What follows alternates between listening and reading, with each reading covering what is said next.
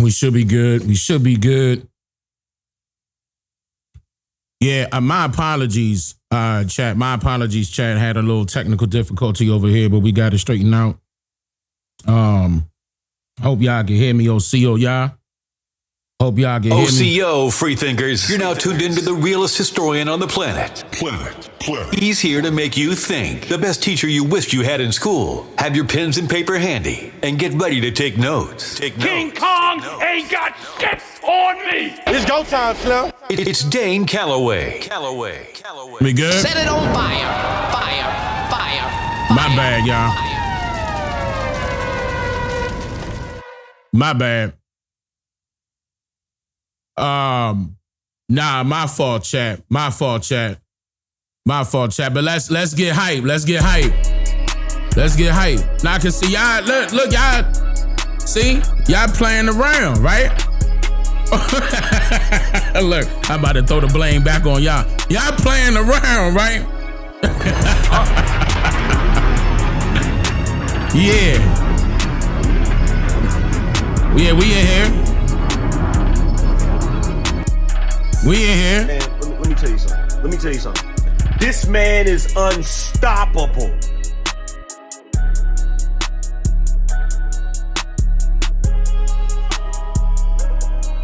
Okay, yeah, nah, my setting's crazy right now, but we about to fix all that up. We fixing all that up, man. We fixing all that up. And they also said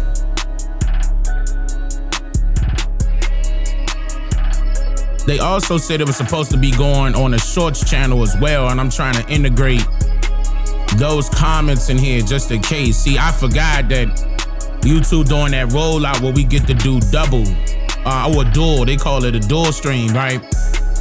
And like usually I would have to literally dual stream, but they got it set up where it's just one button now. So I'm testing it out. I'm trying to find it. I can't even find it where I could grab the comments from that jump so I can see everybody comment at the same time. I mean, unless YouTube got it set up where I'm seeing everybody's comment. I'm just quickly double checking real quick, y'all. I want to see if it's working real quick before we get started, because I'm curious. Like, did they have it a shorts version? And if they do, what it look like? Cause I cut it on. I cut the shorts version on. And I really don't see it. So I don't know what they mean by that. Yeah, I don't see it. All I do is I just see the regular one. That's crazy. Well, maybe it's being done on the back end or whatever. They said it's brand new, you know. But what's up, though, y'all? What up, PR? Thank you for becoming a member. I appreciate that. I really appreciate that. Yeah, I'm working on, because I'm getting ready to get back on camera too, y'all. So I'm working on some other scenes. Like, I'm gonna show y'all another one. Like, this another scene that I'm working on, because there's gonna be some things at the bottom. Like, I'm gonna still be able to highlight your comments and stuff like that at the bottom too. Like, for example, I believe it's gonna pop up. Yeah, there you go. Let's see how I get to highlight people comment like that. I'm still gonna be doing that, but I'm working on this. And keep in mind, guys, I'm doing all the production myself. You said the shorts version looks more like TikTok. It's portrait scale. Okay, instead of landscape, Dane. I mean, I can't find it though. That's the thing. I can't find it. I'm trying to find it. But yeah, no, I'm working on everything, y'all. Give me a second, because I do my own graphics. So I'm trying to, it's gonna take a little minute. Y'all gonna see an improvement, you know. And moderators, be careful, because I heard some things I heard through the grapevine that some bots was coming. Like they marching. Some bots was coming.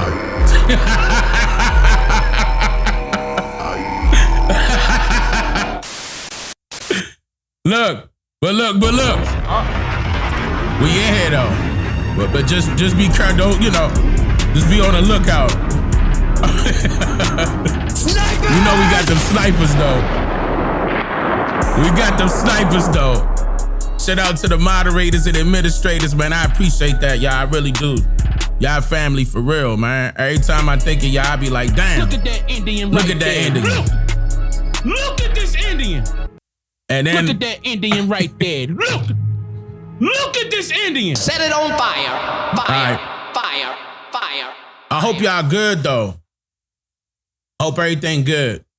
I did want to see it, you know, before I got things started. I actually wanted to see how it was going to look. But if they got it in the portrait mode instead of the landscape, like I wanted to see how they cropped it, because on this side it say they cropped it. And I can't integrate that chat. I can't find it. I'm trying to integrate that chat before I keep going. Let me see something. I'm gonna do an auto find real quick. See if I can integrate both.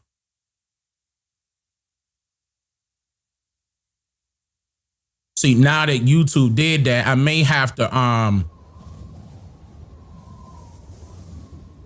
damn, I just don't, I can't find it. It's not popping up on the part where I get to see the comments. It's all good though. It's all good. We either way. And I don't even see it. What's crazy is Get Harness. Thank you. I appreciate that.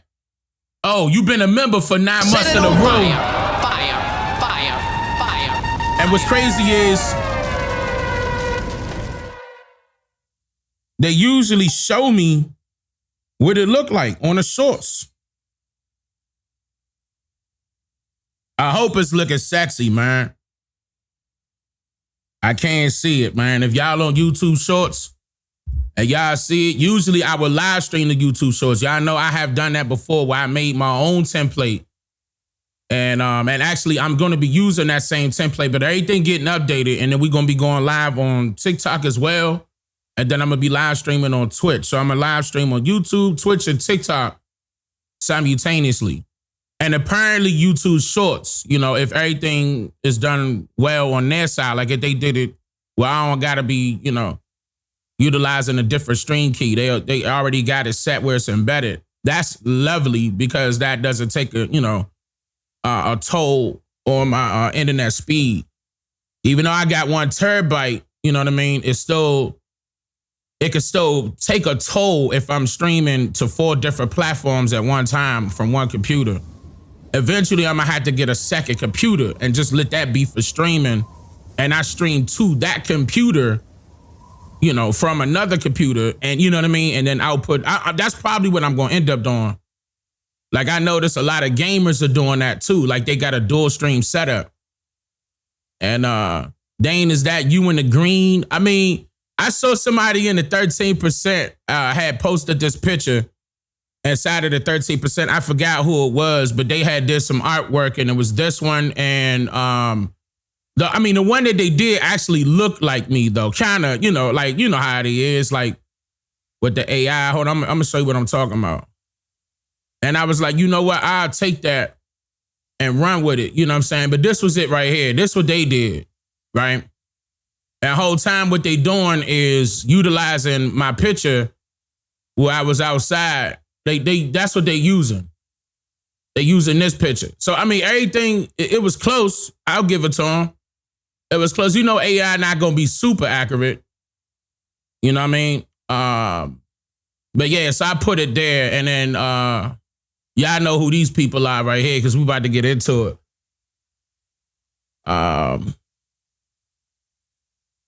mean, main person right there, right? And see how he right here? But you know how these AI softwares go. Like the guy even did this. And now this look a little closer to me. This look a little closer to me. Can you see, like without glasses in comparison? Let me see. I mean, that kind of do look like me right there. It kind of do. And you know, I'm part of the Wolf Clan, so I like the fact that, and shout out to this brother. I can't remember who that was inside of the 13%, but I saw that and was like, oh, that's fire. And he, you know, he did both of them. But this one looks similar. But, you know, I like it though. So I just ran with it. And did it, you know, my thing in Photoshop. Y'all know I be doing my own stuff, everything. And sometimes, of course, I utilize AI and Photoshop because they got AI in Photoshop. Matter of fact, they got AI in Adobe, period. Like sometimes when I'm using my graphics, they got AI in After Effects. When I'm like, this is Set it After on Effects. Fire. Like when I'm doing stuff like that, that's After Effects. What else do I have that's After Effects? Oh, the crowd, that's After Effects. That's what it's called, Adobe After Effects. So anybody that wanted to know that, y'all know now. Basically all of my effects is After Effects. And then, of course, when I do my videos, it's, you know what I mean? It's in Premiere. You said I look loaded? What you mean by that? Oh, like loaded, like, nah. I was just chilling that day. Keep in mind, I don't be getting a lot of sleep like that. I just recently started getting my schedule back right.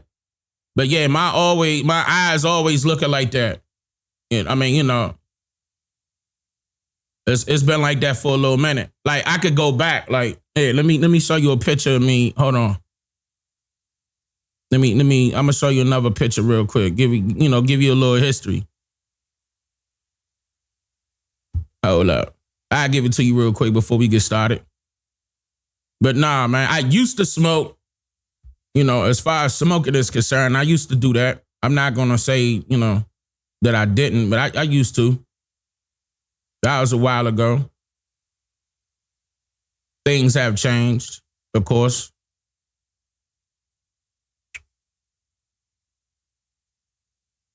Wait, man, hold up.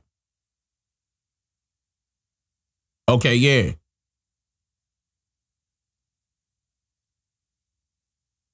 But yeah,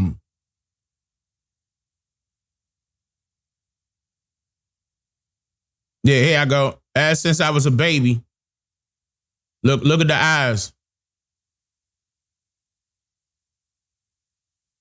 Y'all see what I'm saying?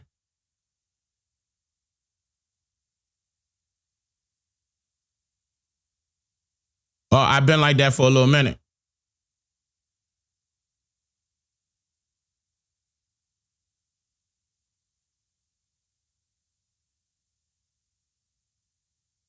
Been like that for a little minute, man.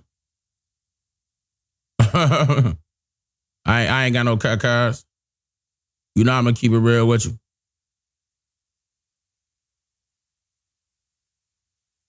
You know what I mean? But shout out to my son though. All right, never mind. Let me stop all that. Let me stop all that. We'll get back to the family stuff in a minute. But nah, yeah. Probably not right now though. Not in the stream. But hold up. Let me see something.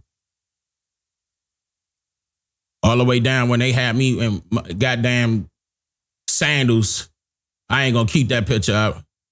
I ain't gonna keep that picture up. And shout out to me and Lil Dane right there. Me and Lil Dane. All right, come on, man. Anyway. And I was looking for one where it was closer up. Like, I can't find it right away. I'm just trying to hurry up and run through these joints. But so anyway, I wanted to show y'all something, huh? Yeah, because, them pictures, yeah, it could get a little wild right there, man. Like, in my younger years. But nah, like, yeah, as far as the thumbnail was concerned, that person looked like, similar to me, but not quite. You know what I mean? It's not quite there. You know how in the AI kind of, it depends. AI getting better, though. AI getting better, but it's going off the facial features. That's all. It's going off the facial features. I'm more so into the coloring now, like color grading and stuff like that. I'm into that. Like that thing look crispy. Like if you really look at it, that thing look crispy. And I like that. Like, hold on, look how crispy that junk look. That thing look crispy, bruh. That thing looking crispy. But I know I'm gonna be doing some different type of thumbnails here in a minute. For the year coming, because we're gonna go to different style videos for the main channel right here, and then all this reaction type stuff. I'm still gonna do it, during the live stream here on this channel, but that's gonna get pushed out to Dane Calloway Reacts. Some of it gonna get pushed to Dane Calloway Podcast. I got another one coming where it's like, I'm gonna explain it to y'all. It's another channel coming doing some other stuff, and then the shorts, of course, which is like all the clips. Oh, let me take this stuff off. Hold on, let me get comfortable real quick. Hold on, y'all. Let me get comfortable real quick, man. You know what I'm saying? I come out, everything, I wasn't even comfortable, man. Hold on, let me get comfortable. Take this stuff off, bro. Yeah, let me get comfortable. You know what I mean? Turn up real quick. Spamming emojis and flattening the chat.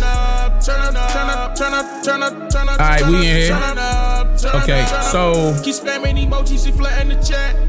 matter of fact, what should we do? Matter of fact, look. Let's do that real quick. We ain't spam the chat in a minute. Spam the chat. Wait, hold on. Let me get the proper music for this real quick. Where that M16 stuff at real quick? Cause see, M16 just dropped off some heat. And hold up. Yeah, shout out to M16. He dropped off a care package. Hold up, bro. Now I gotta find it. I think I put it right here, right? Nah. Okay, so where I put it? Oh, I put it right here. Okay. Yeah. I'm gonna tell y'all right now. Wait. Is this the hype one? Yeah. Let me turn this up a little bit. Hold up. Spam the chat, y'all. Spam the chat with emojis. Spam the chat real quick. Set it on fire. Oh, you know what I gotta fix? I'm noticing I gotta fix. Hold up. That gotta come down. I'm noticing something real quick. Yeah, this might be a little loud for y'all on y'all side, but if y'all could, excuse me. If y'all could excuse me. Yeah. Yeah. Hold on, let me move that like right there. I'm doing this live for y'all. All right, so I gotta bring it down some. Let me bring it down like about right. I'ma move it like right there. Yeah, like right there. Yeah, cause that page I'm not supposed to be having that chat bot right there. Alright.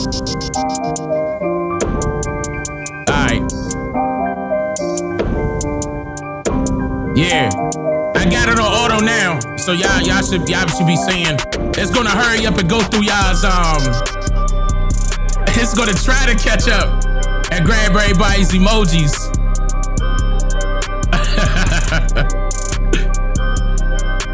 Let me see if I can make that bigger real quick so people can see what's up. Yeah, I'm gonna make it bigger. Y'all be alright getting highlighted like that. Y'all be alright. Yeah, no, I'm in the studio, Naughty. We working on it. Yeah, this is yeah, you know what I'm saying? It's 16 in this bag, you know what I'm saying? Shout out my brother Zola. We got some, I should get, I can't give y'all nothing right now. Hold up, I gotta, things gotta get mixed and mastered. I should though, I just don't know which song. I should give him something. Blue, what you think? Which one, Blue? I should give him something, right? Like give him something that we've been working on. Like it's a lot of tracks. I just don't know which one to pick. Should I give him oh, you know what? Let me give him I think I know. Hold on. Let me see. Should I give him the one that I played the other day?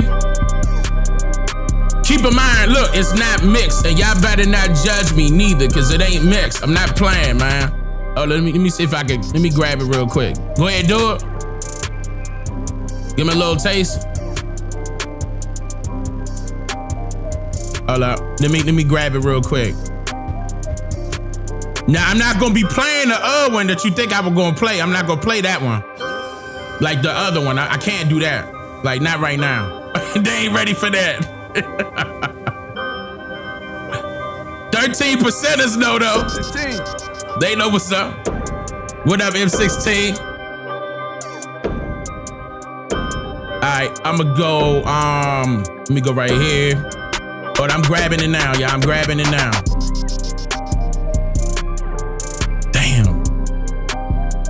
I'm gonna be honest with you. I'm trying to remember the name of it. I'm trying to remember the name of it.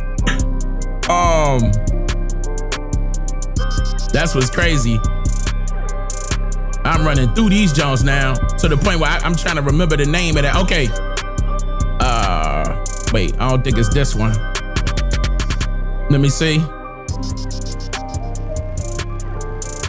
Let me see. Yeah. I'm not, okay, why I'm waiting, let me switch it up real quick. It's not this one though, it's not this one.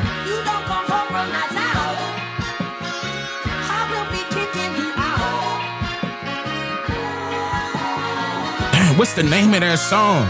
Hey, Blue, text me the name of that song real quick. I can't remember the name of it. Y'all know I'm bad with names, and I apologize ahead of time. Like, I be forgetting the name of my own videos, so. I got it. No, I got it. I just found it. I just found it. All right. So I'm gonna play something, right? Again, I'm forewarning y'all. What I'm playing, right, is not fully finished. All right, hold on. Should I do it? Should I just play it anyway? I'm gonna just play it anyway. Wait, I just got a text message. Hold up. No. I'm talking about,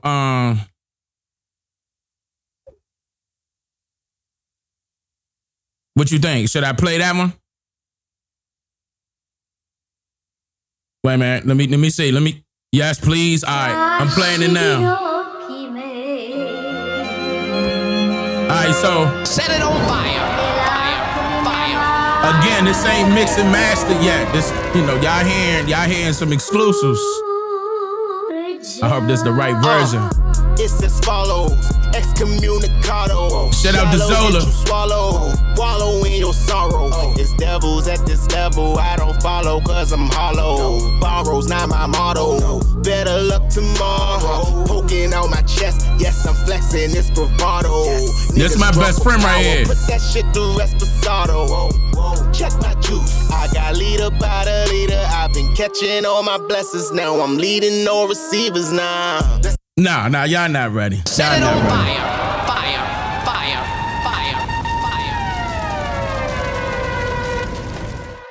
All right. Like I'm a DJ. Why not spin it back? Look, I'm talking about not even the mixed version, bro. I'm spinning it back like it's ready. Exclusive.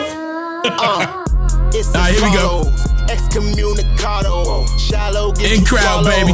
Wallow in your sorrow. It's devils at this level. I don't follow cause I'm hollow. Borrow's not my motto. Better luck tomorrow. Poking out my chest. Yes, I'm flexing this bravado. Niggas drunk with power. Put that shit to Esposado.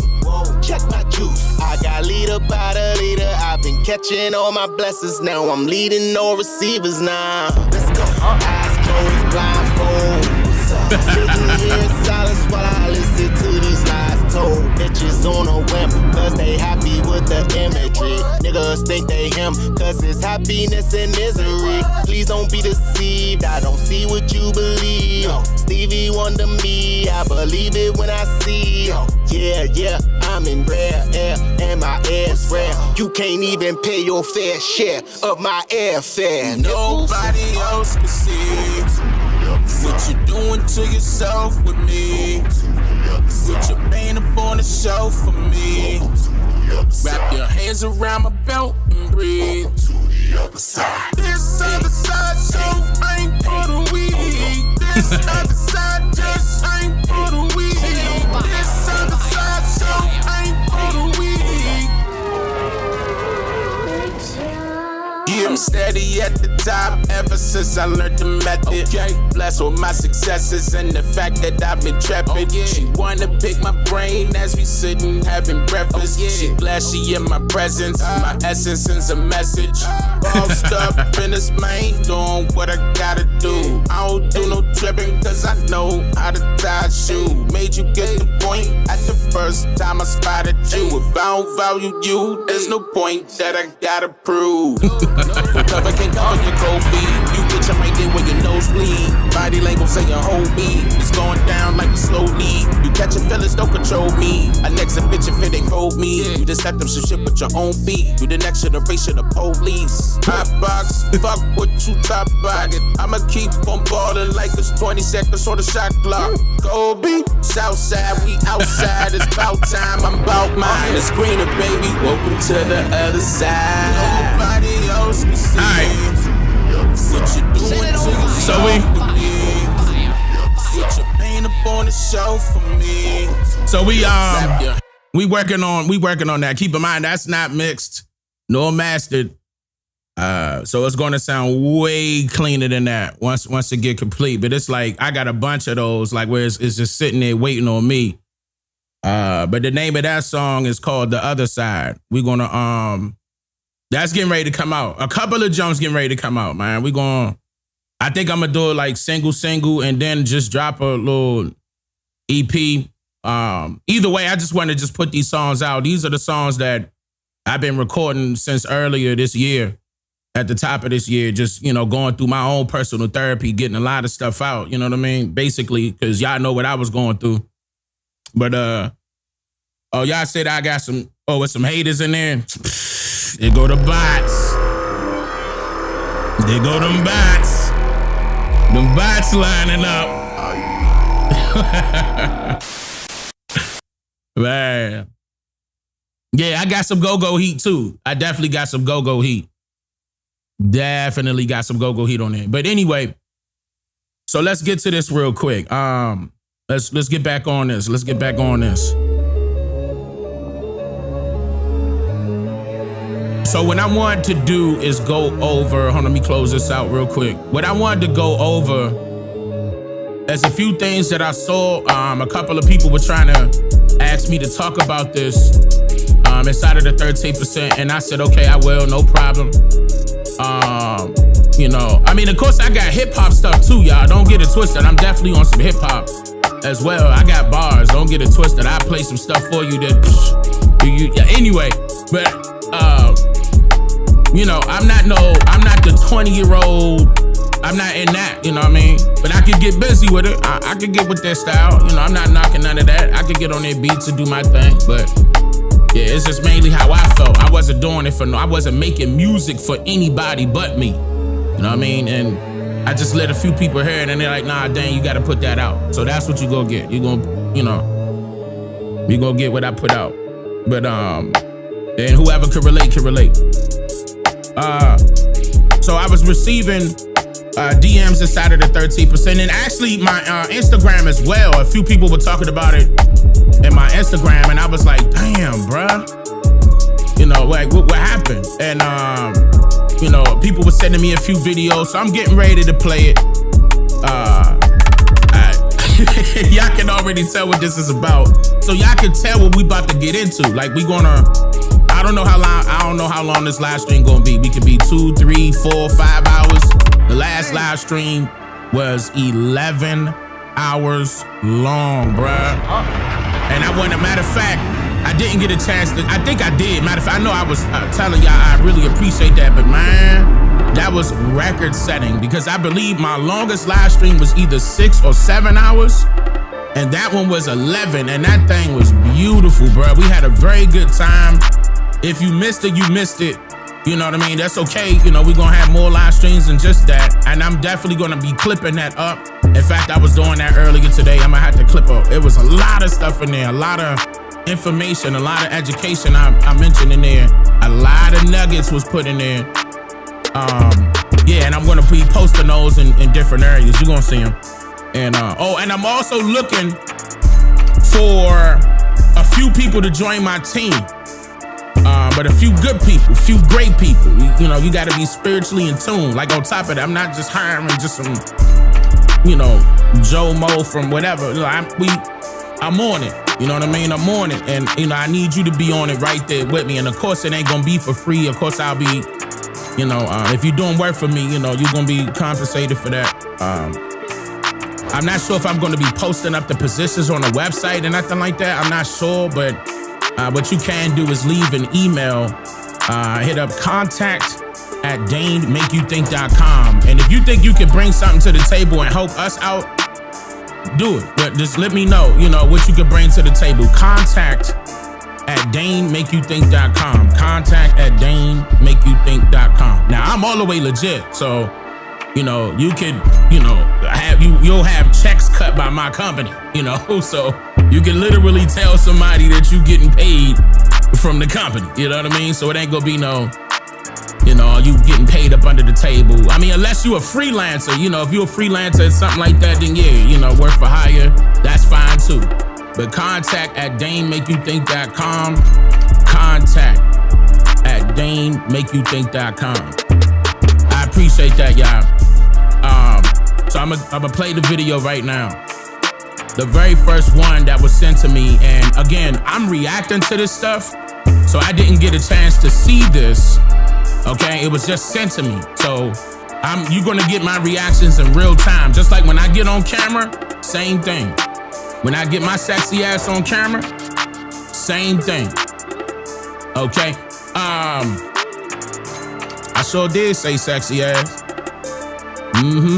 That's right. So did. Hold up.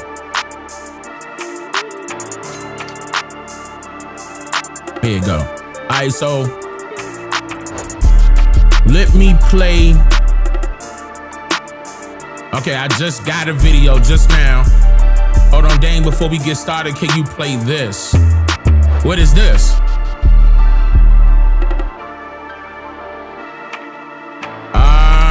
Okay, let me see what this is real quick. Wait. All right, let me see what, what is it? To celebrate their first Christmas without their father, after police say he was shot and killed outside of a fast food restaurant earlier this month. Channel 2's Michael Seiden is live in Palmetto tonight. And Michael, you learned this father, he was simply trying to make sure that his daughter was safe. Huh? Yeah, the victim's 19-year-old daughter worked here. She told me that her father was simply doing what any loving dad would do, stepping in to make sure his daughter was okay when her co-worker shot and killed him in the parking lot of his Bojangles. What? Oh, I still haven't processed it yet. It doesn't seem real. For the first time in her life, 19-year-old Amari Goodman is preparing for Christmas without her father. 43-year-old Dominique Goodman, who was shot and killed earlier this month in the parking lot of his Bojangles in Palmetto. I don't even want to celebrate Christmas. Oh, the music. Because it doesn't. Hold up, let me turn it down. Hold up, wait a minute. Y'all saying the music was loud. Hold on, let me turn that down. Let me just cut that off because I hear that the video was low. Hold on. So y'all couldn't hear what was happening. I'm gonna start it over. Their first Christmas without their father, after police say he was shot and killed outside of a fast food restaurant earlier this month. Channel 2's Michael Seiden is live in Palmetto tonight. And Michael, you learned this father, he was simply trying to make sure that his daughter was safe.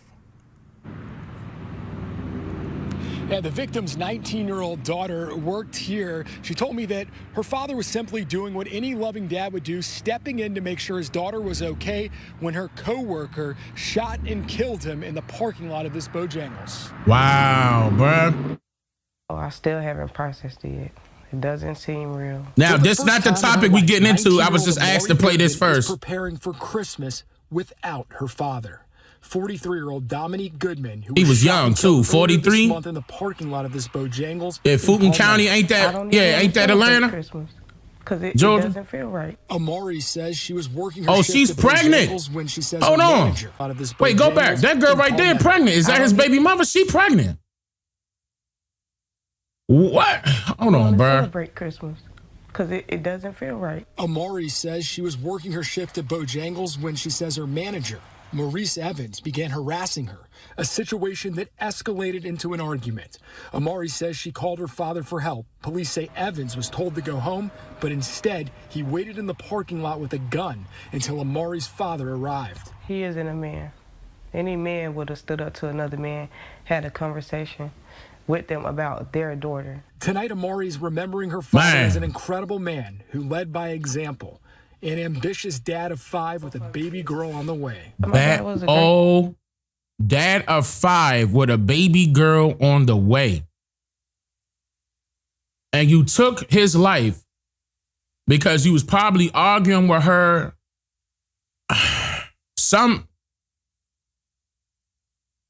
That's a coward move, bro. That is a coward move. And I'm going to tell y'all right now, if one of my daughters called me and I got to show up and it get to the point where I see you irate, I'm going to tell you right now, I may get rid of you. Just cause. Just cause. I'm just playing. Let me stop. Before they be like, oh, Dane is provoking violence. Nah. Very hardworking man. But no, I will kick your ass. I'm going to tell you that right now. That's a coward way, though, to just, if you're going to have an argument, have your argument. If you're going to throw them hands. But pulling out a gun like he from the street or something like that, like he a father being a father. Like if you in the wrong, you in the wrong. Just get that chewing out and get sunned by a father that's going to stick up for his daughter, that's in his daughter's life, that's in his children's life. That's an actual father taking care of his family. He's 43 years old. You know, I mean, and to be honest with you, they didn't say how old he was, right? Let me double check. Hold on, let me hear it one more time. Bojangles when she says her manager, Maurice Evans, began harassing her, a situation that escalated into an argument. Amari says she called her father for help. Police say Evans was told to go home, but instead he waited in the parking lot with a gun until Amari's father arrived. Wait, Evans was told to go home by who? If he was the manager, I don't understand. If he's the manager, there will be another manager on deck to tell him to go home? Apparently he was wrong from the get-go. If he getting told to go home and he stayed out in the parking lot, he did something wrong. He isn't a man. Any man would have stood up to another man, had a conversation with them about their daughter. Tonight, Amari is remembering her father as an incredible man who led by example. An ambitious dad of 5 with a baby girl on the way. My dad was a great man, a very hardworking man. For family friend and attorney Robert Williams Jr., this case is personal. Mr. Goodman was my friend. He worked with me doing intakes and things like that in my law office. And that's why this case really touched my heart. Williams says since the December 7th tragedy, he and his team have launched their own investigation into his friend's accused killer. There's evidence that this gentleman was using drugs during his shift at work at Bojangles. He a lawyer, so he's going to try to put some more stuff on him. Bars without bond. He's charged with murder and aggravated assault. As for this grieving family, as you can imagine, they've got a lot of bills, a lot of things going on in their lives. They've set up a GoFundMe page. If you'd like to help them out, we've posted all the details on our website, WSBTV.com. We're live in Palmetto. Michael Seiden. All right, let me let them repeat that one more time just in case there's somebody out there that want to help them. They got a GoFundMe. And you can find the information on their website. Wait, let me play them one more time. To help them out, we've posted all the details on our website, WSBTV.com. WSBTV.com. Yeah, that's sad. I mean, he got, 5 already and 1 was in the oven. And that's sad, man. May that brother rest well. He's stepping up being a warrior. He was doing what he was supposed to be doing.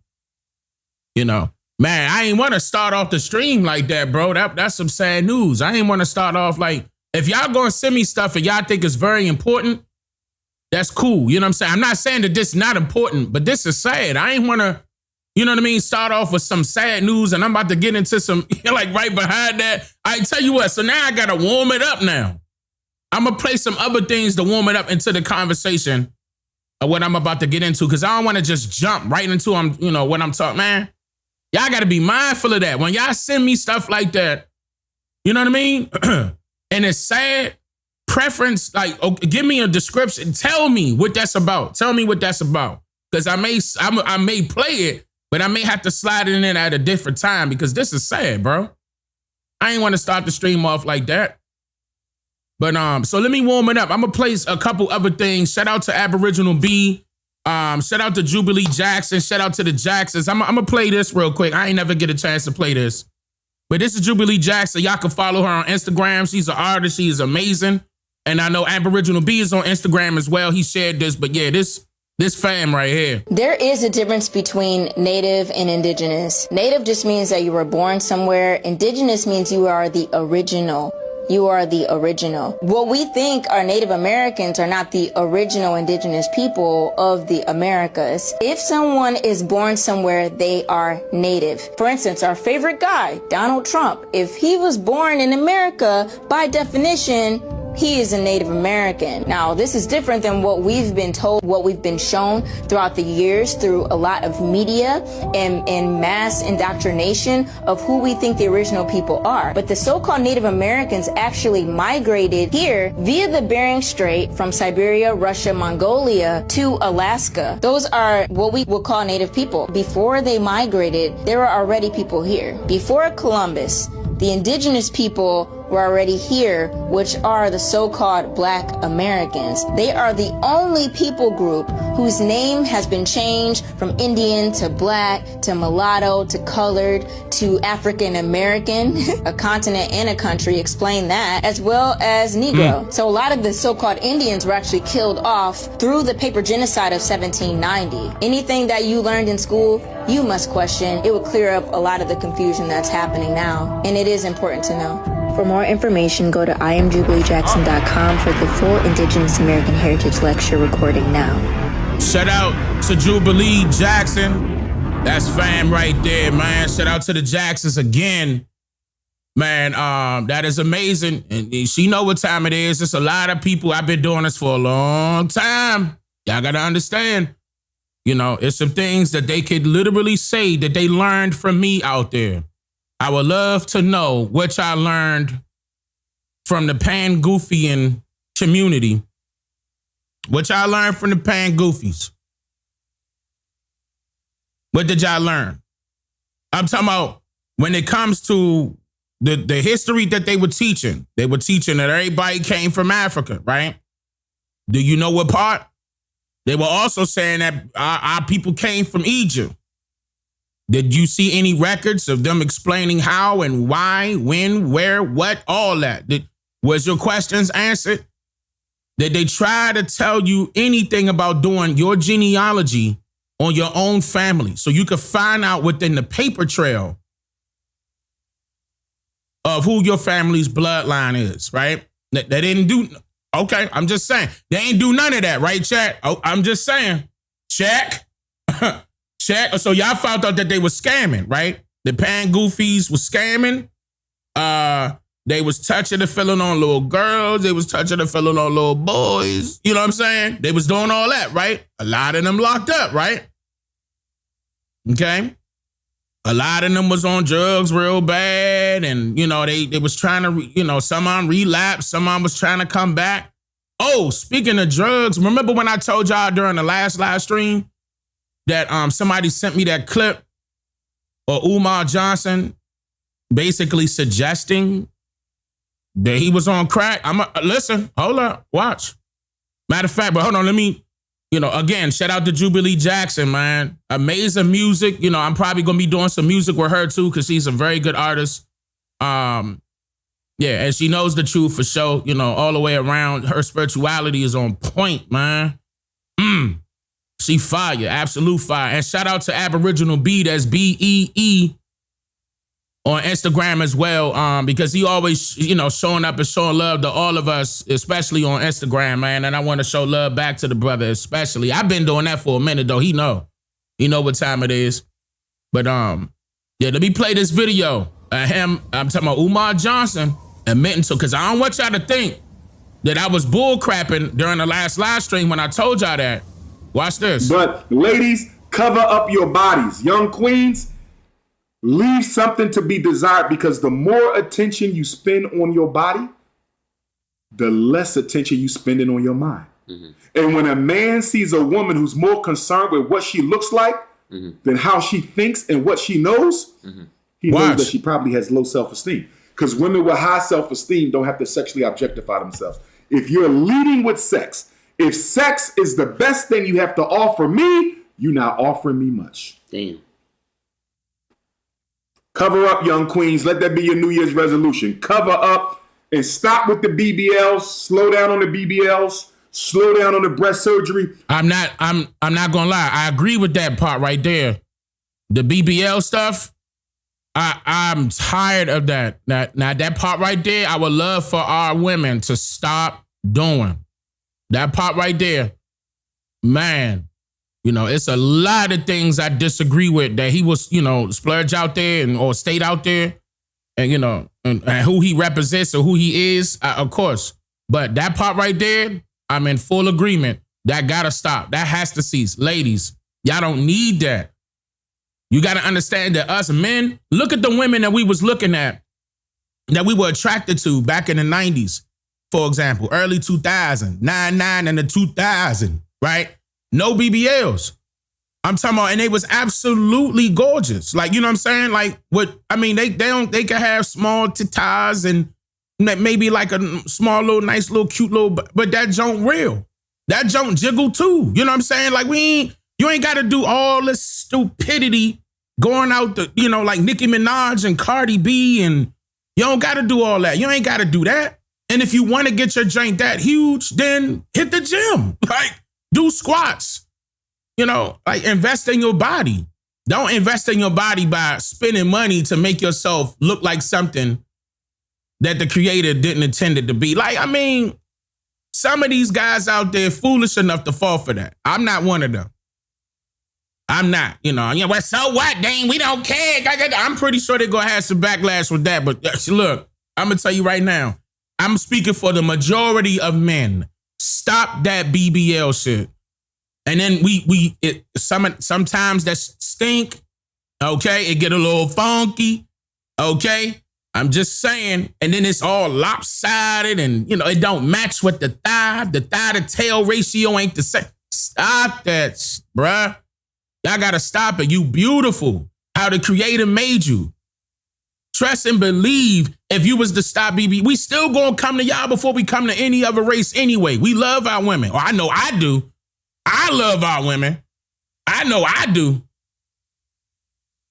You know what I'm saying? Like, for example, look at the, I was about to, listen, I'm just saying, there's more ways to skin a cat. Like, you drawing the wrong attention, ladies. Just because you got that BBL don't mean your man gotta be making $150K. Like, and then they think you're supposed to get the BBL so they can feel more entitled. Stop that, bruh. You still getting treated wrong. You still getting cheated on. And you probably, depending on who you dealing with, if you dealing with the guys that be hitting on the women and stuff, you probably still getting hit on. You probably still putting up with the bull. Just because your appearance change don't mean things gonna change for you. In fact, you lowered your standards by doing that. We automatically know what time it is as soon as you got the BBL. That was bothering you. Your insecurities got to you. You wanted more attention. But what if you were already getting enough attention? Why you was being greedy and wanting more? You think that was gonna make you a bag? Not every girl with a BBL making a bag. They hungry. That's why you think they coming after men's money. Because if a woman make her own money, then she ain't gotta worry about another man's money. Right? But I mean, again, I agree with this part. But watch Too many sisters is getting cancer. Too many sisters are having medical mistakes being done on them.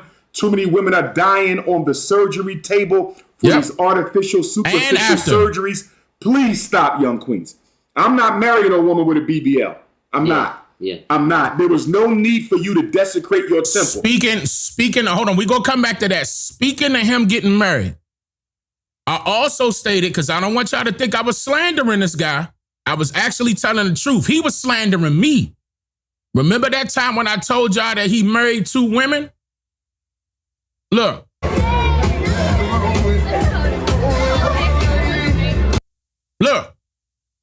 I gotta cut, and this is from his Instagram account.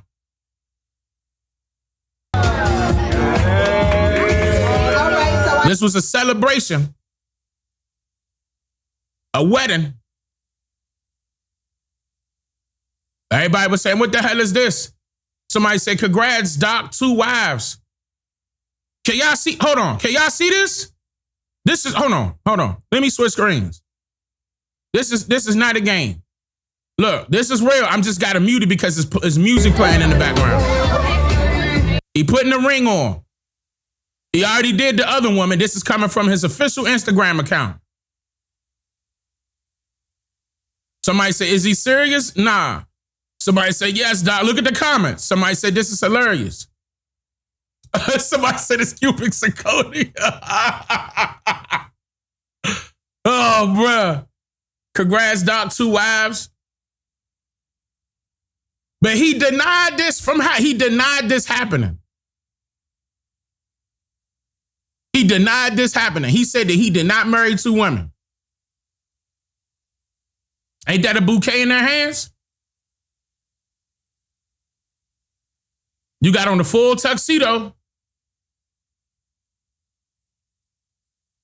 Oh no, is music playing? Yeah, I ain't going nowhere. All right, hold on. Let me come back. DJ say he done at 8:30. Say again. DJ say he done at 8:30. We gotta get out there. Oh, he out at 8:30? Yeah, I ain't going nowhere. All right. I should have said that money to me. That was him in there, huh? Yeah. It's time. It's time, ladies. I come out first, right?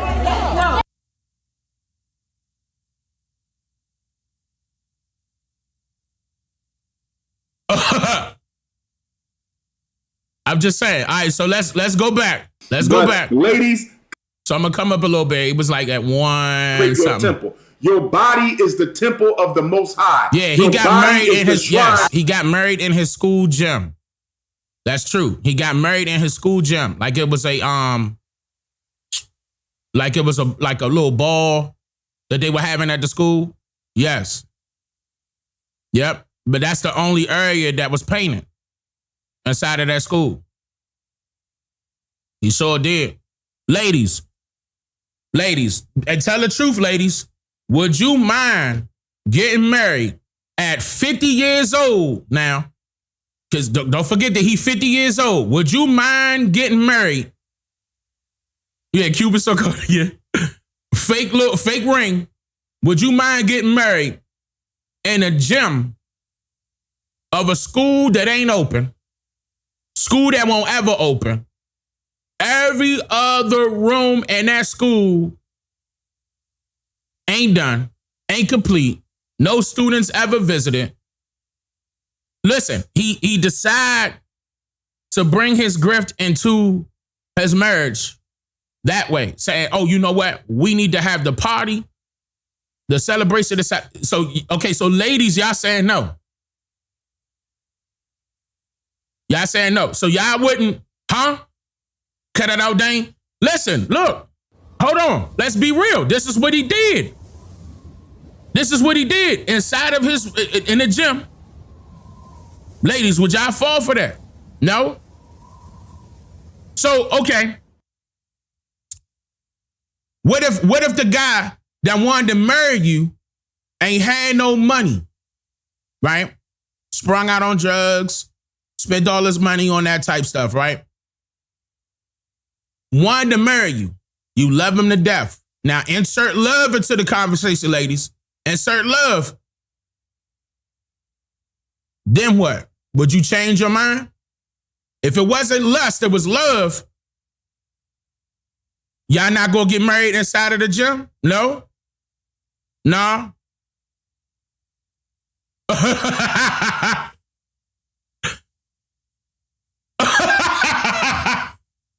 Okay, all right. I'm gonna continue. The lady's saying no. The lady's saying no. All right, let's continue. Of the Most High. You messing up your butt, you messing up your breast. Some of y'all getting cheek injections, lip injections, fake eyelashes, fake hair. Is there anything on your body that's real? Black power. We need black power. Right after Stop that. getting them lip injections.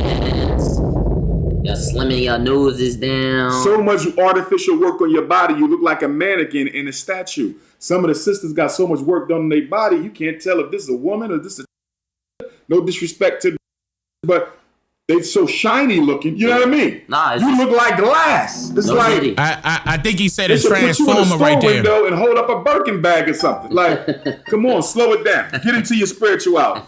Sorry for the lashes, sir. Lashes cool?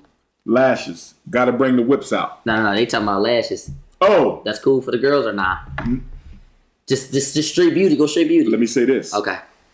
If you don't know, the lashes, the chemical that you use to glue them, right? Yeah. If they get in your eye, they cause blindness. Yes, it's a big problem of black women vision being stunted, becoming legally blind through the eyelashes because the glue that they use is toxic to the retina in your eye. So you're going blind for these eyelashes. Take them. First of all, eyelashes don't mean nothing to no man. I'm gonna tell you, I don't know no man who say, damn, she got some nice eyelashes. I know I don't. I'm not. All right, now, I agree and disagree. Here's why. Some of the ladies do got some thin eyelashes. Hear me out. Hold on. Hear me out. And it does enhance them a little bit when they add a little extra. Okay? Now, I know they got to glue it, you know what I mean, on there, but it's nothing wrong. I don't see nothing wrong with the lashes part, right? Me personally, I don't. I think that's okay. Now, when you got your eyelashes looking like big dumbass butterflies and it don't match your face, then, you know what I'm saying, then I might have an issue with it. Like when you got them motherfuckers looking like butterflies, then we got a problem. But if you do the little medium ones and it enhance the, you know, them eyes a little bit, that's fine. I don't got no issue with that. That's fine. You know what I mean? It ain't like you did some injections and try to enhance something unnaturally. You know what I mean? It's just, to me, I basically disagree with that part. But, you know, to a certain extent, because I don't like the butterfly ones. That's the only, I mean, especially if it don't match her face. Like she got the big old, all the pretty girls got big, oh, there it is. There it is. Man, am I lying? All the pretty girls got big foreheads, right? So not only are we dealing with their forehead already, then you got the nerve to add something else that's even larger. Am I lying? All the pretty girls got fat foreheads. I don't care what none of them say. They gonna be mad. Watch. Look at the chat. Look at chat. Every single pretty girl, forehead. It never fails. Anyway, but if you go and add them goddamn butterflies to your eyes, yeah, to me, unless it fit. Like if it fits you and it look good, fine. But if it's doing too much, like stop doing that. Like goddamn, we see you already. Like if you look good, you look good. You don't gotta, you doing too much. Like sometimes the ladies gotta know when it's too much. Like sometimes some ladies be throwing on makeup galore. And they make you look like a plastic doll. Like, you know what I'm saying? Like, not too much. You don't gotta go too far. Like, you know, it's okay. You know, I understand it's enhancing your beauty, but after you put on like 50 loads on your face, where the beauty at? Like, don't go too far. Just do it enough to be like, okay, here go an enhancement version. And I understand it. And I'm not gonna knock it. There's definitely ladies out there that look better with makeup. And there's definitely plenty of ladies out there that look better to me without makeup, in my opinion. But I'm not trying to stop them from wearing makeup. That ain't the situation. I'm not doing that. I ain't even trying to stop them from wearing eyelashes. I mean, if them butterfly joints fit on you, then fine. But if it ain't matching and somebody done told you before, listen to them, because more than likely a man said something to you before and every other man probably thinking the same way. Trust and believe. But okay. I'm looking for eyelashes. So ladies, stop going blind with them windshield wiper eyelashes. Take them off. Take them off. All natural everything. All natural everything. So that's why women can't drive. You're going to be on glasses, or you're going to have a cane, a walking cane. I don't want you going blind. Right. Same thing with the breast implants. They causing cancer. The perm causing cancer. The weave causing cancer. And not only does that cause cancer, so does the woman's bra cause cancer. Some of the women's bra straps causes cancer. That wasn't natural. Keep in mind, you weren't born with a bra on. Let them motherfuckers hang. Fuck it. Let them big ass Jones hang now. Listen. Yeah, I'm not lying. Look, you can look that up. Some of them bra straps be causing cancer. And because of pains, up in that, listen, let them Jones go now. Just because you had a couple churn, they ain't hanging to the ground, but they hang, let them hang. We ain't got no, I don't got no, man, I'm gonna lift that motherfucker up. You know what I'm saying? Don't, it's okay. Ladies, we don't care about that part. Men, lie. Men, tell the truth. Don't lie. Men, tell the truth. Do we care about that part? If they, look, she done had a child. We know it ain't gonna be all perky and stuff like that. You don't gotta fake. Let it hang. God damn it. Let it hang. Let it hang. You wear sports bras? Okay. Yeah, I mean, I'm telling you right now, we don't care about that part. If anything, I'm gonna try to keep it PG-13. I mean, you walk around the house with a shirt on with I'm just saying, we ain't complaining. When you ever gonna hear us complain about you having the bra off? You know what I'm saying? I mean, unless you going out to the store and stuff like that. Now, that's being reserved. You being respectful for your man if you got a man. We not saying going out there braless when you got a man, because that's going to be, it's a reflection of him, a reflection of you. You got to be courteous about that. But just make sure that you selecting the right bras when they ain't got no, reports of it was causing cancer. You know what I mean? God damn it, let them titties hang. All right. Sisters are killing themselves to look more attractive. But we as men can flip that. We have to start valuing our women for what they have inside of them. You follow what I'm saying? If we focus more on the personality of a sister, the goals of a sister, the mind of a sister, right? The intellect of a sister, they will put less emphasis on their bodies. Okay. So we as men have a large responsibility in this sexual objectification thing. Because who are they doing it for? Us. They're doing it to look attractive to us. Okay. No, I'm not saying, listen, y'all, I'm not saying to stop wearing bras. I'm not saying that. I'm just saying be mindful of which bras you wear, because some of those straps do cause cancer. Like they're not meant to, they're meant to restrict. You know what I mean? They're meant to restrict. Just be mindful of that. That's something close to your heart. On top of that, that's too close to your skin. That can cause cancer. And you can look that up. Like, I'm not making that up. That is, I'm talking about a well-known fact. Yeah, that underwire. Right, exactly. That underwire. That's what gets y'all in trouble. You know what I mean?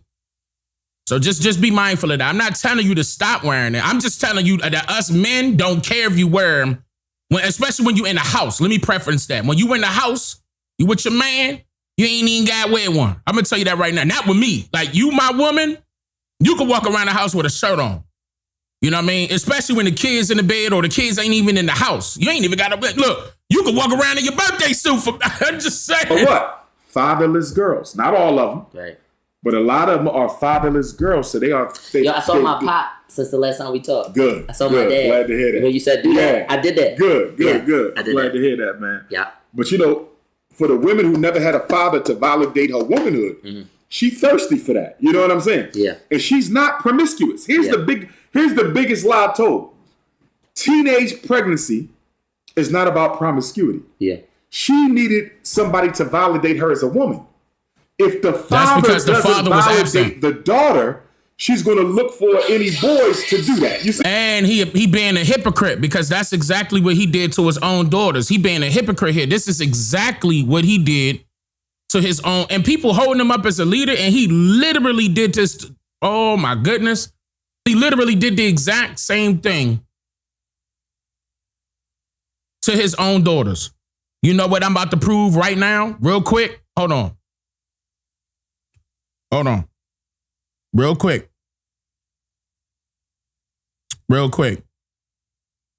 Hold on. I'm going to tell y'all right now why I can speak on this. Real quick. Hold up. This is why I can speak on this. Wait a minute. Get these children phones, they don't even pick up. What's the point of giving you a phone? Oh my goodness. Hold on, let me call my other daughter. They in the house. Hold on. And then both of them going to voice. God damn it. Either way, the point is that I'm with my children, okay? And especially my daughters. In my house, up under my roof. You understand what I'm saying? Do they pick up their phones? That is hilarious. I'm over here about to show off that my daughters are in here and they ain't even picking up their phones, man. Like they busy or something. Dane, you want to do that disturb? Don't make me get up and find out. Because then you're going to start hearing me yelling in this goddamn house. Don't forget, I'm dad now. Okay? Don't make me turn into Father Dane. Don't say D&D. Don't do it because I'm going to get up and I'm going to find out. Yeah, I got teenagers. Yeah, they teens. Their birthday's coming next month. Matter of fact, hold on. That's what I could use. Hold on, live. I'm about to do it right now. Just like this. It's their birthdays next month. Hold up. Paige, Scarlett. Paige and Scarlett. Come here. Right now. Your birthday's next month? All right. Come here. Where's Scarlett at? She's coming. She coming? Come here, Scarlett. Come here. The camera not on. Come here.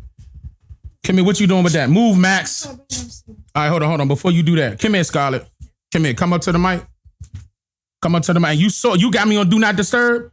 They were saying that I got teenagers and they put me on Do Not Disturb. Do you have me on Do Not Disturb? No. No? When I called your phone, what happened? My phone was dead. Your phone was dead. Okay. Come here, Paige. Come on. Both of y'all. Matter of fact, come up right here. Y'all so short. Hold on. Come here. You say OCO to everybody real quick. OCO? No, you got to come up in the mic. OCO? Nah, right here. Say it. OCO? All right, that's Paige. Come here, Scarlett. OCO? All right. Y'all love Daddy? Yes. Okay. Daddy doing a good job? Yeah. Okay. All right. Bye. They skipping y'all's birthdays next month. No, I just read the article. No. They skipping y'all birthdays next month.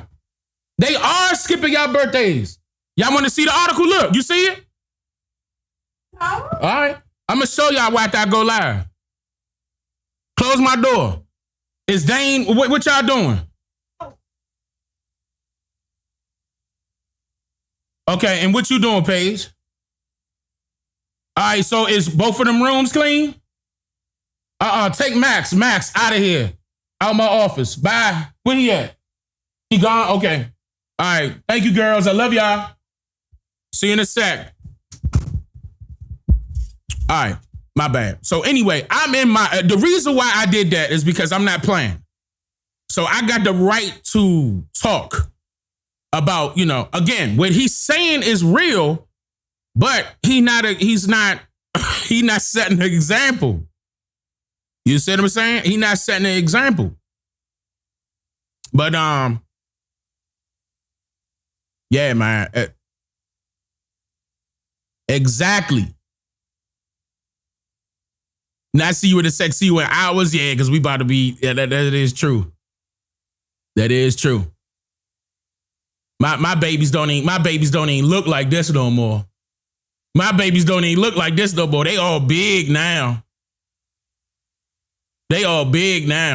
Look at my babies. You see how they were so cute? They still cute. But now they big now. Look at them. Lord have mercy. All right, anyway. I could go on and on. All right, anyway. So, my fault, y'all. My baby's so goddamn big now, man. Man, I remember these days. I remember these days. Oh man, when they were so young and innocent, you know what I'm saying? I remember these days. But now, nah. They big now. Teenagers. Damn, man, time moves so goddamn quick, bro. Hey, I mean, I'm talking about fast, bro. They get older so fast. But see, I'm not the type that's not gonna be in my children's life. You know what I'm saying? I'm gonna be in my children's life. Straight up. You know. When I say we're not playing, I'm not playing. So I'm not about to be, you know, setting the wrong example out here playing games to let y'all know, yeah, you know, and I'm giving y'all advice and I ain't gonna do it myself. Can't be posting the kids on the internet. I own these pictures. If anybody try to take the pictures of my children and put it somewhere else, I could get them real quick.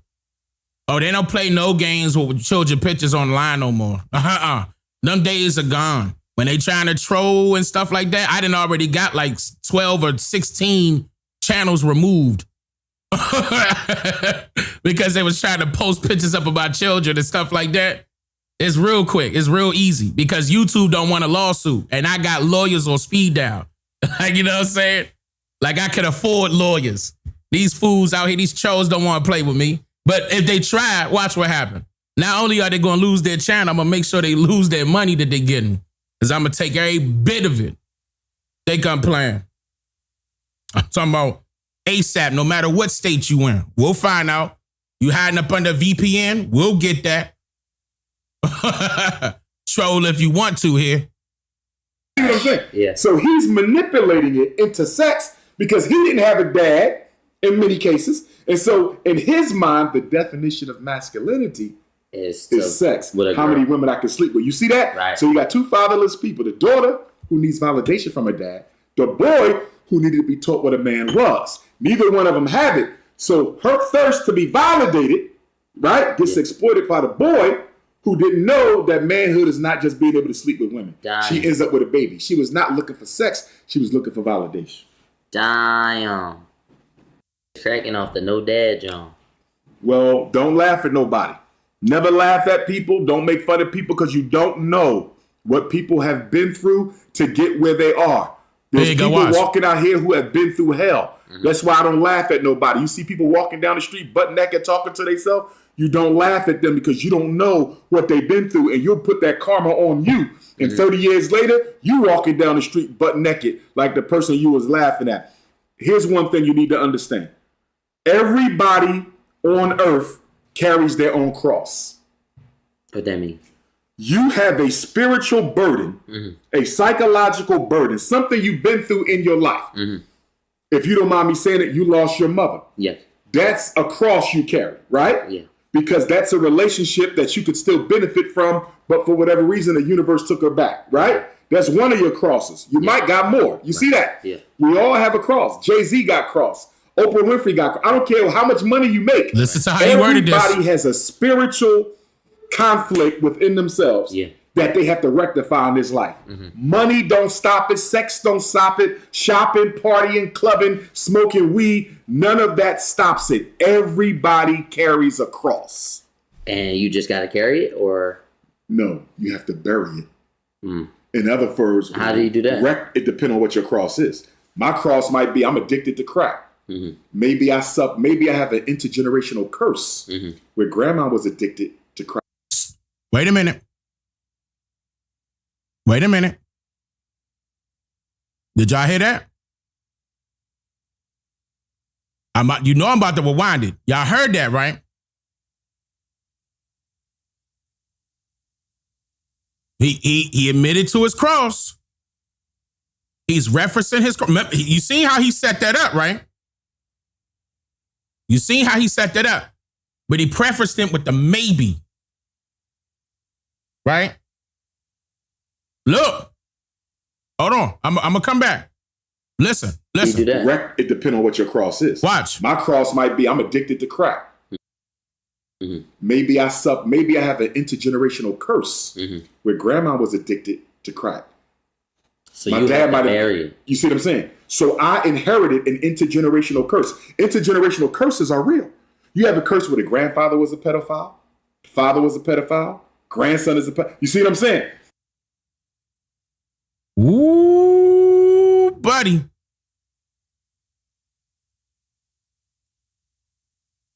Whew. This is coming out of his own mouth. One more time. You just got to carry it? Or? One more time. No, you have to bury it. In other words, how do you do that? It depends on what your cross is. My cross might be I'm addicted to crack. Mm-hmm. Maybe I have an intergenerational curse. Mm-hmm. Listen, that's how you know it's real. Not weed, not vaping, not cigarettes. He was being specific here. Listen to the specifics. Listen to how he dolled this up so it could go off smooth. That's reverse psychology. Now, again, I was trying to tell y'all that people do reverse psychology all the time. You don't even got to go through schooling to learn about it. But he knows it. He's been doing, so I'm talking about psychology methods all his life. Ever, coming out of his college. That is reverse psychology, getting the blame off of him, but at the same time telling the truth. That's dropping you in a trance. Transporting you into his thoughts. So you won't recognize that he is literally talking about his own life. Grandma was addicted to crack.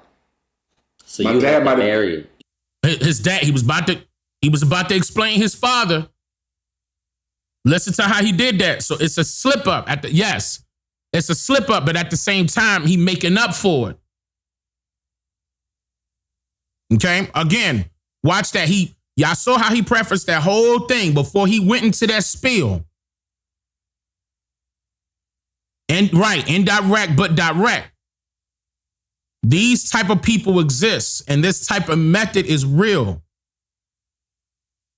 And I was forewarning y'all in older videos that that's what he would use. He would use reverse psychology. Yes, yep. That means that he studied that. Only way you're going to recognize it if you studied it. So that will come off like people that don't know, they would come off like, nah, Dane, he just giving an example. But he is using himself as the example. He didn't come back and say, I'm not sprung out on crack, but I just want to say this as an example. Like, he didn't preference it. It was just the maybe. That's reverse psychology.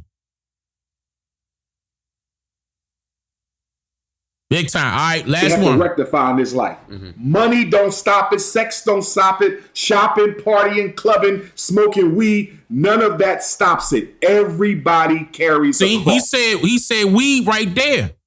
But that wasn't his drug of choice. And you just got to carry it, or? No, you have to bury it. Mm. In other words, how do you do that? It depends on what your cross is. Now, don't forget that he also mentioned some things about men dealing with their children, male and female. But he's a big time walking contradiction. He was not in his children's lives. And I heard it was more than 2. Right. He's speaking from experience.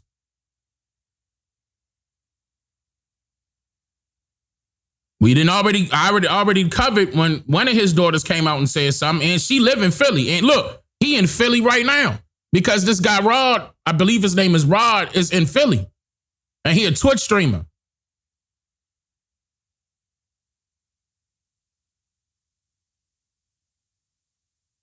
Peep game. You said we need that eerie music right now? Wait. Okay, let me go Resident Evil 7. By the way, I'm live streaming Resident Evil 9 when that come out in February. I'm not playing. I'm live streaming that game. Y'all know I'm a big ass fan of Resident Evil, so we gonna be scared together, solving puzzles. Anyway, here we go. My cross might be I'm addicted to crack. Mm-hmm. Maybe I have an intergenerational curse where grandma was addicted to crack. So my dad might have married. You see what I'm saying? So I inherited an intergenerational curse. Intergenerational curses are real. You have a curse where the grandfather was a pedophile, father was a pedophile, grandson is a pedophile. You see what I'm saying? Grandma was promiscuous, daughter was promiscuous, granddaughter promiscuous. You see? Grandpop was an alcoholic, granddaughter is an alcoholic, grandson is an alcoholic. We pick up those intergenerational curses. See? He just told on his whole family. And I'm going to play this whole part out because I want you to see how he never said as an example. This is not true for me. You should have said he should have came out and said that, but no, he left it. Reverse psychology. So sometimes your cross is to break the intergenerational curse in your family. Right. And every family got it. It's just a matter of whether it was passed on to you. In other words, the alcohol curse could have been passed to your sister, not to you. Right. See that? The promiscuous curse could have been passed to you, not your sister. Everybody don't get them, but they in that family. Damn, that shit come from the roots. Yeah. You even pass on demons sometimes. What? Yeah, if there was a demon in that family lineage, right? And it didn't get rectified, if grandpa didn't bury that cross, didn't handle that demon, didn't get that exorcism, it get passed on to the next child. You see that? Yeah. So we have our personal cross, and then we have intergenerational curses. For example, some people come from a family where every man goes to jail. Notice how he said, for example, right there. I'm pointing it out because I want you to recognize reverse psychology. He did not say, for example, prior to that. He just got finished saying it. Listen. Yeah. So we have our personal cross, and then we have intergenerational curses. For example, you peep it? If you really pinpoint his style, you can break it down. Like he exposes himself. He tells on himself, but you just got to recognize it. You got to recognize the signs. You got to be aware of it. Some people come from a family where every man goes to jail. Going back 100 years, right? Yeah. Every man, grandpa went to jail, great grandpa went to jail, nephew went to jail, every cousin went to jail, right? That is an intergenerational curse, mass incarceration, because it destroys families, right? And you have to break it. Break the intergenerational curse. But you destroyed your family.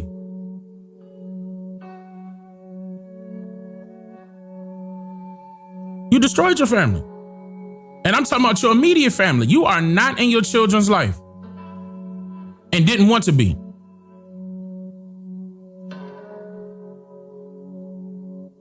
Look, let's just say, for example, that he gonna make up an excuse to say that he wasn't getting along with his baby mothers. So you mean to tell me you don't want to still have a relationship with your children? And do things for your children, be in your children's lives?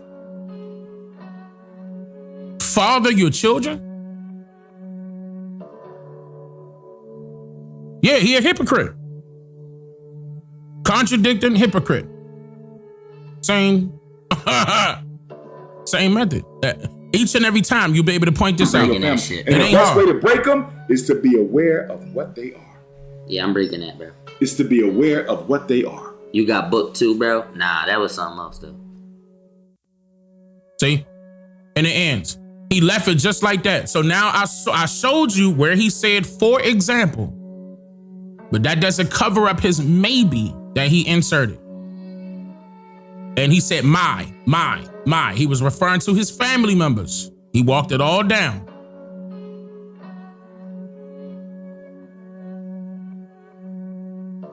Reverse psychology.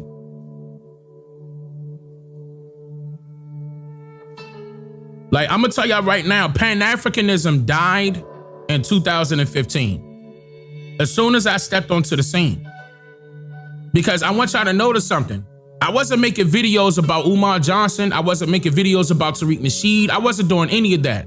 Every single one of them people that's mad at me said something about me first, and I was responding.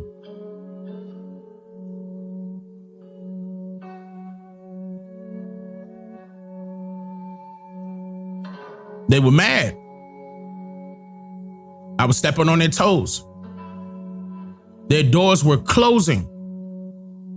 As far as their old grifts, especially Tariq old grift. I mean, he's still doing the same thing, just on a totally different topic. He's still trying to tie people to Africa. Still to this very day. I'm gonna get into that. But now, another one is where this person inside of actually a few people sent this to me inside of the 13% and asked me to review it. And then I also got this inside of Instagram. And, you know what? I never really shout out my social media, so let me do that right now. Follow me on Instagram at Dane Calloway. Follow me on TikTok at Dane Calloway _ Somebody was trying to be funny and try to create Dane Calloway. I don't know why they. Anyway, Dane Calloway _ on TikTok. Dane Calloway _ on Twitter. Yeah, they try to hurry up and they was trying to hurry up and do the. But anyway, and I think that's all my social medias, right? And also make sure that you join the 13% community server. Discord.gg/13 and the word %.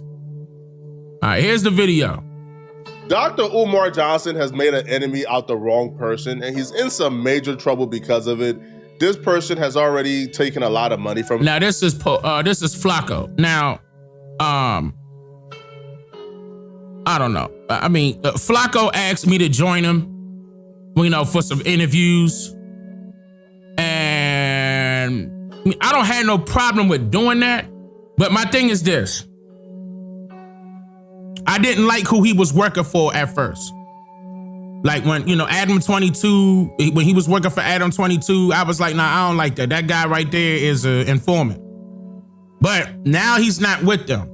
If I'm not mistaken, I'm not sure. I don't know his situation. It just looked like he on his own now.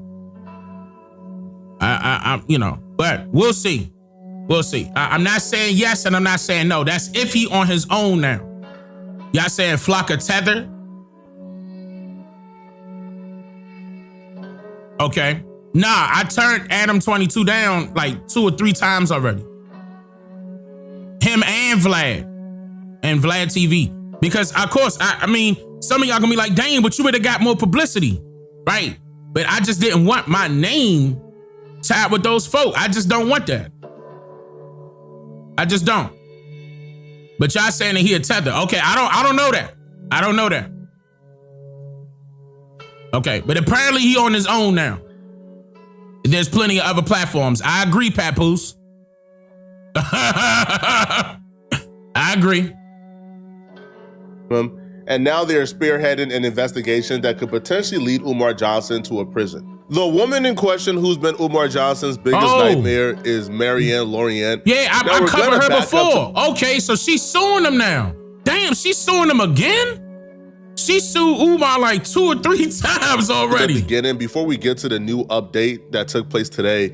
Now, about 5 months ago, she did an interview with this content creator called Lennon Honor. Now, Lennon Honor does great work on Umar Johnson. He's been covering Umar Johnson for a while now. Me and Lennon Honor has had runs in the past. I don't dislike him. I'm sure he probably dislikes me, but there's really no issues on my end with Lennon. During this interview, she tells Lennon about her run-in with Umar Johnson and how it started with her making a donation to Umar Johnson and the FDMG school. And then that quickly transitioned into them getting into business together. And that business relationship ended horribly with Umar Johnson trying to get money out of her. Well, what she would say, try to hold her hostage for some money. I believed in his vision.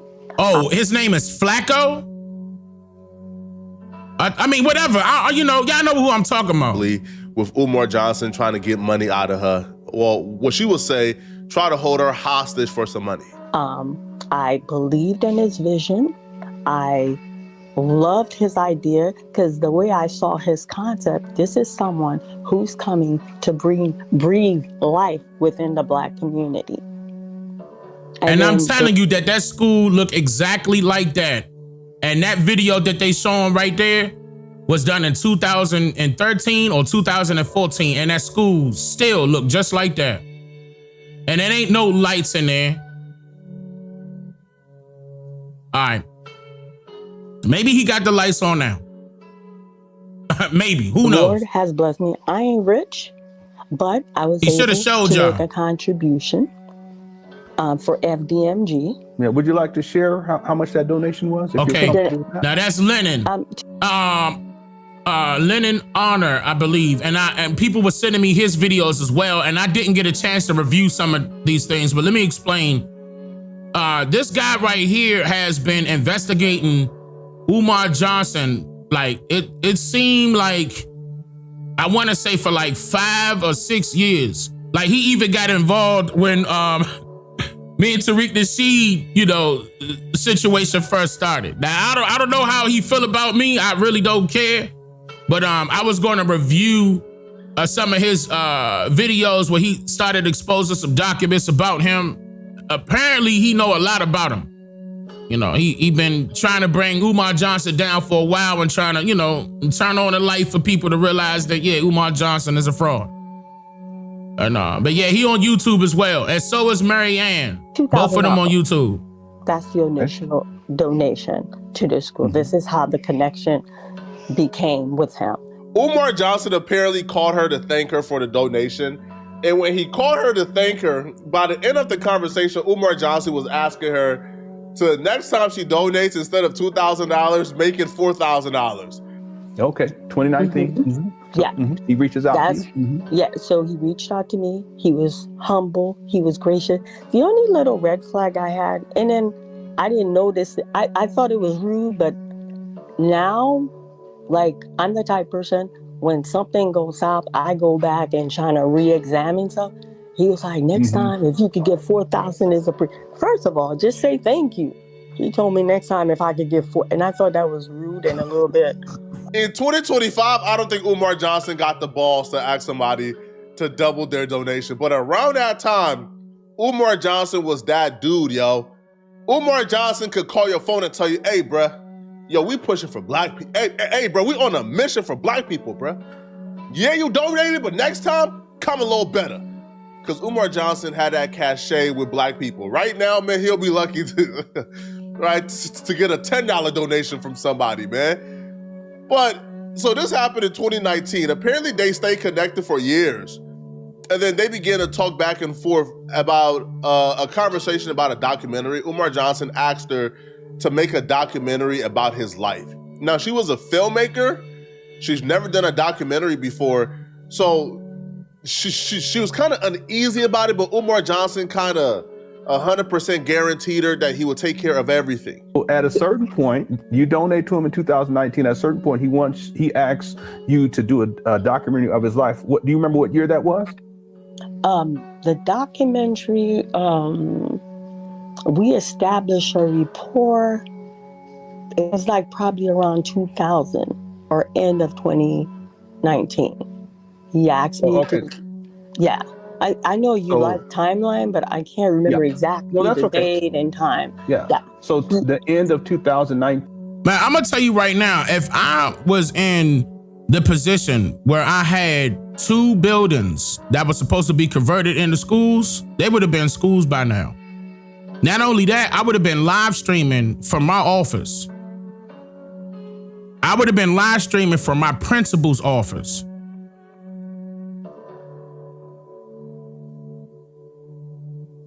People, I mean, you would have seen children already in the school, uniforms, everything, the whole 9.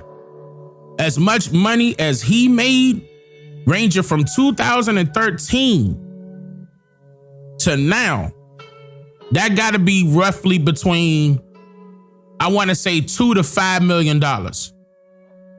Between $2 to $5 million. Gotta be. Of donations, lectures, interviews. Because if I'm recalling, I'm thinking about all my prices, and I'm adding it up. Yeah, I would say, yeah. But yeah, you said crack is expensive. I mean, he smoked it up. He admitted it. We just played that video. That's not slander. He admitted it. Could it have been 2020, the beginning of 2020? Yeah, beginning 2020, around that time frame. Okay. So he asked me to do a documentary on his life. And look, again, I'm a filmmaker. My antenna just went because he has an established audience. I'm not gonna lie, she look like she from the islands. I was transparent with him. I said, Doc, I make feature film. I have never done a documentary. He's like, so what? You're a producer. I said, yeah, that documentary and that film, that's two different beasts. They are cousins. The process of doing a documentary is not the same process of doing a film. Like, the documentary is very detailed. Yeah, now she's a pretty lady. Involved with fact. And then after you collect your data, you have to do an observation of the subject. I said, someone of your caliber, I don't think I'm the right person to do the documentary. Quit playing with me, queen. Quit playing with me. I have hard regard for you. I want you to do it. I will back you 100%. I will put my sweat into this. Yo, queen, when I say Doc is on board for something, just say you don't want to do it, but you have my full support. She starts putting it together before she even get a dime from Umar Johnson. She's traveling to his lectures. She's filming already. She's putting it together. Now, before, I guess that was like preliminary stages, kind of just gathering assets, gathering a plan, gathering production team. But she still does a lot of work for absolutely free, right? Now, when it was time for them to really get the production team on board, really start filming, really getting everything in place, traveling, doing certain things, filming at certain locations, she tells Umar Johnson, yo, we got a budget. All right, now, yo, this budget... Wait, Flacco or Flacco, what's his name, Flacco? Bro, where the room at to walk around in there, bro? You got that big ass couch in there, and what the hell is that that's in front of it? That don't look, and you got the nerve to have your setup right there too? You need to, bro, you should be putting that in a different room. Flacco, his name is Flacco. That should be in a different room. And you got that couch is too big for that room, bro. That's what it looked like. It looked like it's up against the wall over there. You probably spent like $4,000 on that couch the whole time. That's too big, bro. You barely got room to walk around. You should have hired an interior decorator or something, bro. And you got your, I'm just saying, bro, like, you could have did better than that. Consists of a lot of things, the filming, flying people to like certain places, like hotel, bro, it's all encompassing. Now, nah, y'all saying that's green screen? I mean, nah, that look real because the dining room in the back. So, I don't know. It looked like because it looked like bar stools in the back leading to another door. It just looked small. It looked like an apartment. And that's too big of a couch for that size apartment, in my opinion. In my opinion, you should have hired an interior decorator. I mean, the couch don't look bad, but that's too big of a couch for that small room right there, bruh. And if you got your setup in your living room, you definitely should have downsized that couch. In my opinion. Y'all saying that it's green screen. I don't know. I guess so. When I get on camera, I hope y'all not saying my background gonna be green screen. Is this woo, hello? I'm in the theater room. I'm in the theater room of my house. So I hope y'all not, I can turn around and you gonna hear the echo. Like you probably hearing the echo right now. Look, hold on. Let me cut the music off. You hear this? Hello? Hello, you hear how big this room is? Now, of course, I can fit that size couch in here. Theater room. Man, not no apartment, bro. It's gonna cost a lot. You can back out right now and there's no hard feelings, but the bill is gonna be $86,000. Umar Johnson tells her, man, don't trip about the money. Oh, that's nothing. Man, that's the easy part. That's petty. And he ensures her move forward with the $86,000 budget, put the production together, and let's get started. Yeah, no, I agree. It do come in 3 pieces. I got a couch that size downstairs in my living room, but my living room is a living room. Like it can fit that size couch. It looked like he in an apartment. A financial in my opinion. report for the documentary. Again, it's like he asked me to do it, so I'm gonna present you what this gonna cost. So when I called, I said, Doc, like I told you, I don't really do documentary. I do film, but you were so inspiring to me. I took the project on, but this is probably the most costly project that I've ever done. and I kept it to a shoestring budget. Doc, when I told you I cut corner of finance, I cut corner. It's like, yeah, okay, well, what is it? We good. I said, it's going to be $86,000. I said, that's expensive, Doc. And he's like, nah, we're good. $86,000 for the doc. He's like, Queen, you worrying about money. You worrying about the petty stuff. I said, yeah, how much did you say? How much did you say it was going to be? $86,000. And this was for the documentary. This is for the documentary. Umar Johnson is a cap artist, man. If Umar Johnson tells you the money there, man, you got to double check if that money there, bro. I'm gonna be honest with y'all. I don't think that's green screen because I would have saw the green screen. I mean, unless it's like a back, it don't look like a green screen for neither one of the brothers. You got to understand, YouTube was making money. You know what I'm saying? I'm sure the Lennon guy making money. I'm sure Flacco making money. They got money. You know, I'm just saying. I'm just looking at what they spending it on at the same time. Like, I'm just saying. I'm just looking at it. Y'all said that I was flexing. I was just saying. In comparison, I'm like, bro, you got to make smart decisions. You know, whatever. I wasn't flexing. Now, if I was flexing, I'd go outside. Never mind. So she learned the hard way that Umar Johnson is a cap artist because. So Umar Johnson tells her, let's get started, Queen. Put it together. Let's get started. So she gets the production team together. Everybody is on board. They excited. Umar Johnson, the project. We started on this day. We about to travel the world with Umar Johnson. And we getting started. Let's run it. We about to really make the project of the year. So they have a start date. Right around the start date now, she contacts Umar Johnson for the payment so they could get everything booked up. Umar Johnson then changed up the entire plan on her and pulls the rug from out of under her and begins to ask for free work in exchange for a revenue split. And I said, well, Doc, you're going to have to give them the entire money. It's not like a layaway plan or half up front because, you know, everything got to be paid as we go because the documentary is like, we were going to capture. So we did research, we did observation. We were going to capture some live lecture. You know, we were going to bring it fresh. So, and he's like, oh, listen, family. Oh, Queen, all my money's tied in FDNG. I don't have a risk since going this documentary. You go ahead and fund it.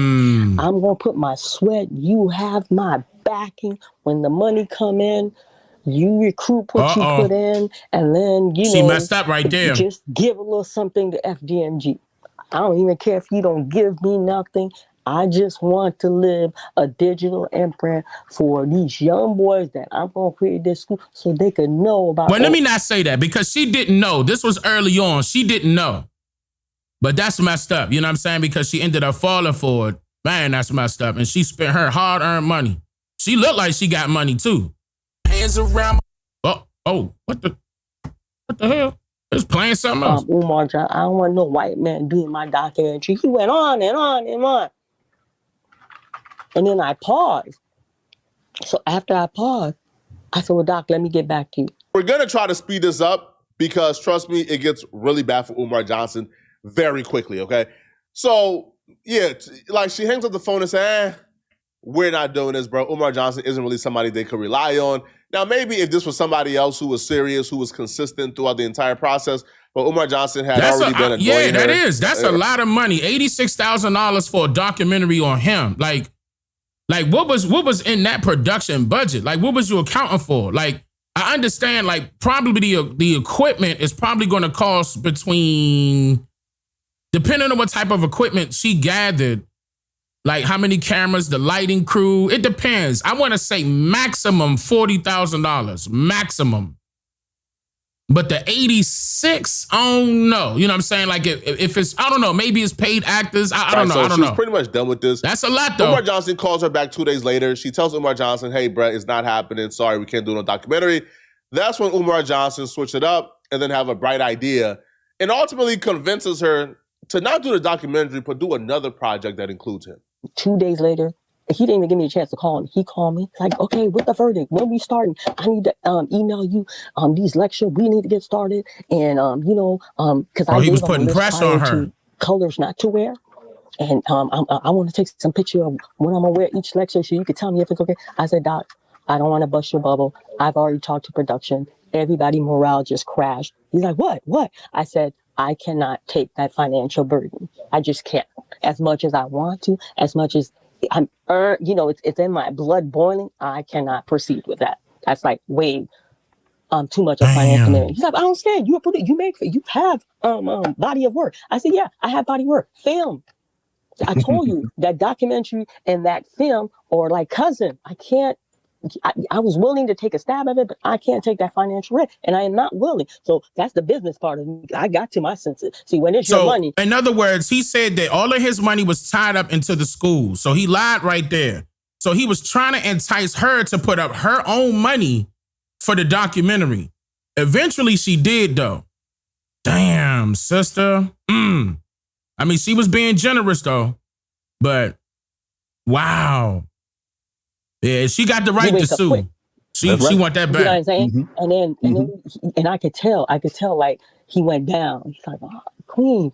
Okay, you said you can make a movie. I said, yeah, doctor. Well, let's make a movie on the spot, just like that. I said, you want to make a movie? Yeah, let's make a movie.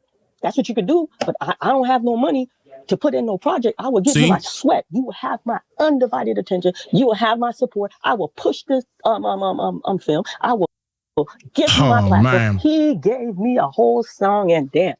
I'm like, now you're speaking my language. We're going to make a movie. Umar Johnson actually shows up. He does his part. He actually shows up and they film this. So he was consistent and reliable in that. So it went from a documentary to a film? And this is one of those things where you look at Umar Johnson and say, yo, you could have avoided all this trouble if you were just a reasonable person. So they film everything. She founds a theater partner where they're putting like the movie and the film in theaters to make their money back. Yeah. She funded everything. Now when it's time to do a screening, because obviously, the theater will give you one screening where you come and you see if everything is okay, if the coloring is right, if everything is great. And then once you do the screening, you give the go-ahead, and now they put it in theaters. She tells Umar Johnson, hey, the theater wants to do a private, screening for the producers. We come, we see if we like everything. If not, we could edit certain things out. Umar Johnson then blows up on her. He then blows up. Why? How dare they do a private screening? He hasn't seen it yet. He hasn't co-signed. You're not an executive producer? You don't got no right to. Let's change this up. If you come and do the private screening. You ain't put no money up. But he started to demand things that she didn't have the resources to do. So I said, I'm willing to pay for you. No, you send me the finished product. I said, first of all, that's not possible. It's on that film, but it's not like no DVD. And he couldn't understand the concept. I don't know if he think I was playing game with him. I said, Doc, I'm giving you an option to see it. No. You give me the finished product and then we move forward. So this is from February 8, 2023. Umar states, you are not allowed to show that film without my approval. I have not seen it and I do not give you permission to screen it. What? No. That's not how it works. That is not how it works. And I'm sure, I know she got her business right and she signed contracts with him. Like, there's no way he don't have executive producer or producer rights. He don't got no reason to be or no legal right to say anything like that. She filmed you. That film she owned. She owned that. Automatically. Like, for example, with 50 Cent's documentary, it wasn't even his documentary, but the I forgot the lady's name that directed it. They basically, even though Diddy filmed himself, all they had to do was go to the person that filmed it and buy the footage. Diddy ain't signed no paperwork saying that he exclusively owned it, and neither did Umar.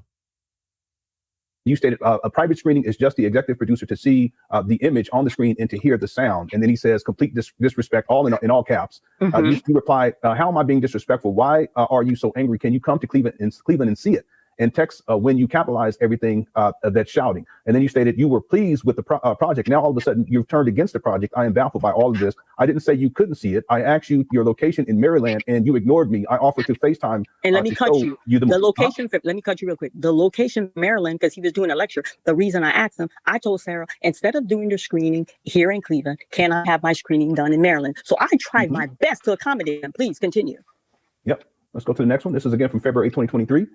Everything needs to be, okay, so yes, you were pleased with the project. Now all of a sudden you're turned against the project. I am baffled by all of this. I didn't say you couldn't see it. I asked you your location in Maryland and you ignored me. I offered the FaceTime to show you the movie and you declined. You're not meeting me halfway. The file cannot be sent email. It doesn't have the capacity to be sent that way. It is too large. And I keep calling you and you're not even picking up the phone. And then Umar responds with everything needs to be in writing. I prefer text message. Yeah, that's when he shut down. He no longer was calling me or accepting my phone call. He just wanted to communicate email and text.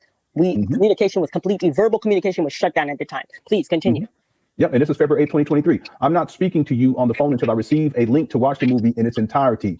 And then you replied, I did email you a contract. You already have that in writing before filming. And if you want, you could FaceTime and see the whole movie. I've given you two options to watch it, and you refuse to take either one of them. Okay, so she mentioned the contract. Any contract? Yeah, because he didn't. He didn't. Yep. Oh, so he didn't sign anything? Yep. You do not have my approval to proceed with this film. I have not been given a link to see the movie in its entirety for my approval. I do not give you permission to include my likeness in any way, shape, form, or fashion in your movie. You do not have permission to use my likeness in any video, trailer, movie, except of any excerpt or of any movie, parts of interviews, or any portion of the brand that is Dr. Umar Johnson or Prince of Pan-Africanism. You do not have permission to release any clips or trailers that depict the image of Dr. Umar or his related brands. You already posted, posted a trailer without my permission. You are a deceitful, disrespectful, and unprofessional liar. I will see you in court. Now, according to her, when a movie is filmed, they have a copy of the movie, but obviously you can't email something that large and it's not uploaded, to no cloud.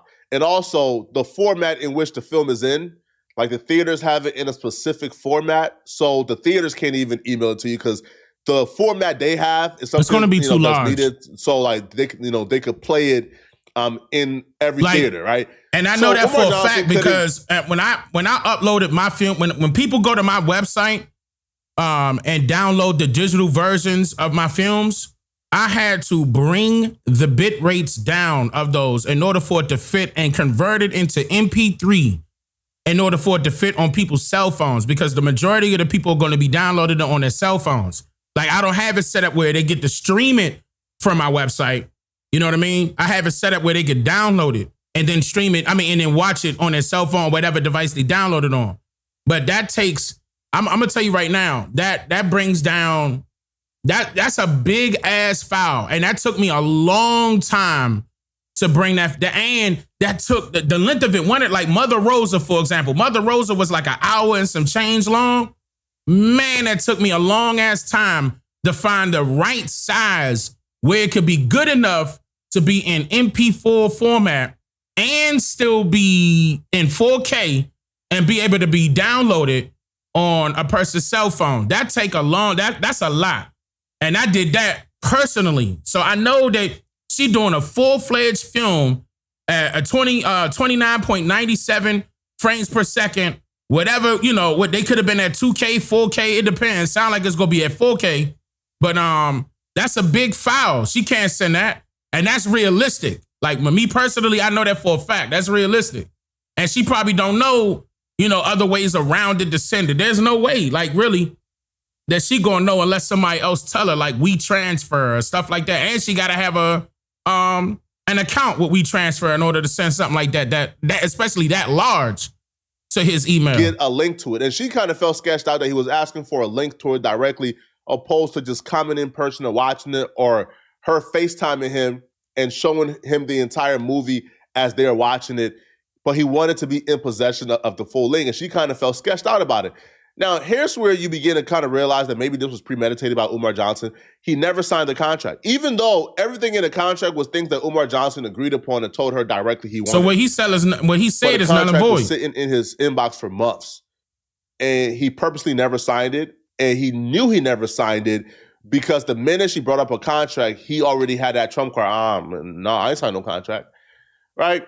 So here's where things break down. So Umar Johnson then begins to ask them for money. So Umar Johnson says, hey, I don't like nothing about this.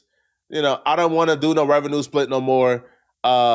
Give me $500,000 for the film. What?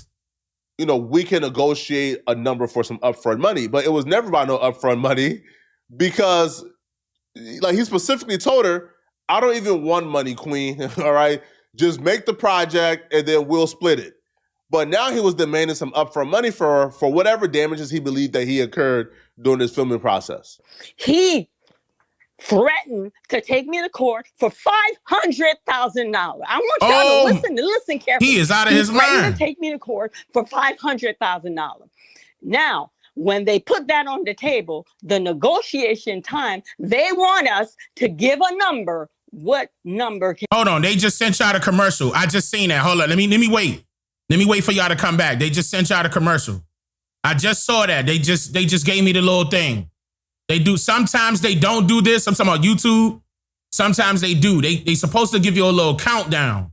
But I just saw that. Hold on. Let me make sure they come back from commercial. And I'm going to go back a little bit because I know they missed that part real quick. Y'all good? Y'all came back from commercial? You got premium. Devontae, don't rub it in people's faces to get premium. You ain't getting no commercial? Stop. Y'all better not say commercial in the chat because they going, you know how YouTube go. Don't do it. Y'all, if y'all say ad or commercial, they go play ad and commercial.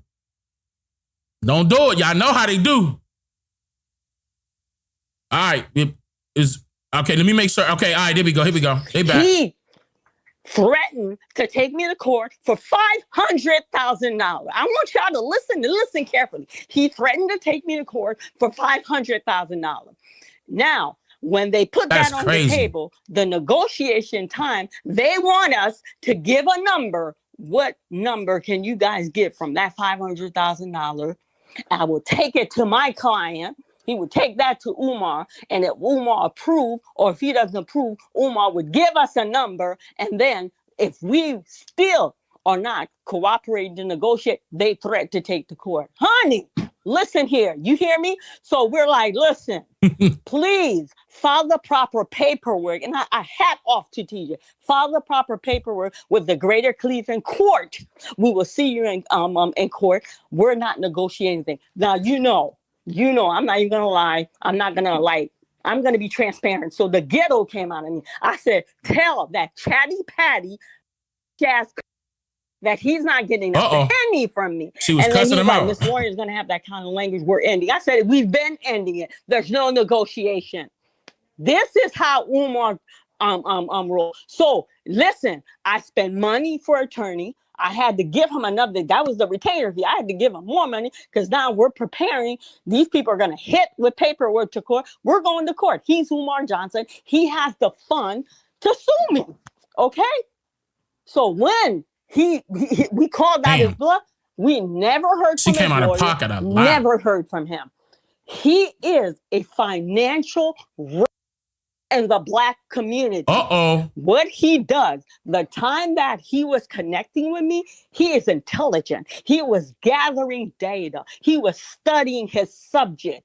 He gave me two options. The first option is you won't spend your money. You're going to make this a finished product. And then I'm going to take it from you. I don't share the pie. I'm eating it alone. See, he ran up on me. I am not no dummy. I said, no, there was a contract. We had an understanding. You're not going to bully me. I'm not giving you the finished product. Umar Johnson is a professional cap artist, so obviously Umar Johnson was not going to sue her.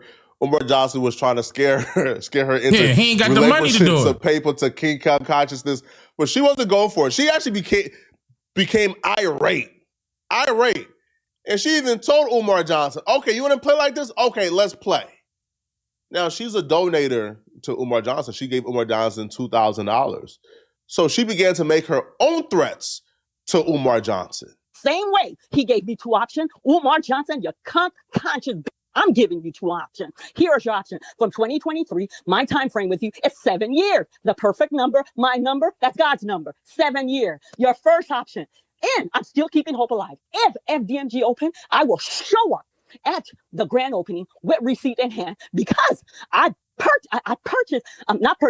got a cashier check. I'm so Calm emotional. down, Let me baby. calm down to get my That's thoughts. okay. I got a I understand. cashier check. I contributed towards your vision. I believe in the concept of the village. I was part of the team that made the dream work. You understand? So I'm going to show up receipts. If he would lie that day, him and I, we both going to be at 6 o'clock. Because you know what? There's consequences to your action. I'm coming ready for him. And the second option he had, the same way, I didn't go to my first bank institute. I have 2 primary, not the first. I didn't go to Wells Fargo. Okay, I went to Huntington Bank the same way. Willingly, you didn't put a gun in my hand. Yes, willingly, I gave you that contribute for FDMG. Your option is you're gonna give me my money back. You're gonna go to your financial institute and give me my money back.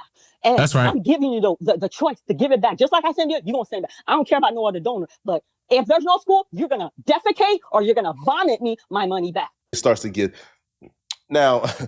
Finally, we got through that. Now let's get to the good part. Okay. Here's where it begins to get really bad for Umar Johnson. Umar Johnson didn't run her money back fast enough.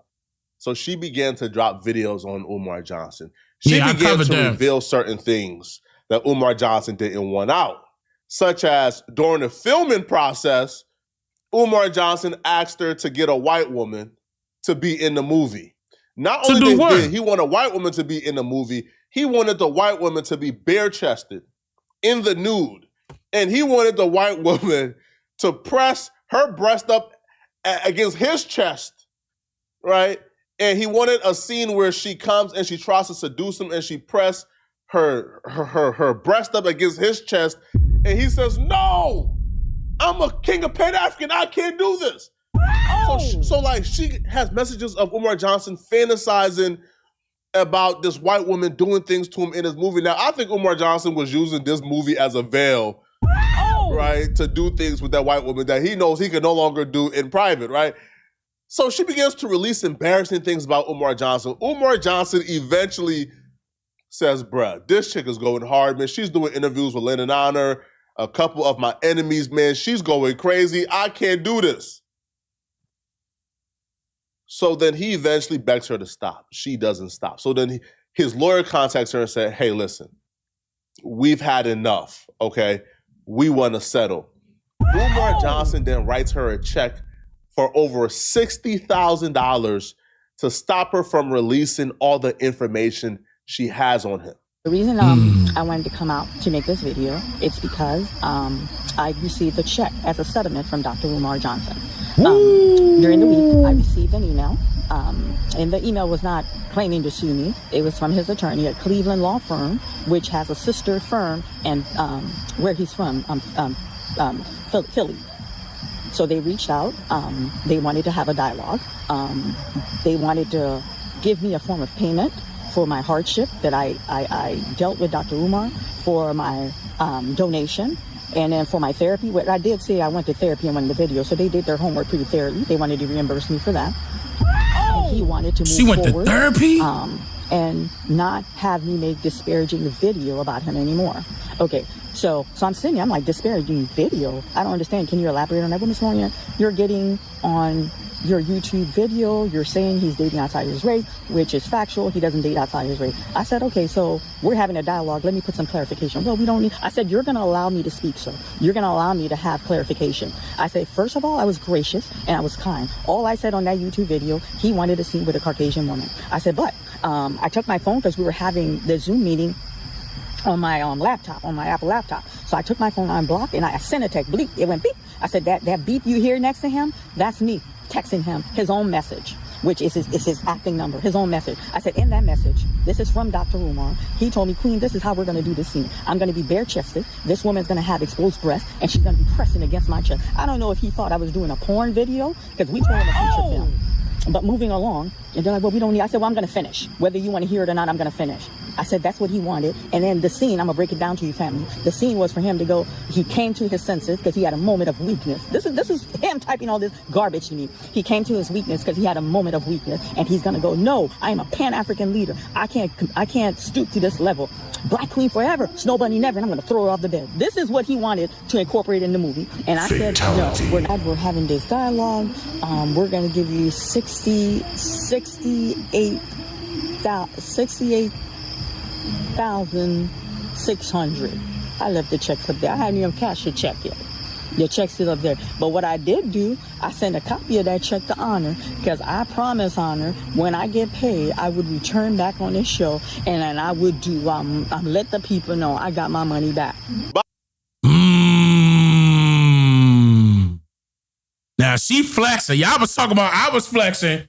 She flexing. She ain't even cashed the check. She just let it sit. Now you know she got money.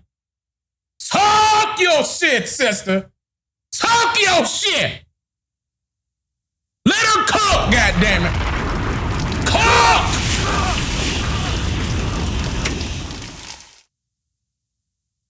All right, let me see. By the way, it doesn't stop here.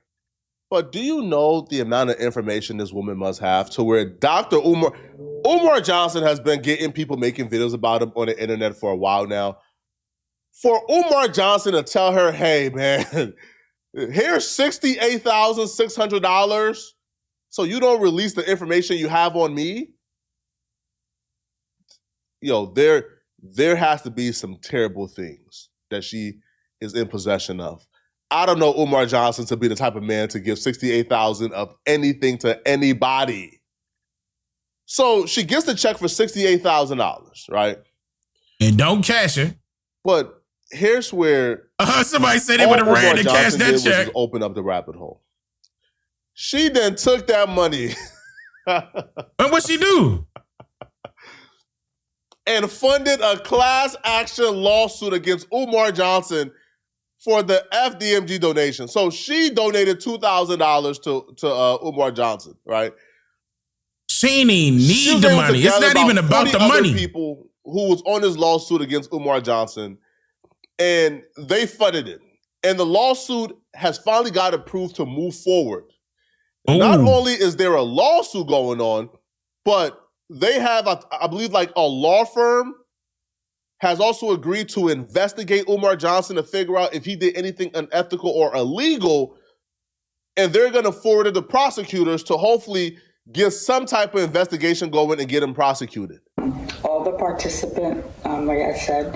Woo! Look at that grandfather clock. Now, today. This lady right here got money. I'm going to tell you that right now. And now this was recent. They go to Christmas tree. That grandfather clock, I know for a fact, was at least $6,000. Like, it run in my family, like, you know, a couple people in my family, we got grandfather clocks. Shout out to my grandfather. That actually made me miss granddad big time, because granddad always got new grandfather clocks in the house and it had grandma's name printed on it. When I see a grandfather clock that look like that, yeah, buddy, she not playing.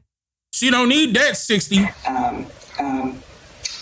Plaintiffs versus plaintiff. She just want her money back. Versus Jermaine Shermack. You wasted her time. Celebrity name, Dr. Umar Johnson.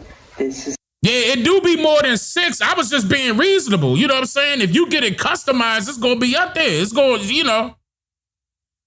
She got that's a big pendulum right there. She ain't playing. An official court matter. It's 40 of us. Now, the reason I'm part of it, yes, I did get a settlement, but they're using all my donation money to show that I was a supporter who did give donation. And then for the others, they also what is that noise? Copies of every cent that they gave to FDMG, and to show that they never also received any receipt. So she got to change that battery. The attorney that's representing the party of 40 will be sent to him to show good faith that we're willing to sit down and to give him a chance to give an explanation. Now that's one thing we all got in common. As far as us needy people, everybody of color ignored the smoke detector. You ain't tired of the beep? It's just telling you that the battery dead. Just switch the joint, hit the button, and the dee is going, you know what I'm saying? It ain't gonna take but 5 minutes. She a single woman, you know. If she a single woman, I understand. She don't want, I mean, but you could, you know, you could get a step stool and I mean, well, you can hire a handyman. You can hire, but I'm telling you, I guarantee that everybody in this chat right now know at least one person that's melanated, and they got the feet going on. They be in a mid-conversation, act like it's nothing. They just gonna keep going, keep running. They done got used to the beat now. I can't stand that. And it's annoying as hell. Why this school hasn't been open, or when will this school be open, and then to give explanation on how the donation money is used. Is it being used appropriately for what the donor has given the money for? The step was like to start collecting evidence, which means that we were all supposed to retrieve, get every single proof of money that went. And then... You said that's a $20,000 clock? You just looked it up? I think it's a little bit more. I'm going to be honest with you. I ain't going to tell you why. Their legal team, they obtained a lot of videos of him saying the school's going to be open, but the school has never been open. That's also an evidence to see why he's saying the school hasn't been open. So they sent this to us. Let me read it on for you guys. I'm sorry, I'm a little bit more prepared. If y'all know somebody in your family or friends right now that got that same situation with that smoke detector, press 1. Press 1. I'm about to just pull it up. Don't look. You ain't got to say their names. I'm putting the chat on automatic. Just press 1. If you know more than one person, type 13. Oh my goodness. Our job Look at the chat. is to solve this case. You all have submitted the proper document of what happened, what each party contributed to the known school at PMG.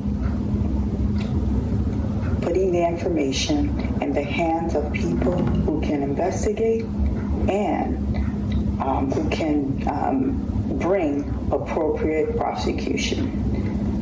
It is advice to not reach out to we're not allowed to reach out to Umar. This is how they got Diddy. This is exactly how they got Diddy. The lawsuit happens, investigation takes place, they find any type of evidence of a crime, and they forward it to somebody to prosecute. The only legal obstacle here is Umar Johnson was getting donations. Now, these were not investors, these were people who donated. So, their legal, I guess, entitlement to whatever Umar Johnson is building isn't really there. But Umar Johnson do have a legal nonprofit, right, that has, I guess, tax exemption status. So he does have legal obligations to where he has to document everything. His 501(c)(3) is public. And now he doesn't list himself as receiving any type of salary whatsoever. So if he is receiving... Somebody says she should take some of that money and go get some AAA batteries. Nah, it's not AAA. It's the, what's that one? The Volt one? What's it called? What is the name of that battery, y'all? I forgot the name of that battery. It's not AAA, AA. It's the other one, the little boxy one. 9 volt. Yeah, 9 volt. Yep. Even a salary to run this nonprofit. Look at chat telling me 9 volt. Oh, yes, chat, 9 volt. I said, damn. Chat. That's how y'all feel? Y'all gonna get on me like that? I said 9. I'm gone. Bye. Bye. Y'all have a good night. I'm in the stream.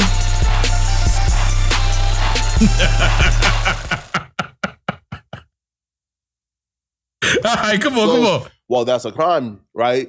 That's something you got to deal with. But I think Umar Johnson knew something was coming because Umar Johnson gave this lady $68,000. $68,000. Right? Now, whatever she has, because Umar Johnson is used to getting exposed online. Whatever she has to be potent to where he's giving her $68,000. Diddy gave Cassie $20 million because Diddy understood whatever Cassie reveals could potentially get him in a lot of trouble. So Umar, you say he got me stuttering? I know it's wearing off for me, huh? Nah, come on, man. Nah, Flacco doing all right, though, man. He doing all right. Johnson giving up $68,000 is equivalent to Diddy giving up $20 million. Right? But y'all let me know in the comment section, what do you guys think, man? And if you're still watching this video and like want to watch another good video, then click on this video. Oh, okay. So he finished right there. I thought he was about to say something breaking. I mean, I heard that she won already. Like, I heard that she won, and as far as the situation is concerned, I'm about to move on to something else real quick. But I heard that she won. I'm not sure if she won the whole thing, the whole $86,000. I'm not sure, but she should get basically $88,000 rounded off to $100K, at least $100K. Pay, the lawyer expenses. Nah, matter of fact, a little bit more than that, like at least $250,000. Get him for $250,000. Get it for $250,000. But I mean, I hope, I hope she got something back. I mean, I know she ain't tripping off of it. She got it. She looked like she got it. All right, let's move on. If you really want to not offend people, stop calling people African Americans. There's a lot of black races that are not of African descent. Certain Indian tribes have very dark skin. There are people who are here in America even before us that had dark skin, and they're out in the sun all the time, or who knows what, and they may look even darker than they really are. All Negroes are colored people, but not all colored people are Negroes. Again. Dark skin, and they're out in the sun all the time, or who knows what, and they may look even darker than they really are. All Negroes are colored people, but not all colored people are Negroes. Again. Dark skin, and they're out in the sun all the time, or who knows what, and they may look even darker than they really are. All Negroes are colored people, but not all colored people are Negroes.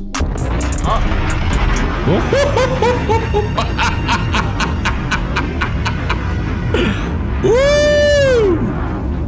We talked about that. And I even told you the classification of Negro was also being placed upon people with pale skin. We talked about that. I'm trying to remember the segment. Oh man, y'all know I'm real bad with the names. I did put that out already, but this year we're going to be going in further detail with a lot of these topics that I talked about in the past, and I'm just very thankful that a lot of people are learning now, and the more people speaking up, even of other races. Like, this is very good to see. Shout out to Aboriginal B too. This is very good to see, in my opinion. So this is letting you know that, remember how they was trying to get on me? Like, matter of fact, I'm gonna play that video. Somebody had did a chop up of me and Umar Johnson, right? And this was a year ago. And I'm gonna play this video, and we're gonna assess this video at the same time. But I want you to notice a difference a year make. Okay? Just a little bit. I want you to notice the difference. I called Umar Johnson out a couple of times. I think Umar doesn't want a particular debate with me because he knows that will expose him. He'll lose a lot of money debating me. I had people on my Twitter that live in that particular area going past his, building in real time, still displaying wood up on the windows. It's wooded up. Who ready to see the windows? Who ready to see the FDMG windows? And now, when I did that, it was people on Twitter sending me videos of the buildings, and it was still wood on the buildings. Then he eventually took the wood off. But all right, come on. I mean, again, this was a year ago. Let's assess this. Because the haters said we didn't have the windows. We've always had windows. Every window had glass windows. No, I didn't. I said you had wooden boards on the windows. Your 64 great-great-great-great-grandparents. If I go back to my grandmother's grandmother, she's supposed to know if her mother was in slavery or not. I will not be debating Dane Calloway because... We know. Because I only debate my equals, all others I teach. But I would like to know, is he building any institutions for our people? Listen to the contradiction. Hold up. Before we go any further, listen to the hypocrite being a hypocrite. Listen to him. Did I build any institutions? I didn't make no promise saying I was going to build any institutions. You did. And do you have one child enrolled in that school that you came up with, Pan Goofy? From 2013 to about to be 2026. And not one child is enrolled. You didn't even tell the people what type of curriculums the teachers you're allegedly supposed to hire. You didn't even tell them what type of curriculum they would be teaching. That's horrible. You didn't even tell them. You just kept it quiet. All right, let's continue. Now I know it's probably been a couple of years, but I seen that did you and Dr. Umar ever have a debate? Did you ever have a debate together? Umar Johnson is afraid of me. Wow. We were supposed to be having a debate. And why they not showing the brothers is asking me the question? He backed out. I'm not debating him. He not on my level. He hasn't achieved in life what I've achieved in life. He don't have my credentials, my accomplishments, or my stature. He is a YouTubian struggle streamer. Struggle streamer? He called me a YouTubian struggle streamer. Struggle. Interesting. Interesting. He said YouTubian struggle streamer. Reverse psychology. He's projecting. That's what narcissists do. They go project all his issues. He don't know me from a can of paint. He don't know my finances. Man, I'm telling you, if I wanted to brag, I would talk cash shit, bruh. But that's not what I'm here for. I wasn't in here begging people for donations. Never, not one time. I came in this thing with money. I was good. I was good. And I was telling people, no, I'm not about to ask for that. They were begging me to ask for donations back then. They ain't all but we can, because because I was on the road, I was vlogging and everything, and people know that shit expensive. Going from, hotel to hotel, state to state, all the gas money and all that. All the people that was with me at that time. I even had my children with me at that time. Nah, but I ain't come up in there and be like, y'all gotta donate to me right now. I ain't do that, bruh. I ain't do that.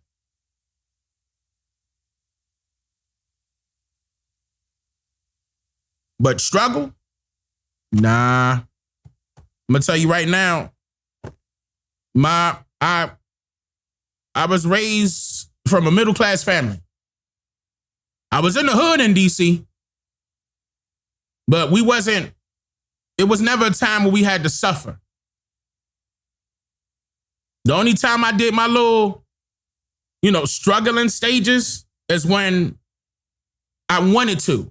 When I wanted to step away and learn things on my own. I wanted to get out there early, have my own apartment and car and all the rest of that, learn how to, build businesses, and I wanted to take chances. That's the part I say I was struggling at. But nah, bro, you older than me, and I bet I'm doing better than you. I bet I'm doing better than you. And I got my children with me. Well, my oldest got her own place right now, or she would be with me. All 5 of my children was with me. But since Jalen moved into her own, shout out to Jalen. My oldest daughter doing very well, and she's a game designer. Okay, and went viral because one of her games did well on Roblox. But you know, I still got the other 4, so I got 3 teenagers left and dating. I'm just saying.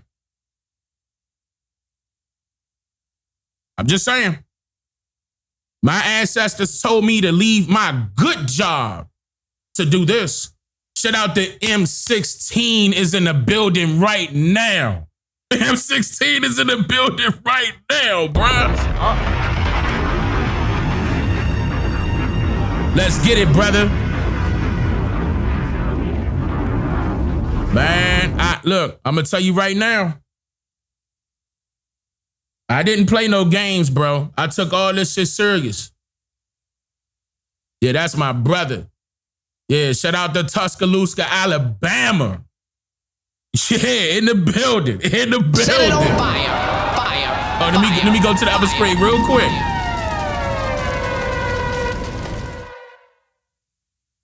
Yeah, man. Grammy nominated. Yeah, I know him from such hits as, I could go down the list. 16, don't get me started. Yeah. Shout out to Roadside. Shout out to Alabama. You know, look, that's my brother, man. That is my brother. I played a little bit of heat for him too early at 16. I ain't gonna do too much. You know what I'm saying? I was just letting them smell what was cooking in the kitchen, but then I closed the door. You know what I'm saying? I told him to go back upstairs. You know what I'm saying? We'll get to that part in a second, you know. But if y'all need some quality, you know, at M16 Beats on Instagram. You want them to hit your Instagram? At M16 Beats on Instagram. Matter of fact, yeah, hit his Instagram. Flood his Instagram. Yeah. Y'all know my favorite one. And Lil Wayne teared that one up. Well, hold on. Well, I got a couple favorites, 16. But okay, my favorite one is when Andre 3000 killed that jump. All right, let me stop. All right, because we about to get on topic. But yeah, shout out to 16. Shout out to 16. That's my brother. That man is a YouTubian struggle streamer. That man's only claim to fame is he is a YouTubian struggle streamer. If you think how my claim to fame, contradiction. If I'm famous, how am I struggling? Man, like, come on, take bro. My 6 degrees and my 3 certifications. 6 degrees and 3 certifications. This nigga over-exaggerated. Not only did he over-exaggerate, he probably about to say it 3 times hands with the psychology. That man's only claim to fame is he is a struggle streamer. If you think I'm going to take my 6 degrees and my 3 certifications. 1. If you think I'm going to take my 6 degrees and my 3 certifications. 2. If you think I'm going to take my 9 pieces of paper and put it up against a YouTubian struggle streamer with no credentials, no grassroots resume, no history of activism. You're Hold up. Wow. What happened? Why you two messing up? Hold up. You two messing up. Ain't no way, bro. Hold up, you two. What's the problem? What's the problem?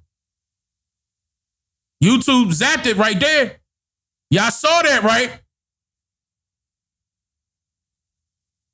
Y'all saw that, right? That wasn't me.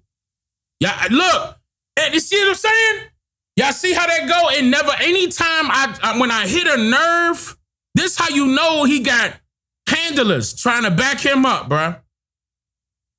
It seemed like every time I go, and I ain't even go too far, but it seemed like every time I go a little bit too far in their eyes, they zap the stream just like that. I didn't do any of that. Again, I'm on a terabyte. My internet is perfect. You know what I'm saying? I'm talking about perfect. Like Street Fighter perfect. Perfect. My internet is perfectly fine. So okay, look, if y'all can hear me and y'all can see me right now, yeah, they just wanted the views to drop. That's all that was. They wanted to shake up the stream. I told y'all that's what they be doing. And I've been on YouTube. Next year is going to be 10 years. So I know how they go. When they don't like something, they going to do shit like that. But look, type 13 in the chat if y'all can hear me. If everything is fine and y'all can hear me. Hold up, let's hold up. Let's make sure that we straight. Okay, the whole chat saying 13. Okay. I don't know what happened, bro. I do know what happened, but that ain't me, y'all.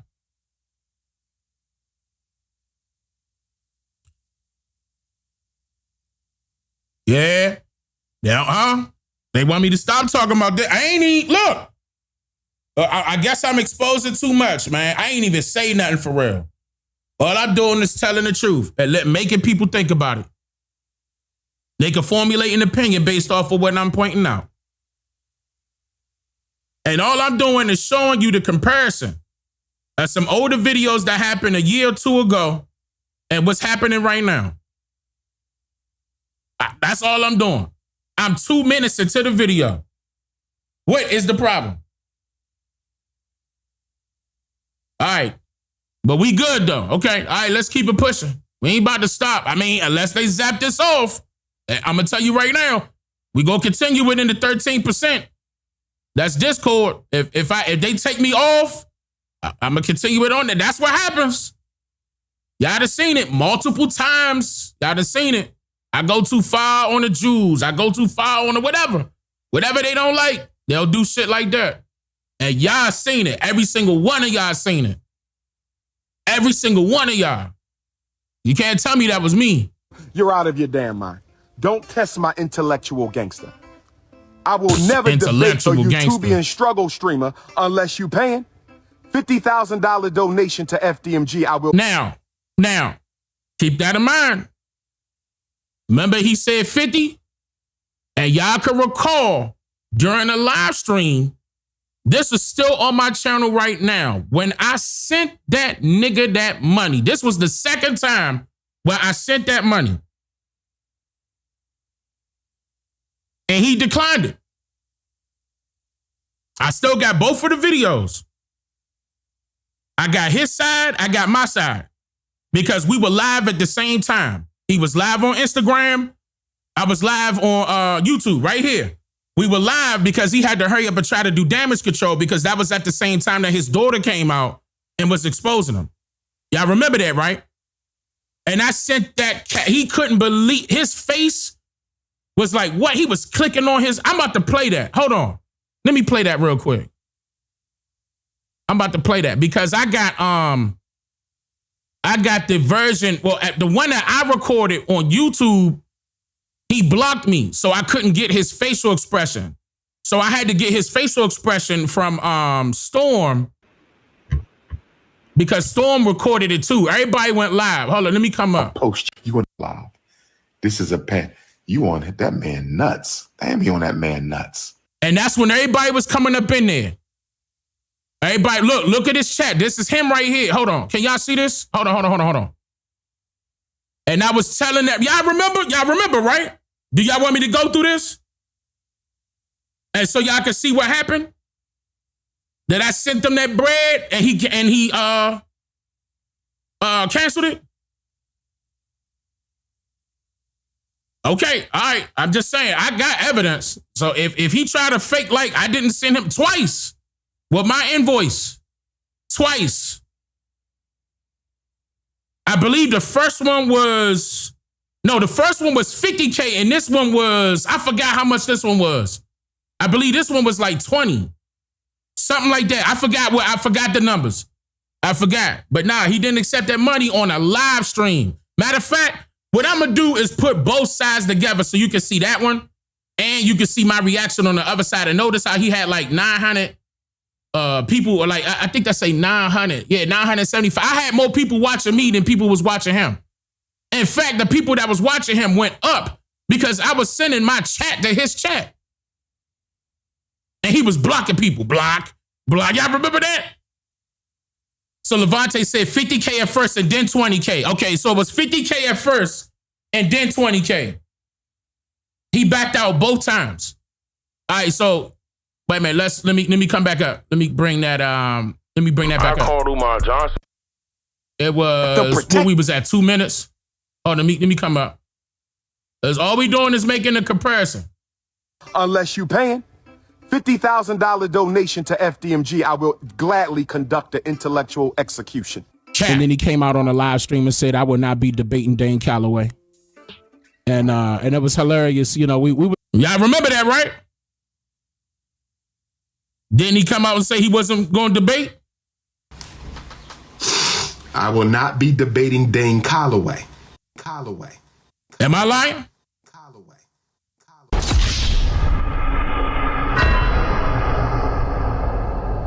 Am I lying?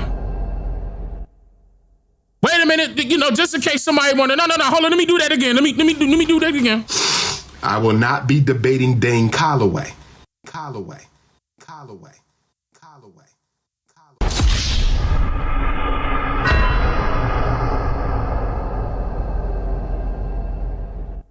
Okay, I'm just saying.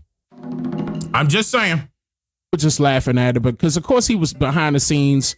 He was, excuse me, that was my phone ringing. He was behind the scenes talking trash and then getting on his, you know, it's funny. I look at it, it's flattering to me because he calls himself the Prince of Pan-Africanism, and yet he raised up the white flag. And, you know, it's not the fact that I'm coming after his information per se. I'm not trying to step on his toes, but this is the reason why they started bringing my name up, him and other people like him, because that movement started back in the 1960s. The Pan-African movement, pro-black, blackity black, black. And they see that as a lot of our people waking up to, wait a minute, that was a tactic done. That was supposed to be done to switch up our minds off of us being indigenous to this land. A true history. And other people replacing us, okay? And that goes beyond the $5 Indian term. I'm pretty sure people heard that. Yeah. Oh man, these phones are ringing off the hook now. But anyway. Right. But yeah, I'm not trying to, you know, it's not going to be to a point where I'm beefing with the brother. We got, you know, real street beef, and it ain't going to be nothing like that. It's just that he took shots. I took shots back. He said he didn't want no smoke. That was it. You know, as far as what he does, I believe he's a character within himself. A grifter. He a grifter. I don't think he's legit. You know, I mean, he's been promising the same school for eons and no results. Like, I had people on my Twitter that live in that particular area going past his, you know, building in real time, still displaying wood up on the windows. You know, his windows was boarded up. Who ready to see the windows? Who ready to see the FDMG windows? And that scared him, because that forced him to do this live stream. Because the haters said we didn't have the windows. We've always had. I didn't say, look, that's reverse psychology. I didn't say you didn't have windows. I said that they showed me video. You see how he did that? That's reverse psychology. The haters said we ain't got no windows. I did not say that. I said that the windows were boarded up. In fact, I could go back on my Twitter and play that. I know that was a while ago now, that we talking a year or two ago. I could find it and download it and show you that they were boarded up. The windows. Every window had glass windows. We just kept them protected until it was time to open up the school, brothers and sisters.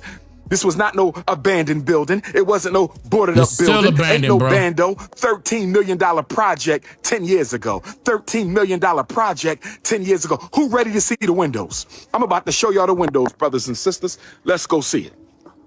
A $13 million project. He's bragging about that. And it still ain't open. Look at the windows. Look at the windows, brothers and sisters. The boards is off. It looked like they just took them off. You pay somebody to take them off. Ain't that one arm right there with a ladder? Look at the ladder. Oh, let me zoom in. They just took them off. Look at the ladder.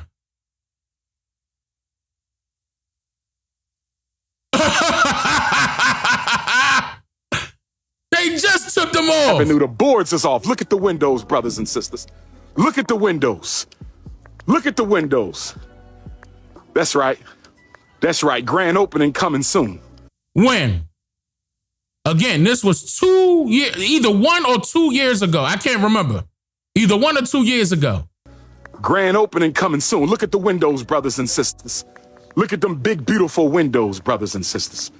Look at the big, beautiful windows on the Frederick Douglass Marcus Garvey Academy. Look at the big, beautiful windows on the Frederick Douglass. I got to show y'all the other side.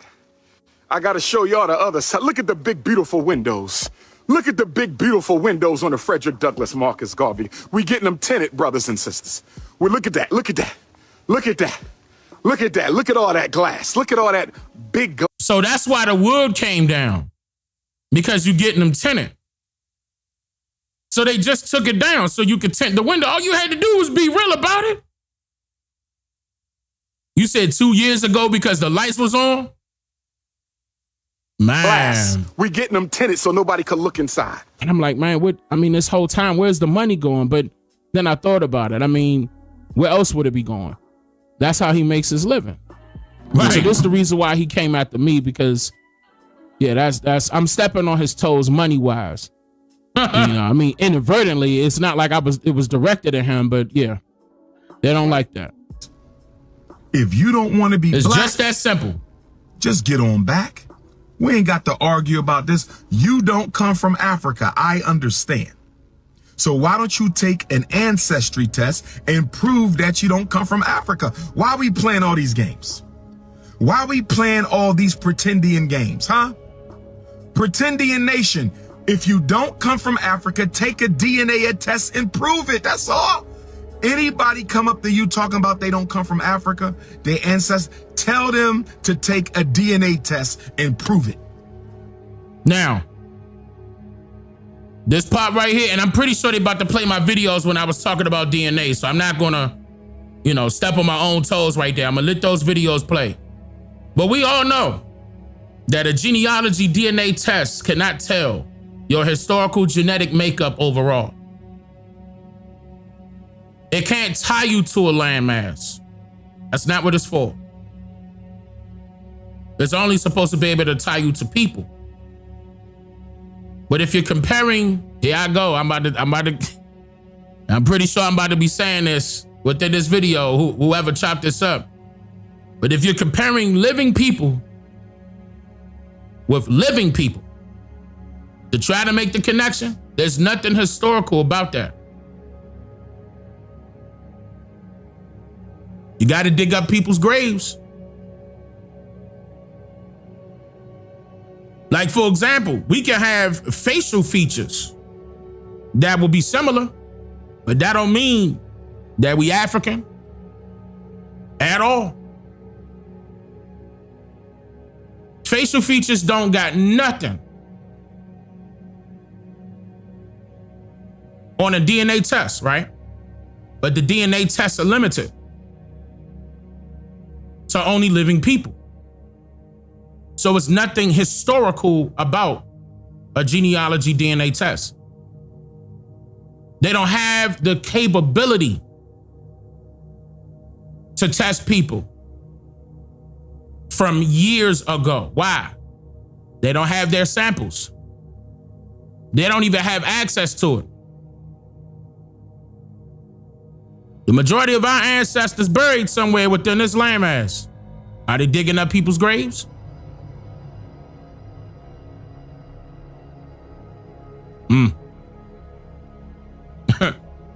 Now, I know I'm pretty sure I said similar things in this video. Here we go. We ain't got to do no theory. We don't need no philosophy. We don't need no reasoning. We have science. We don't need no theories. We don't need no philosophy. We don't need any reasoning. We have science. Roll up your sleeve. In fact, they don't even take blood. You could get a Q-tip and swab the saliva. You could take a saliva DNA. And compared to what? Again, and compared to what, Umar? Saliva tests. Did they swab the mouth of our ancestors? DNA tests that started in the 1980s. At the same time, internet started.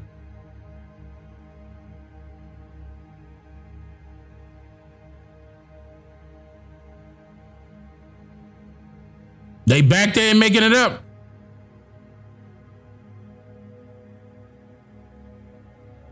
Quote, Henry Louis Gates Jr. DNA test. How much is the African ancestry test, brothers and sisters? How much is the African ancestry test, brothers and sisters? Does that matter? How much is the African ancestry test, brothers and sisters? Has he ever showed you a DNA test for himself?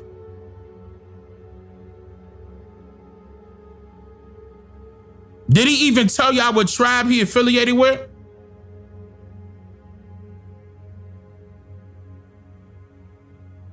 Did he talk about the languages his ancestors were speaking? What part of Africa your folks from? What year did they travel here to America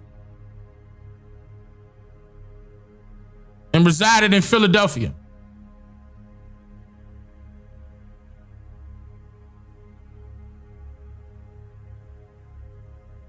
He won't be able to do that. I'm gonna tell you right now, the reason why he's afraid to debate me is because he know I could do his genealogy. And he know that will be the first thing I will pull out of my bag is his genealogy.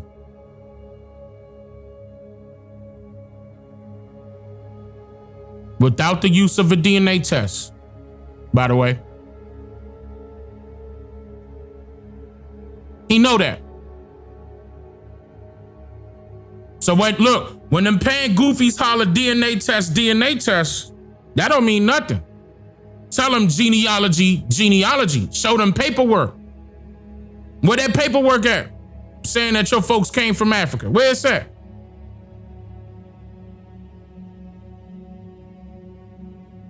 Look, and you better not show me one African that got mixed into your family later on down the line. You better show your whole line.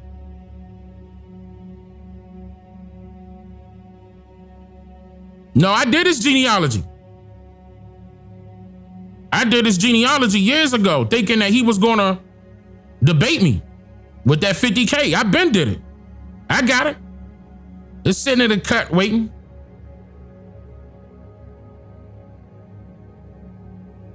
And that's just one of the bullets out of 100. I got a whole drum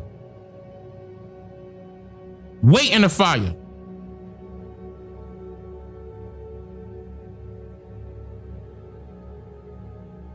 He know better. King Kong ain't got shit on me. I want these pretendians to take an African ancestry test. If you don't come from Africa, take the DNA test and prove it, or shut your self-hating anti-African ass up. Take the DNA. We never hated Africa.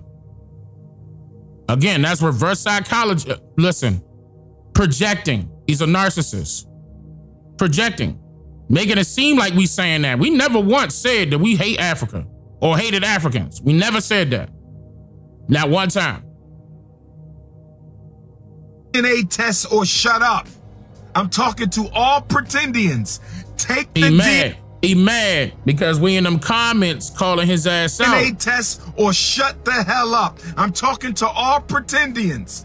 Take the DNA test or shut your ass up. If you scared, say you scared, Umar.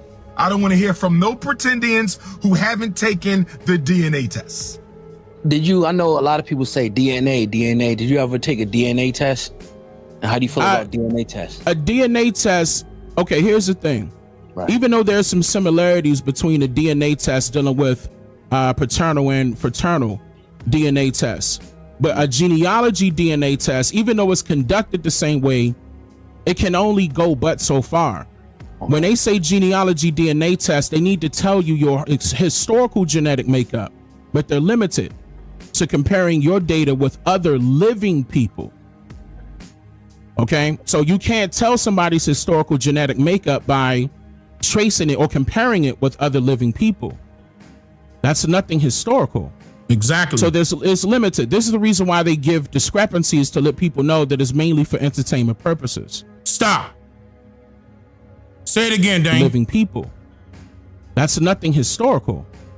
So it's limited. This is the reason why they give discrepancies to let people know that it's mainly for entertainment purposes. Stop. Am I lying?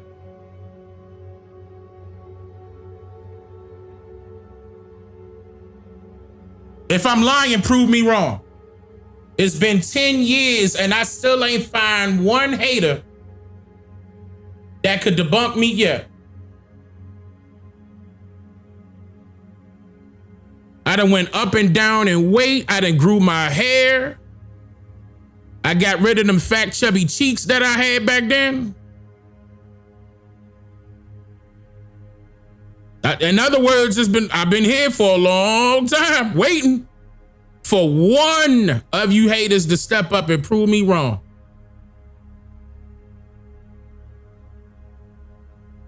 I'm waiting.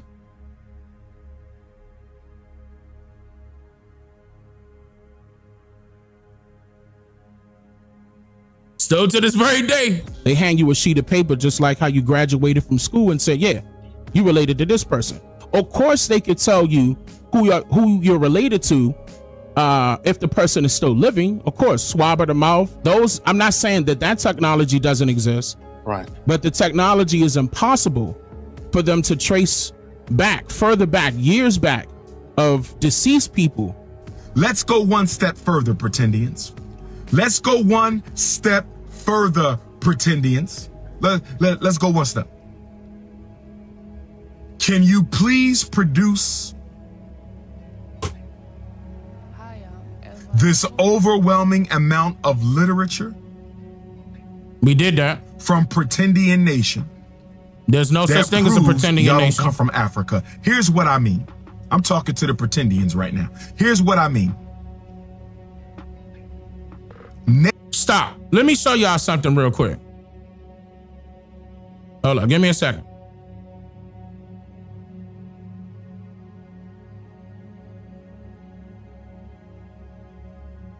Let me show y'all something.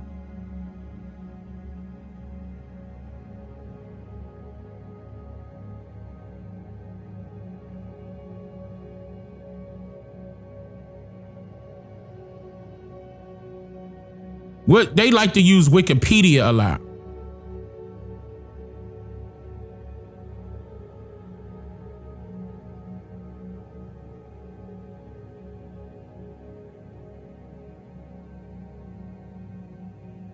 Hold on. I gotta make a set where it don't give up my location. Hold up.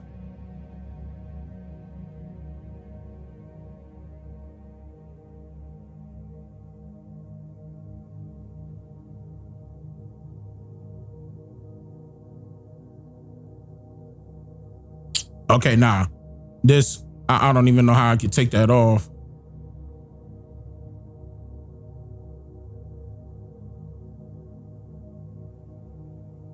Okay, matter of fact, let me do it a different way. Hold on, I could do it this way. Hold on. Let me do it a different way.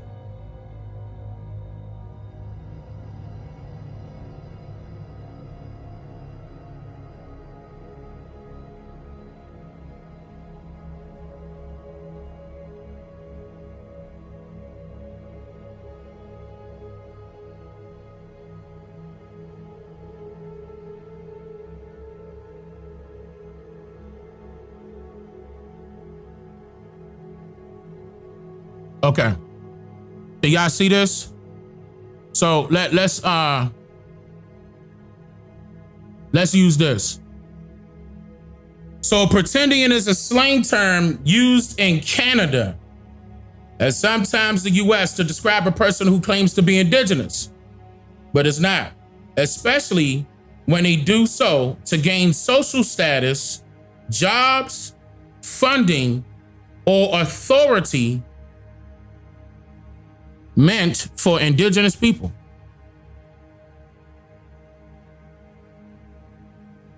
It is often used in discussions about identity fraud in universities, arts, politics, and activism.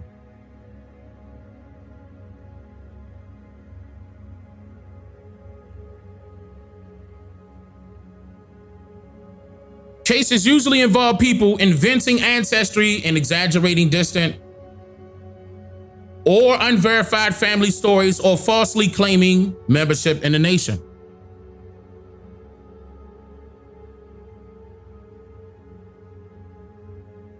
Being indigenous isn't just about DNA.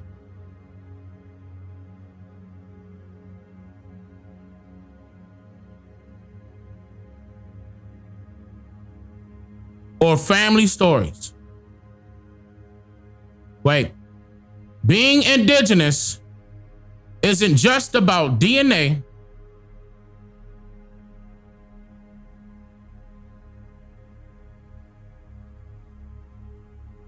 Or family stories.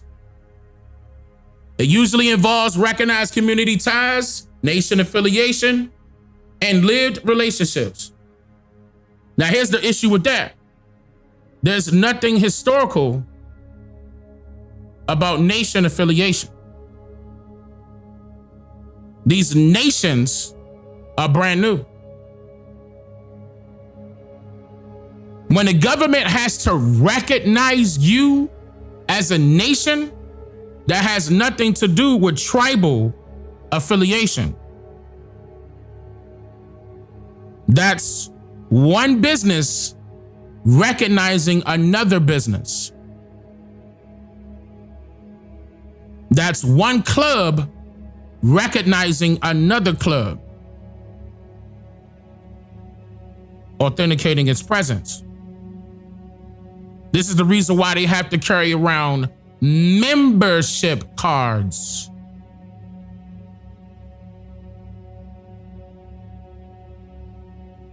When you were born to your mother and father, did you have to carry a membership card?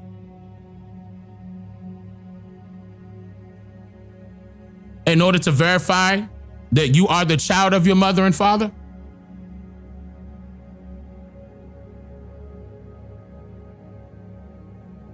I could go get a membership card at Costco's. I could go get a membership card at Sam's Club. Membership card, Best Buy. We could go down the list. But does that mean I'm related to them? No.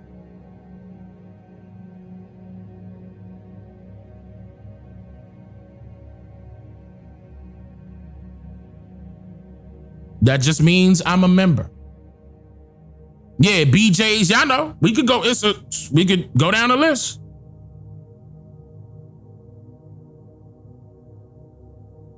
They don't want to have these type of discussions with me. And we can have a professional dialogue, a professional debate. These things that I'm stating right now is truthful. No matter how a person may feel otherwise, because they're in their feelings about it, you can't get around it. Right. You don't gotta have a member. Yeah, that's right. You don't gotta have a membership card to be my cousin.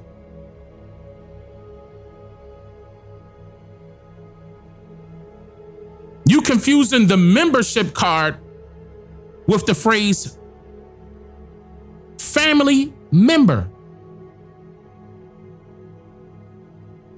Reverse psychology again. Family member has no correlation to membership. None.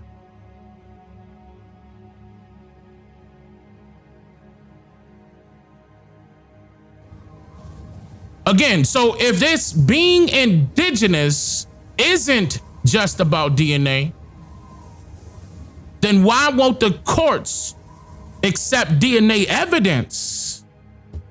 Listen. Remember how he was saying, go take a DNA test? If that was the case, how come the courts do not accept DNA as evidence to prove your identity and tribal affiliation?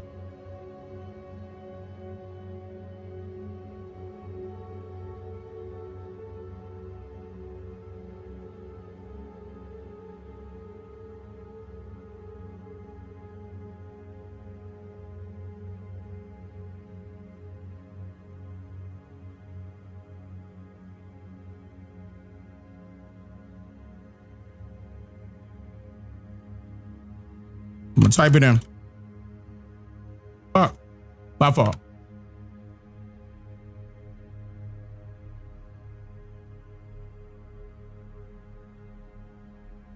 Can a person use a DNA test to become a member of a Native American tribe in America? No way. Don't you do that.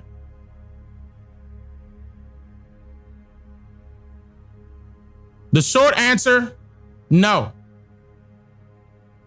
A DNA test by itself cannot make someone a member of a Native American tribe in the United States.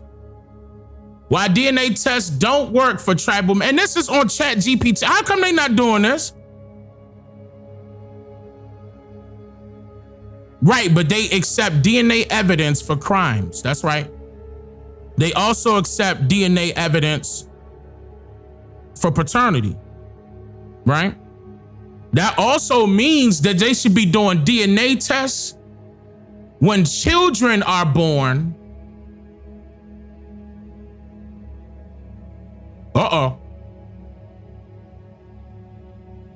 To verify if that child that was just birthed into this world is 99.99% his and hers, the mother and the father. That should be automatic. That should be automatic.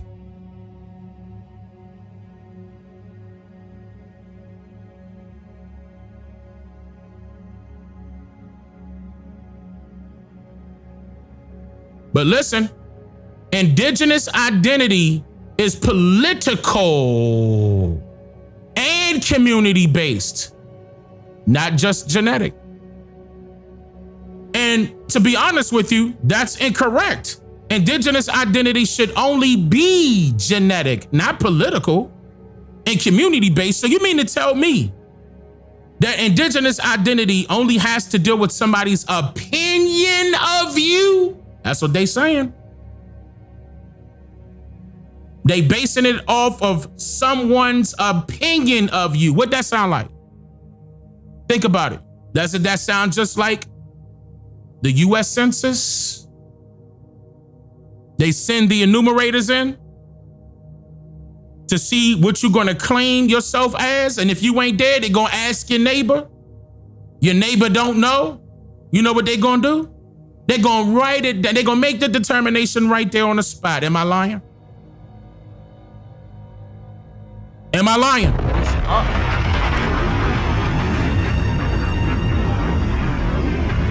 They're gonna make the determination of who you are right there on the spot. Political, community-based. No.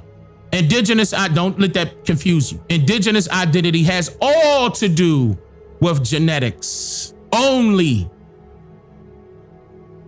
This just goes to show you that they're hiding something.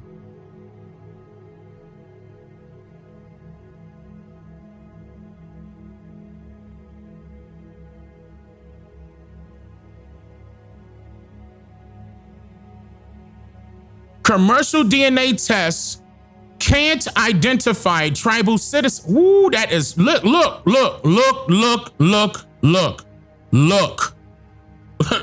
Set it on fire.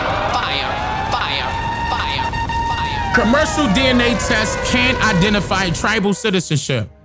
They can't tell you which specific tribe you belong to.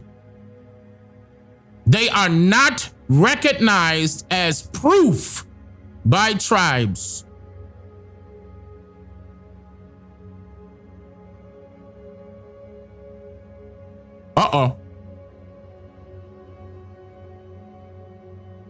And this is just ChatGPT. I'm not logged in or nothing. You see that where it say log in? I'm not logged in. This ain't my account. This is just ChatGPT on the regular.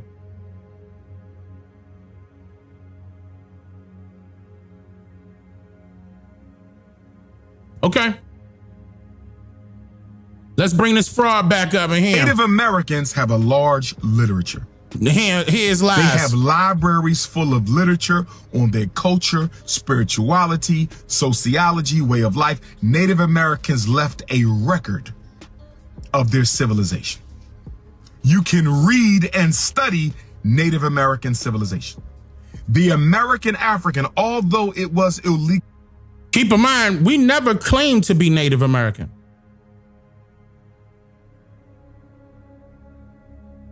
Remember I told y'all that that's what they're going to do? They're going to say that we claiming to be Native. But I told you that there was a big difference.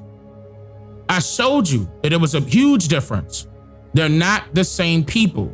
And you cannot find any legislation where the term Native American was legally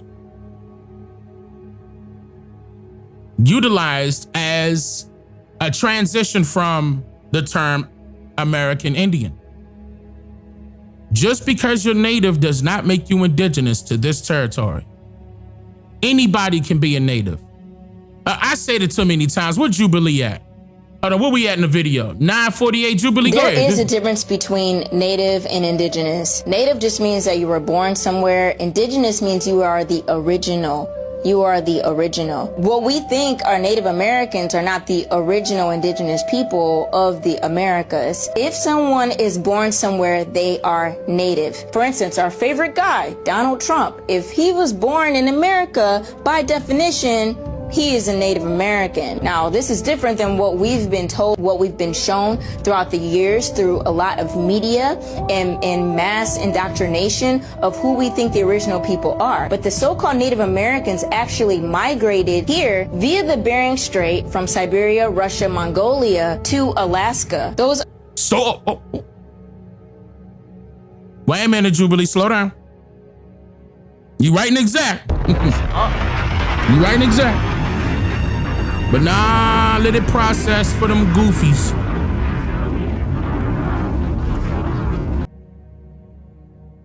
They can't debunk that. They can't debunk it. I'm gonna show y'all something else. Hold on, while we on that topic, real quick. Hold up.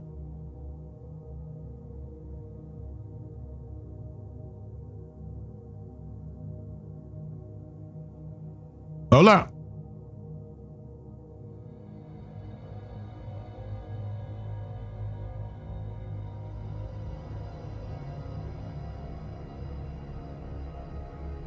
Real quick.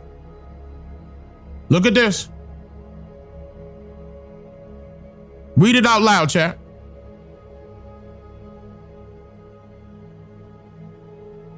Now they want to talk about DNA, but they always skip this part right here. Smithsonian Magazine, Ancient DNA Charts, Native Americans' Journeys to Asia. Thousands of you, they were not in America. They're not indigenous to this land.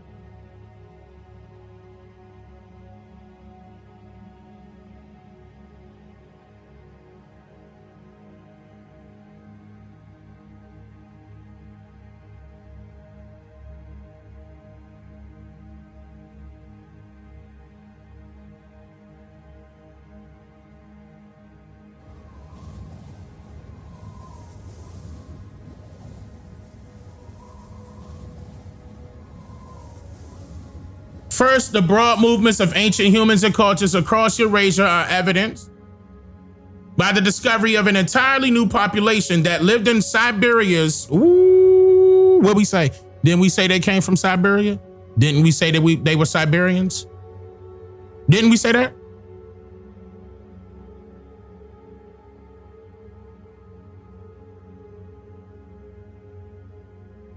Altai Mountains.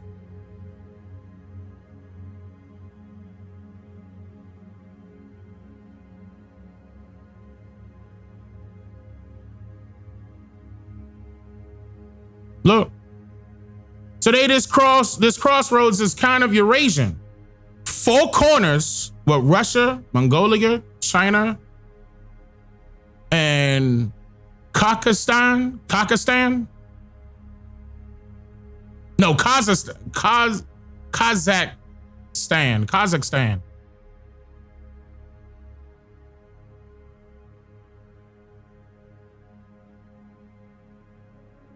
During the ice ages, the Paleo Siberians and ancient North Eurasians.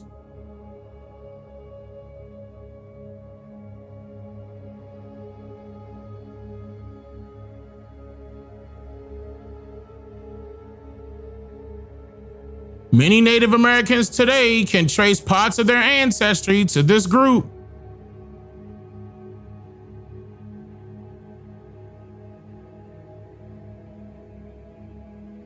Now, I'm gonna tell you right now, we still know DNA is bullshit. We still know that. The reason why, and all they doing is snitching that these people are Siberian, but the reason why I'm saying that is because how many of these bones did they collect of certain people? They did excavations. And where they find these at? How old are these bones? Because if it was 7,500 years ago, like how they said, right? Thousands of years ago, the bones ain't gonna be there no more. You know how Hollywood do it. They can make this shit up. 75,000 years ago, and the bones didn't disintegrate? Who are they? Nah. They were just exposing that these Native Americans are not from this landmass. That's what they were doing. And that's another reason why they don't want to take a DNA test or accept a DNA test to prove their tribal affiliation. Because it's going to show that they're not from this landmass. Meanwhile, are we digging up our ancestors of the 1800s, ancestors of the 1700s that were already here? Are we digging up those graves? No, we're not. When excavations happen, when they're excavating particular areas in America, are they doing it on camera? No, they're not. At least not to where we can see it. So who's to say that they not in a lab making that shit up? Just like how they make up the DNA, they could be making up the bones. If Hollywood could do it, they could do it.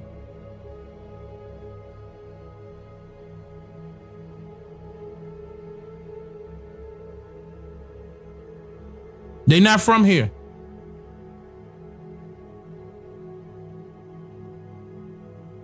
Straight up. So to return back to what he was saying, he said they got history of Native Americans. Where the history of American Indians at? Because we've seen when the Native Americans stopped popping up in records. But what's not in the records is when the American Indians turned into Native Americans. That's not in the record. I called Umar. What was it, 9 something? Hold on.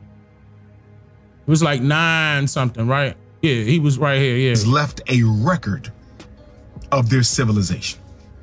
You can read and study Native American civilization. The American African, although it was illegal for us to learn, although it was illegal for us to learn how to read, we left a vast literature of our experience in America.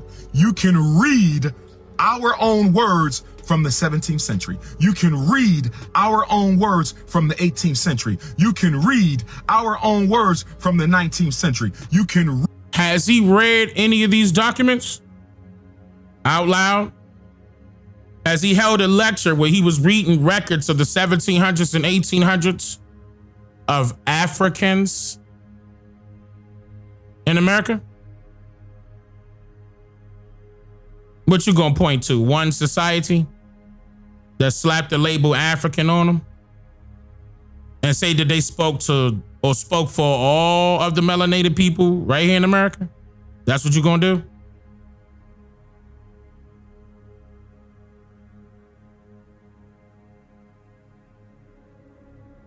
Who are these people that you're referring to that left the evidence behind? That's going to prove to us that we African. Because not one time has anybody proved the out of Africa theory. It was always a theory. It was never proven. Not one time has anybody been named to be accredited for proving the out of Africa theory. Still to this day, and it's about to be 2026, according to the Gregorian calendar. I'm not lying. Read our own words from the 20th century. We have a vast catalog of literature. Cap. So let me say this to the pretendians. Y'all were here before we got here. Which I agree with. Which I agree with. Uh-oh.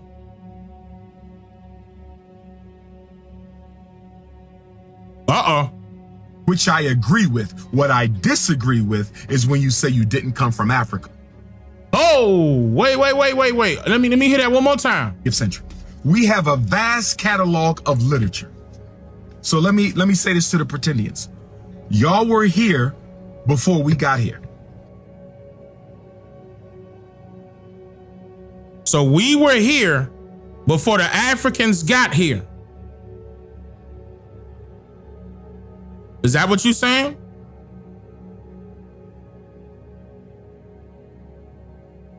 See, when you lying, the truth gonna sneak in and make itself known.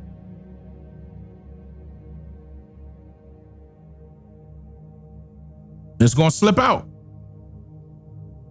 And then he agreed with it 3 times in transition, right? Which I agree with. Which I agree with. Which I agree with.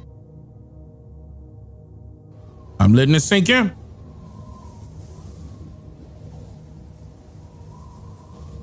So that just goes to show you that he has an agenda. If you agree, you trying to slap the moniker pretending on our people, knowing that we're indigenous to this landmass, but yet you agree that we are indigenous to this landmass and Africans are not.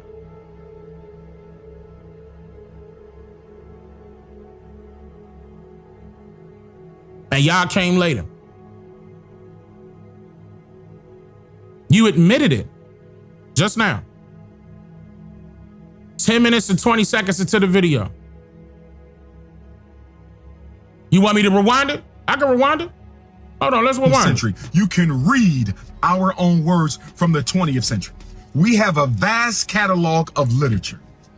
So let me say this to the pretendians. Y'all were here before we got here. Y'all were here before we got here. Which I agree with. Which I agree with. Which I agree with. What I disagree with is when you say you didn't come from Africa. What he disagreed with is when we say we didn't come from Africa. But if we were here already, then how did we come from Africa?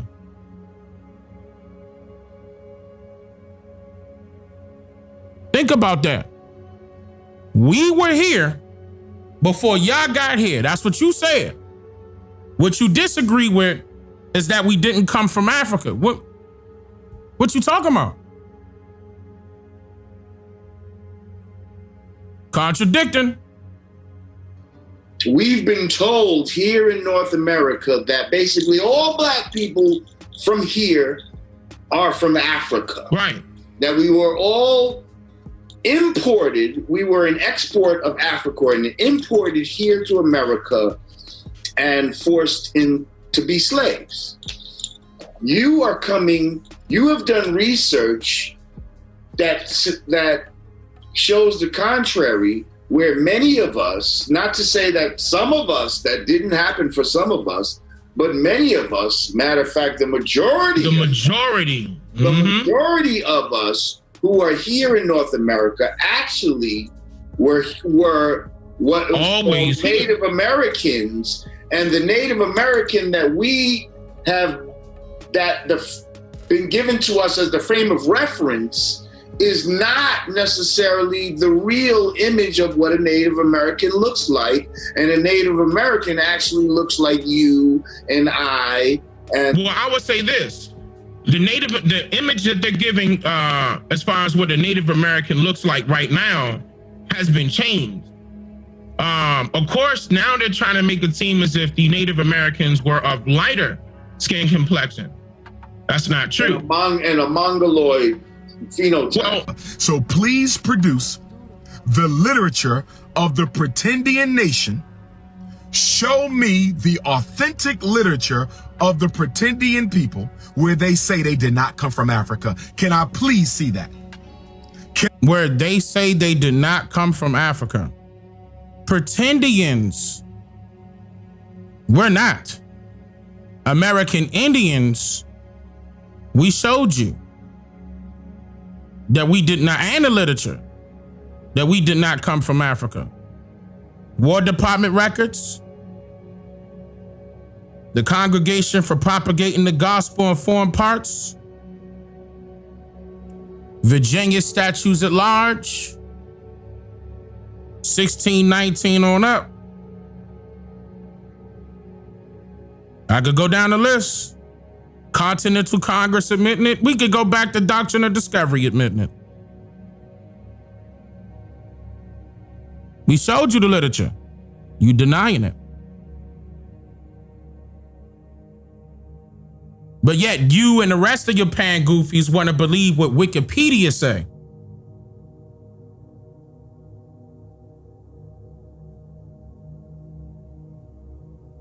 You don't want to research it for yourself.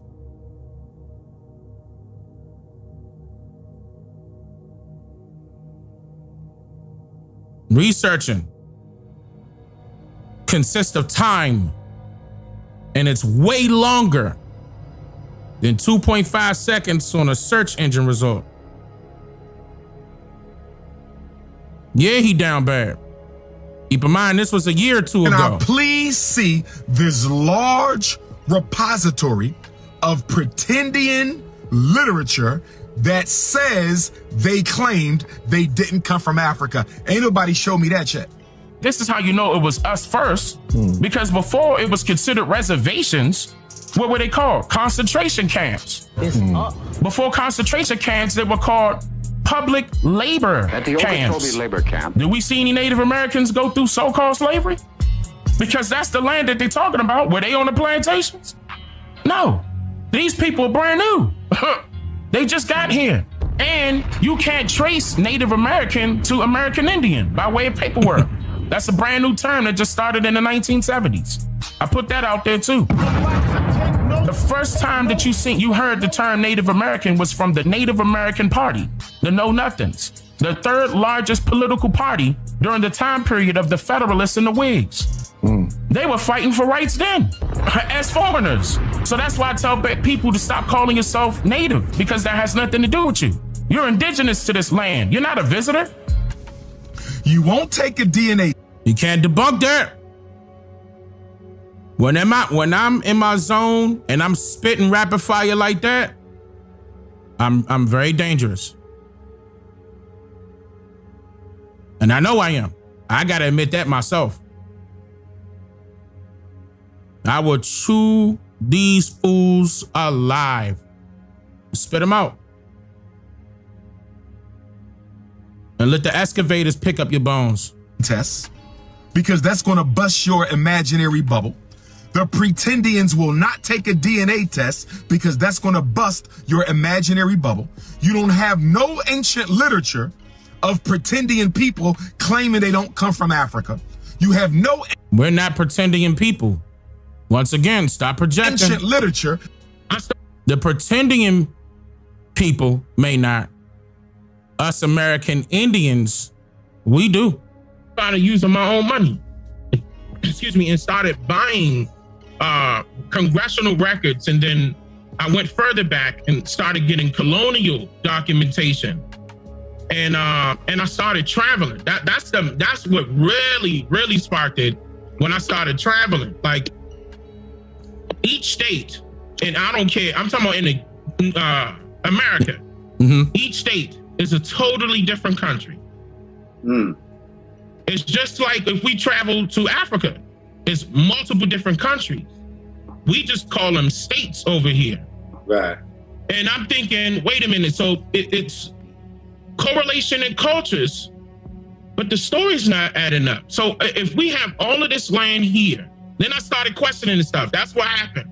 I started questioning things. I'm not gonna go into it because I'm pretty sure you're gonna go into it later, but I started questioning everything for myself. And I started presenting these questions to my elders, my family members that were living at that time. Now let me go to my next point on the Pretendian Army. Let me go to my next point on the Pretendian Army. Let's see this. Let's see how this is gonna go. Let me go to my calculator. Let me go to my calculator. I'm only gonna keep y'all for a few minutes longer. Hit the Cash App. We got another school to build. Hit the Cash App. Okay, so. Wow. Right after that. Not one time did you hear me tell y'all to hit my Cash App. And we got another school to build. Not one time.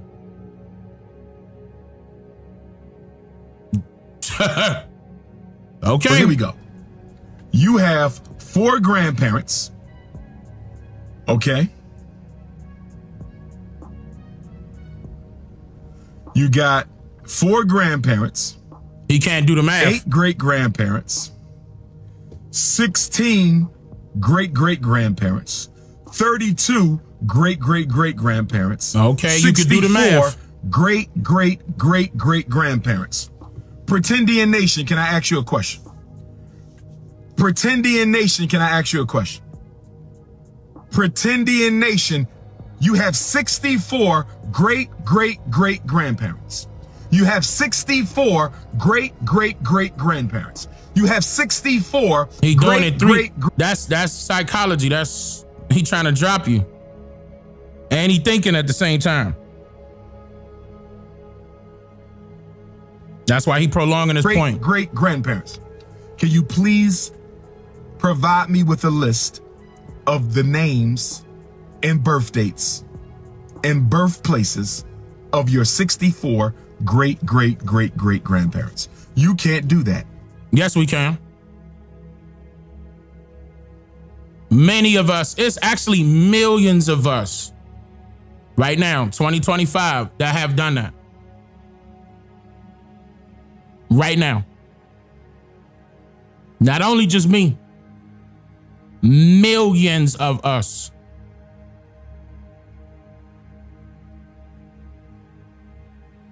But let's flip it. Did he show y'all to debunk me? Did he show y'all his 64 greats? And did he even show y'all one of his just one of his great grandparents? Just one.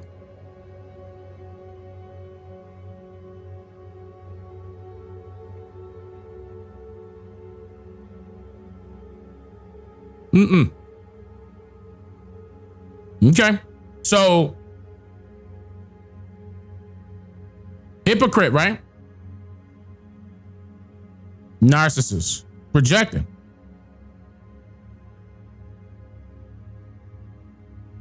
I'm gonna show y'all something.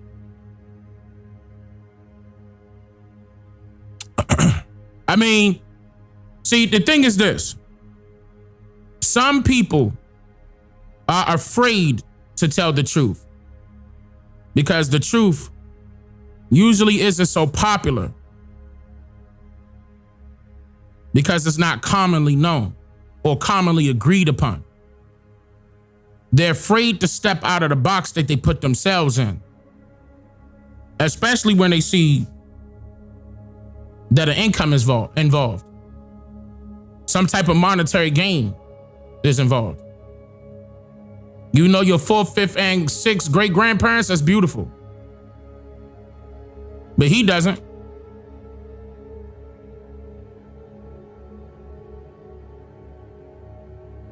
He doesn't care to know that. See, genealogy is that important. If you don't know who your people are for real, by name, date, location, then you don't know who you are.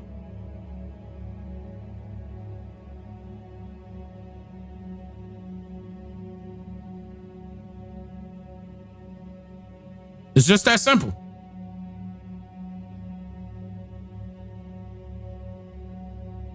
It's, man, look, listen, it's like this.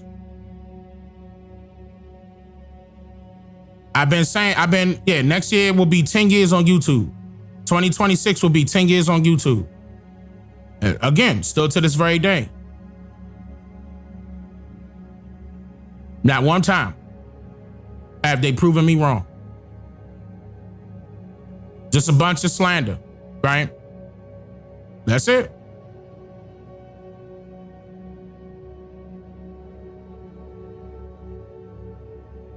But let me show y'all something really quick. Hold up, before we continue. What? It's at 16:12. Hold up. I want to grab this video real quick.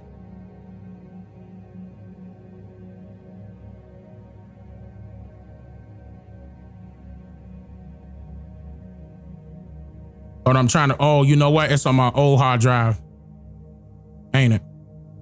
Mm-hmm. I can't plug that old hard drive up right now. Let me double check that. Yeah, because that old hard drive started messing things up. Let me double check. Yeah, it's on the older one. Damn. Okay. I'm triple checking real quick.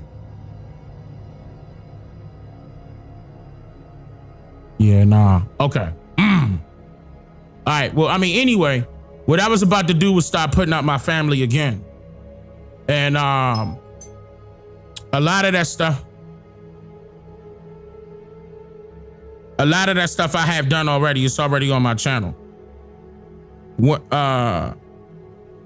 Winfred, thank you for the Cash App. I appreciate that, Winfred.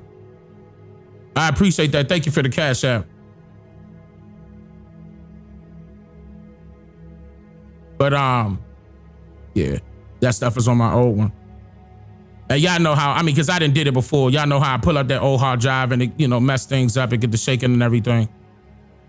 I'm a little bit upset about that because I actually wanted to prove a point right here. Because I don't have anything to hide. I didn't put my family up. Y'all didn't heard from my mother. Some of y'all may have heard from my sister. Y'all done seen, saw my grandfather. May he rest in peace. But yeah, I wanted to show, I got so much documented of my family. I could brag about it all day long. I could brag about it. Y'all know his grandmother? Do y'all know his grandfather?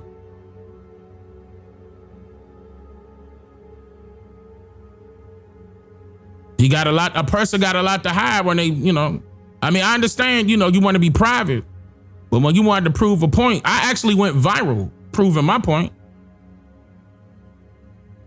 That's the reason why I went viral. I was showcasing my family's records personally.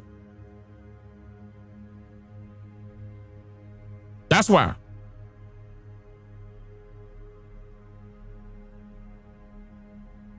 When I started on Facebook, I was live right there on Granddaddy porch, right at Granddaddy's kitchen table. And I was showing the records, telling y'all what we was about to do. Went viral. First video, 7 million views. The next day, another video, my live stream, 7 million views.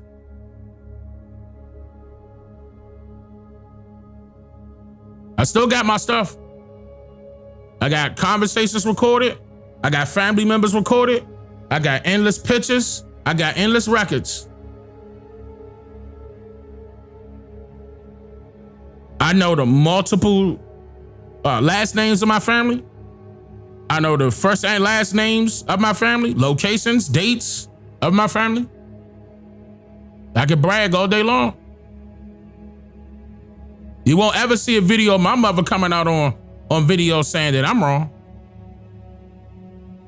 But we did see a video of his father coming out saying, let me just say that he was speaking against his own son.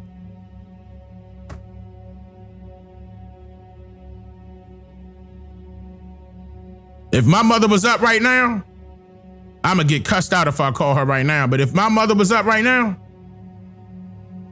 she'll tell you. She has before. Have you ever heard from Umar Johnson's mother? Or any family member that wasn't speaking against him? That was saying, oh no, what he was saying was right and exact. Our family came from this part of Africa. We was Nope. Not one time. Your ancestors, each generation is multiplied by 4. You got 2 grandmothers and 2 grandfathers. That's difficult. You're going to have to dig up everybody's grave in order to come up with a, proper solution as to, okay, you're related to these people right here. But that's impossible. They can't dig up everybody's grave, at least not without their permission. You know why you can't do that, Pretendians? Because you don't even know your damn grandparents' names. Most of you can't go back. Stop. How many, if y'all know y'all grandparents' names, type 13 in the chat. If y'all know y'all grandparents' names, type, he said most of y'all don't know y'all grandparents' names. If y'all don't know y'all grandparents' names, if y'all know, if y'all know y'all grandparents' names, type 13 in the chat, please. Just blow it up.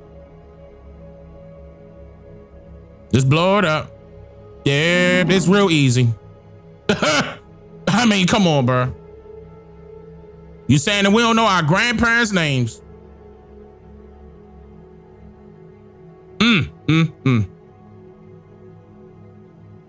And he called himself the prince of pan-goofianism. Nah, he the prince of that, yeah. We can see it.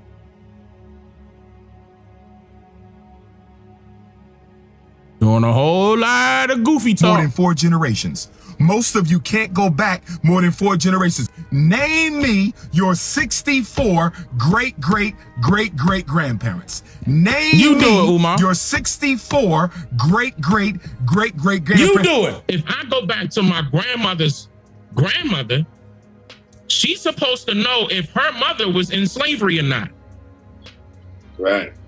That's around that same time period. Her grandmother's, it ain't that hard. Her mother is supposed to know. It's supposed to know. That story would have been passed down. Yep. Been passed down. Yep. How come when I go to these, it's not even just my family. I go to these elders and I talk about slavery. They don't know what I'm talking about. With all due respect, you all are full of shit.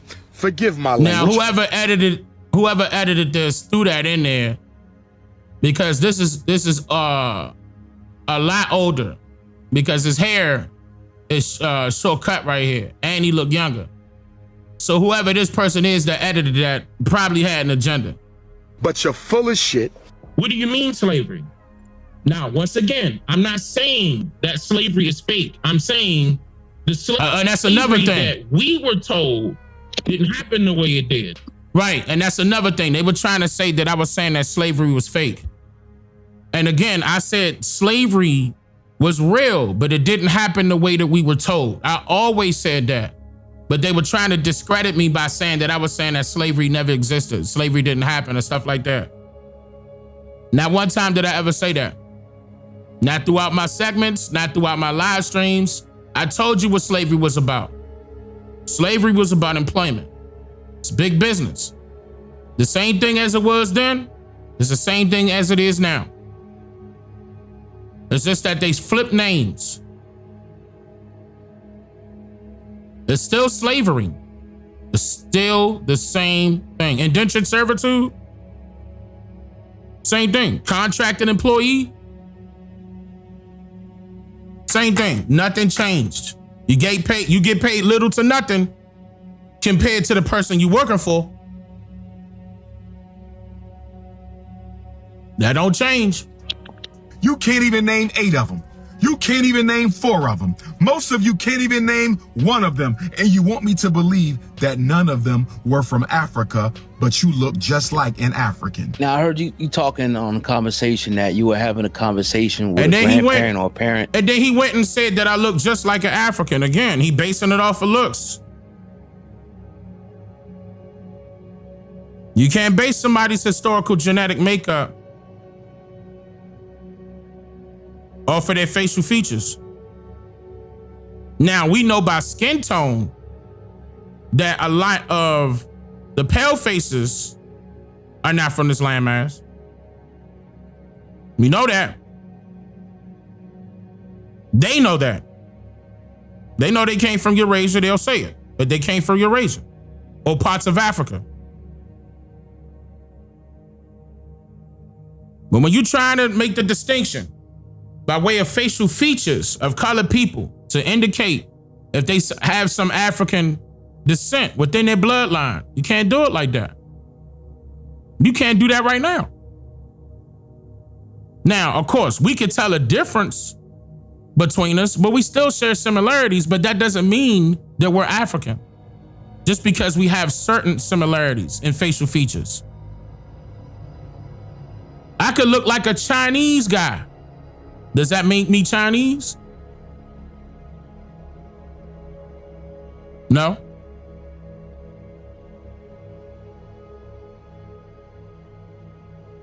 I can have certain Chinese features. Does that make me Chinese? No.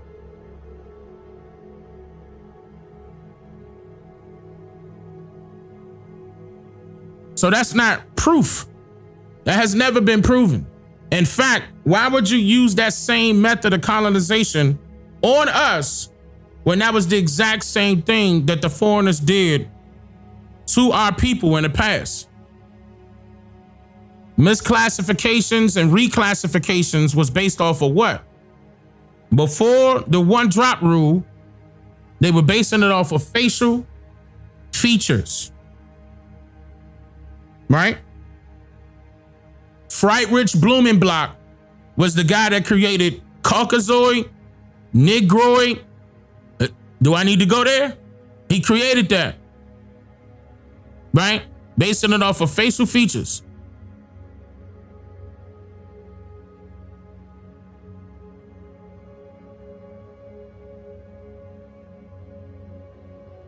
Okay? He came up with that. He's accredited with that. Does that make it true? Because again, those were his assumptions. But the good thing that you want to point out, that you want to note, is the fact that he, an African, listen, he made a distinction between the two.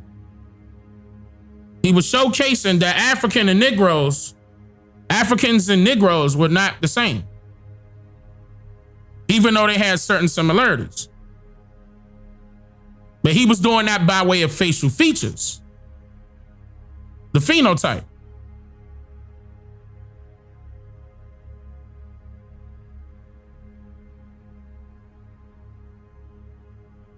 These people who were doing that form of science, you know, they want to say genetic astrology and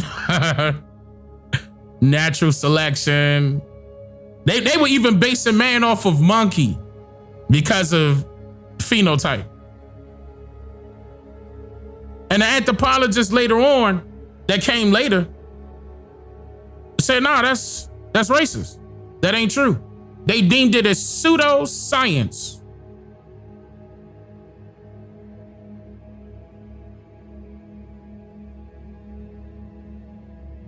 And y'all still running with it.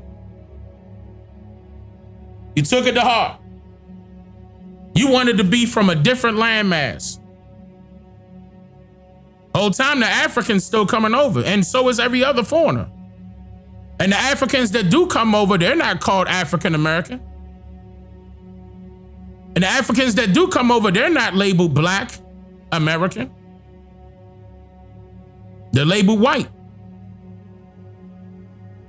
They got dual citizenship. If you are African, where your dual citizenship at?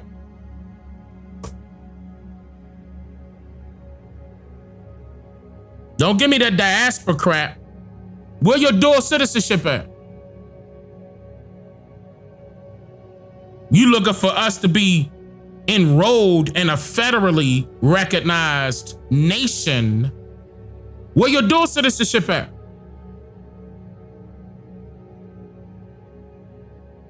If you are African, if y'all got literature out there proving beyond a reasonable doubt that you guys are Africans, where's the literature? And on top of that, as soon as you show that, I'll shut my mouth. I wouldn't say a word. Otherwise, get ready, because we're gonna put ice on your ass. Not only to chill you out, but to ship you back where you think you came from. Double entendre. Y'all like that, right? That's bars. Y'all know that was bars, right? I'm just saying, bro. I'm just saying. All right. About, their lineage and, I think, and correct me if I'm wrong, you said that they didn't have a history of slavery or being slaves. Can you My talk grandfather. about that? I brought it to my grandfather, and I asked him, I said, Granddad, have you ever heard of slavery? He was like, boy, what you talking about? And I broke down to him what slavery was, and he was like, nah, that's, with him growing up, he was born in the 1930s. He never experienced that, any form of racism. In fact, his neighbors were white, were Caucasian. And to go even further, my grandfather had land. My grandfather's father had, I'm talking about so much land, in which we just went to go see that not too long ago when I was living out there in Asheville, North Carolina. We, for Granddaddy's birthday, we went down to Florence, South Carolina, and the family members visited the area that my grandfather's father owned. And I'm talking about still own, it's in the family, but it's not named by, because that's unincorporated land. It's not named by the state. It doesn't have a state recognition. You know what I'm saying? Meaning, okay, this is the area that they call whatever county. You know what I'm saying? They going in by county and stuff like that. Nah. My great grandfather owned that land. And he was born in the 1800s. Acres and acres and acres of land. Still in the family.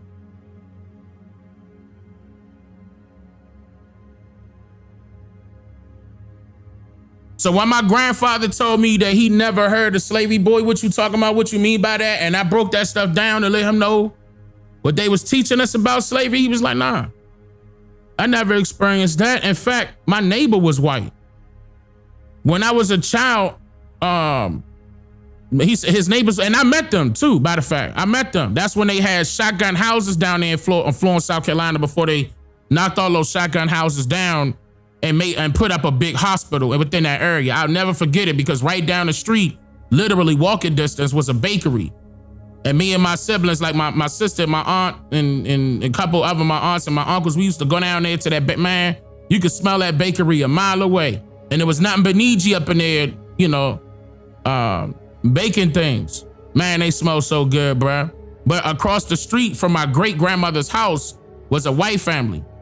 And one of the lady's sons, when he was a child, used to play football with my grandfather when he was a child. Granddaddy was telling me all these stories. It was like, nah, he never experienced racism. And I couldn't believe it. I was like, what you mean you never experienced racism? You were in the heart of the South. I was like, nah, that's not. But remember when I also told y'all that a lot of people didn't experience racism? Like, for example, all the way up until the 1950s and 1960s, people had no idea about the racial discrimination at that time. They were living in their own world. Keep in mind, that was before we desegregated. We were already living segregated. That's the reason why they didn't know about that. So they had to put on a show, aka demonstrations, to try to desegregate certain areas, okay, that we didn't even, we could have left them white folks alone. Why we had to, that was a political move. Remember, to go back to that definition, Hold up, let me see if I still got that up. Right here. That indigenous identity right here is political and community based, right? So to go back to that, the reason why I'm saying that is because it was politically based when they tried to push desegregation on us. And we lost everything when that happened. But that's why the elders at that time were saying, no, don't do that. We're gonna lose everything that we own. Our people at that time had acres of land, farms, houses. Everybody was good. We even had certain territories that our people were running. Okay, that were in charge. Because think about that. We could go all the way back to 1921 with just the example, and I'm going to be putting out more examples this year of different areas that suffered from the militia coming up in there and trying to, what they were calling urban removal and then urban renewal. Some of you guys know that as gentrification, but they were doing that in certain areas and bombing it. They bombed Tulsa, Oklahoma, but that was all melanated people. That was all indigenous people. And they own the oil right there. That was all oil. That was a land grab. The majority of the time when they putting up dynamite and stuff like that and try to split up areas and draw imaginary lines and they redlining certain areas, that was environmental racism. But it was a lot before that all happened. A lot of people didn't experience racism until it was publicized in newspapers and on the radio. Okay? And on the radio. Prior to that, people didn't even know that. They may have heard of it, but they never experienced it for themselves.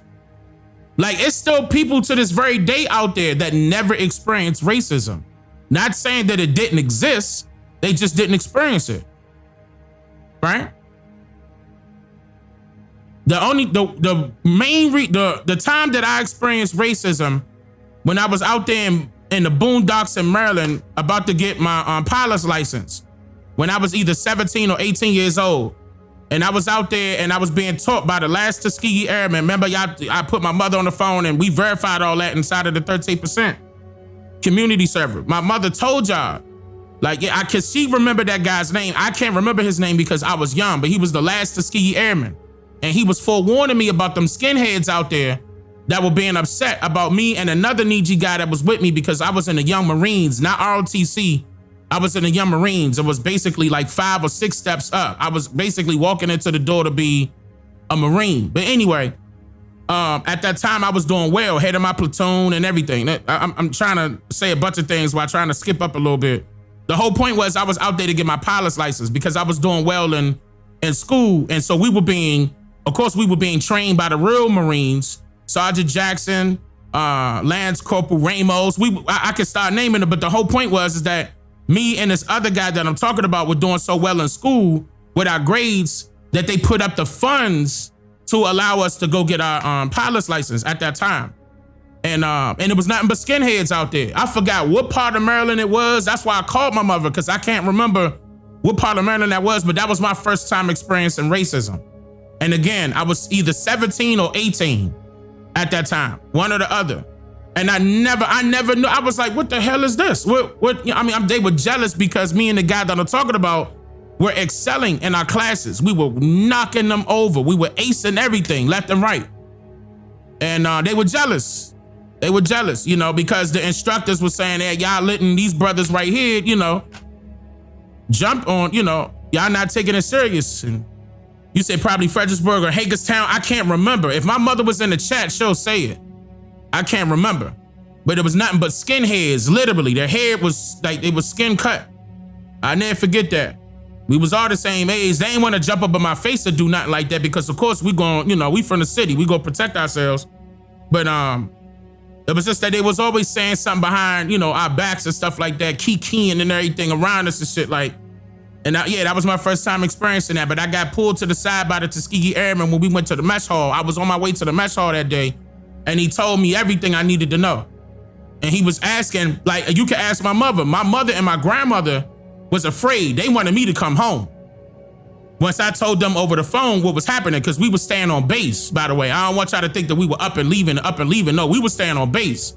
So we was there, stationed.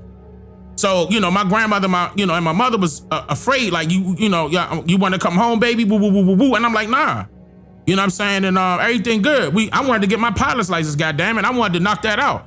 But anyway, so I'm fast forwarding now. That was my time where I experienced racism, but not everybody experienced that. You know, and I'm an 80s baby. So just imagine the people that didn't experience racism. Again, not saying that racism didn't exist, but I'm just saying, when I mentioned that my grandfather didn't experience that, he never heard of that, that's the part that was alarming to me. I was like, you never heard of that? Again, Florence, South Carolina. You in the heart of the South. You ain't see no KKK. I mean, you ain't hear them stories from your father? You know what I'm saying? About the, KKK trying to, and he was like, nah. And keep in mind, my grandfather was well off. My family was well off. You know what I'm saying? They didn't, again, they had their land, they had their stuff. They were farming and everything. They had their stuff. And matter of fact, my grandfather's side and my grandmother's side. Okay, let me say it this way. My father's side and my mother's side, both sides were well off. They had their lands. Okay? And was upkeeping it. I just didn't know nothing about it. I wasn't being nosy enough to ask the right questions to understand what was going on until around that time. It was my grandfather who was my master teacher. My grandfather started this journey off with me back in 2015. And it started off with one question. I'll never forget it. Because I just so happened to run into grandma. But when I was doing research, because my aunt Rhoda, may she rest in peace, had already did the majority of my mother's side family line. I'm talking about dating all the way back to the 1700s. I had got interested in that part late. Okay. And I picked up, my aunt's records and was reading it.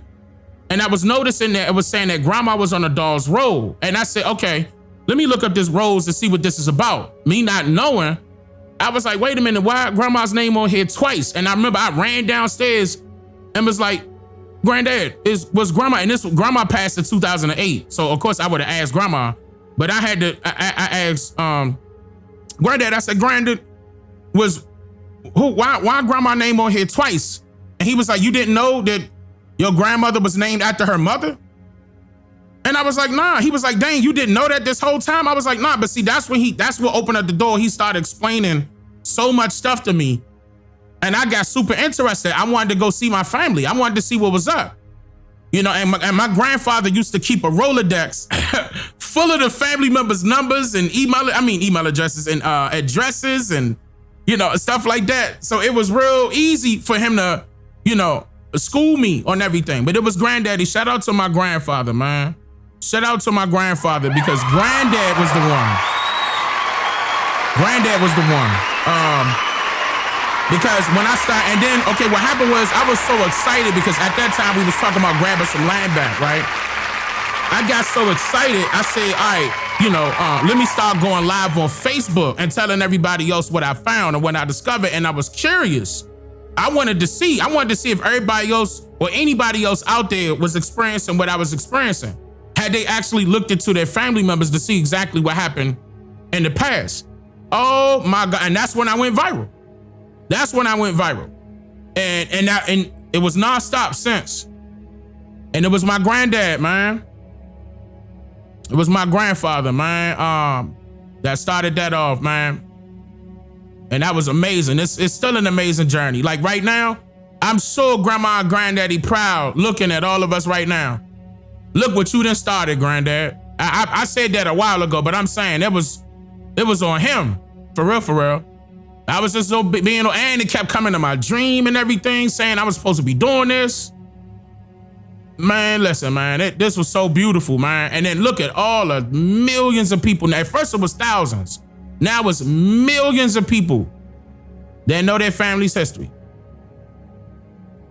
Man, that thing, and that's why I said nobody can take that from me. I made a hard impact a long time ago. You know what I'm saying? TikTok just came about, man. I'm talking about before even TikTok existed, I was doing this thing, man. I put in tons of work, and I appreciate the fact that certain people call me their master teacher, because I did a lot of sacrificing to get this information out. You know what I mean? Man.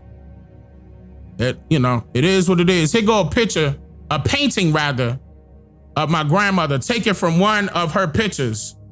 Somebody did a painting of my grandmother.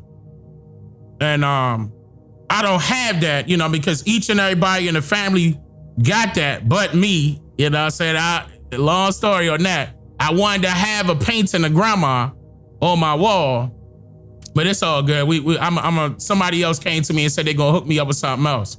We're gonna make it happen. But yeah, grandma, you know, I don't have no cut cards. See, I'm transparent. Some people be like, dang, you too transparent. But I'm transparent. I ain't got nothing to hide. I'm utilizing my real name. I'm not using a fake name, a stage name, and you know, an alias. I'm not doing none of that. I kept it real from day one and still keeping it real. But Umar can't say the same. That's all I'm saying. And I met them too when I went down there, like where he's from, which is Florence, South Carolina. And I met them. Great people. And I just couldn't believe it. You know, that was another reason why it encouraged me to, I mean, I believed my grandfather. I just couldn't believe that was the whole thing.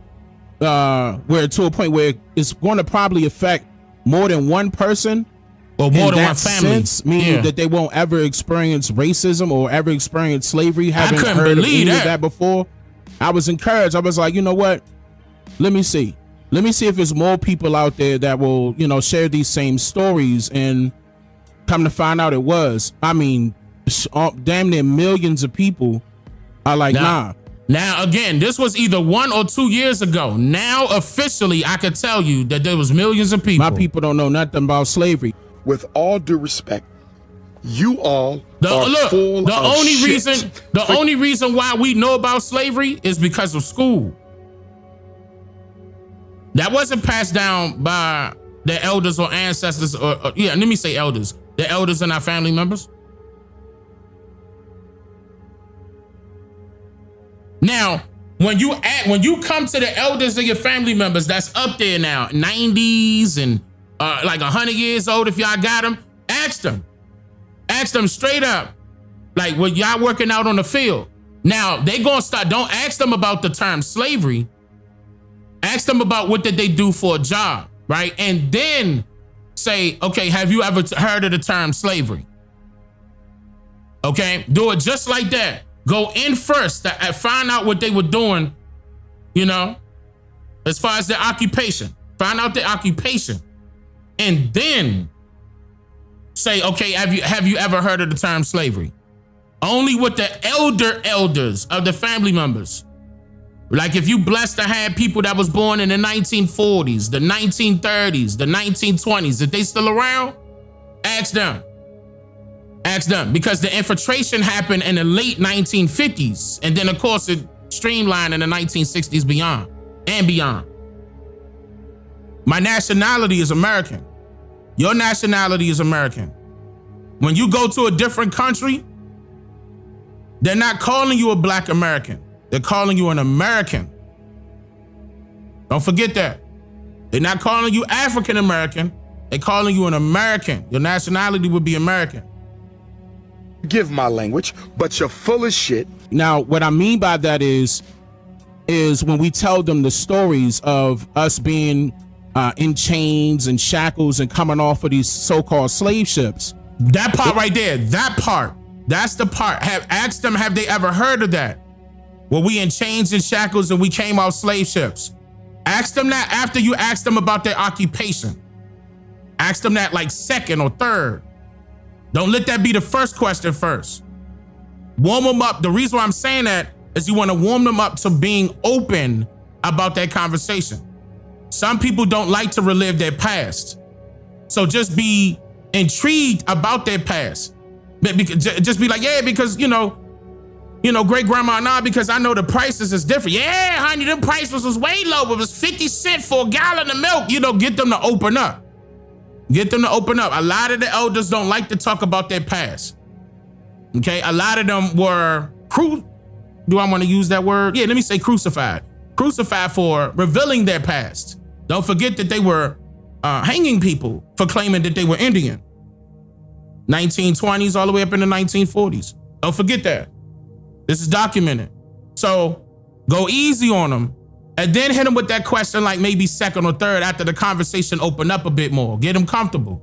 They gonna know. And see, that's another thing that pan goofies do. Pan goofies tell you not to talk to your own elders of your family because they don't know what they talking about. How are you going to say that they don't know what they talking about when they lived it? They literally lived it. They 90-something years old, 100-something years old, and you gonna tell me they don't know what they talking about? So your word is more creditable than the person that actually lived during that time period? Yeah, something wrong with y'all. I never heard of this story before. Like if we came from Africa, like some of my folks was upset that I brought this to their attention. I'm like, yeah, you know, they teaching us that we came from Africa. Yeah, and on top of that, and I'm surprised that he clipped that and didn't play the whole thing. Another thing is that I was in there wearing dashikis and my family members was laughing at me. Like Dane, what the fuck is that you got on? They laughing at everything. I'm thinking we African. I'm like, yeah, I'm about to do this thing. They like, they laughing at me and I never understood why until I asked Granddaddy. Man, I'm not playing. Man, I thought I was doing something, bro. Wearing dashikis and all that back then. No cap. Y'all want to see me with a dashiki on? Hold on, let me see if I got that somewhere. I'm talking about when I was super young and had a dashiki on. Y'all want to see that? Man, I thought I was African for sure. My family members was laughing at me, bruh. They was like, what the hell are you doing? Hold on, let me see if I can find it really quickly. Yeah. Hold up. Yeah, all of us fell for it because we got taught that bullshit in school. And I called myself representing, you know what I'm saying? I'm like, man, so what's wrong? Why y'all laughing at me? They laughing and kicking. I'm talking about all of them, my aunts, my uncles, granddad, everybody laughing. I'm like, what's the problem? Why y'all laughing? Don't you let these folks clip you like that? Oh, when I showed her, okay, yeah, I see what you're saying. You right. Yeah, because they'll try to use that. He was a Pan-African last year. They gonna say it was last year, some shit. Whole time I'm super young in the face. But, all right, so, okay, I won't do it. You right. Because they'll lie. None of your 64 great-great-great-great-grandparents was African. Hold up. Wow, YouTube. Wow, y'all see that? Hold up, YouTube did it again.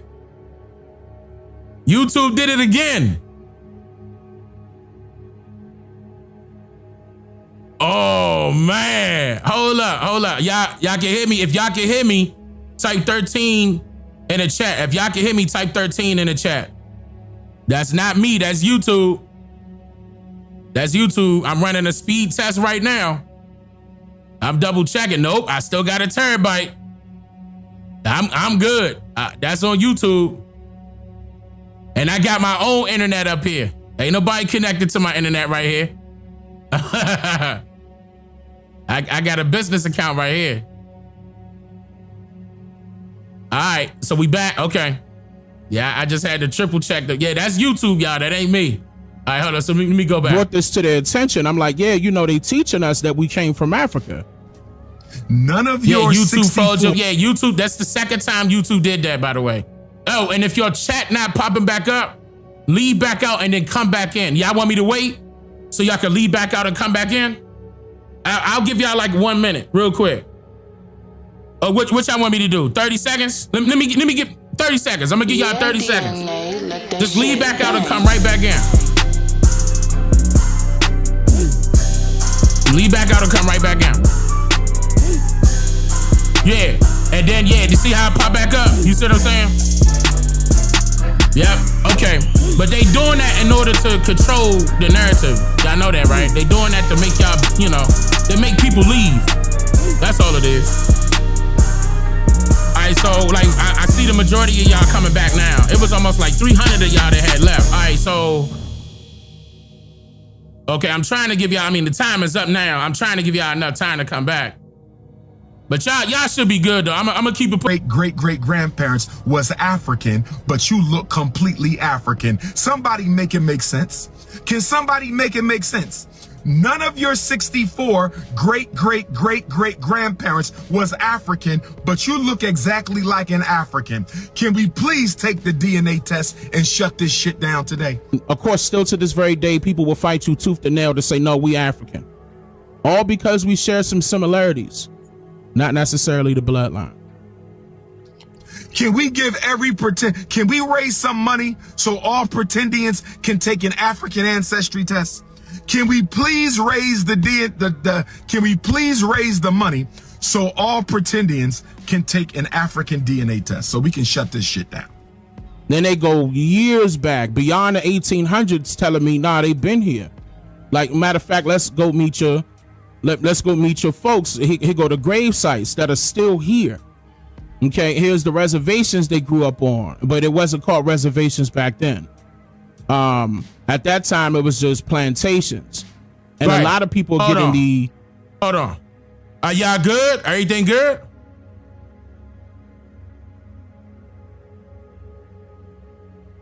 Y'all can see me, right? That's the third time they did that. That's 3 times in a row. All right, hold on. That's 3 times in a row. 13 in the chat if it came back. We good? Okay. All right. Apparently this is pissing them off. Right. Yeah. 1 out of 64 do not make you African. That is absolutely correct. That's right. 1 out of 64 great-grandparents. This is because you probably got one relative that's African that either got adopted in or married in, does not make your whole entire bloodline African. Now that you said they playing ads now. Yeah, they. And there's some late night stuff too, man. We chilling. But I appreciate that, y'all. I really do. I really appreciate y'all. Like, even when they do ads, keep in mind, I do get paid from the ad revenue, okay? I just don't like when they do it, like, you know, too much and too often, you know? But of course, yeah, I mean, every YouTuber get paid from ad revenue, for sure. For sure. Yeah, but, you know, I just don't like when they when they do it. It's still buffering. They messing it up, man. They messing it up. All right. Okay. All right. So this what I'm gonna do. This what I'm gonna do. What time is it? It's 1 o'clock. It's 2 o'clock for certain people. Okay. It's 11 o'clock. West Coast. Man. I mean, we just talking, right? And we just having a discussion. This is a live stream. I'm enjoying it. It probably would have been worse if I was on camera. They probably would have been pissed off. But yeah, it's say 12. It's back up to 12:36. I mean, yeah, they knocking. Right now, I have 15,288 views. Right now, so 15,288. So they and you know, and I can see everything. The average view duration was 21 minutes and 13 seconds. Look at that, 21:13. I like that. Yeah, that's YouTube trying to play games, y'all. What up, Carla? OCO Carla, how you? Yeah. So okay. What I was about to say. Look, okay. Because I know how they're getting, and I know that's pissing people off. They tired already, you know what I mean?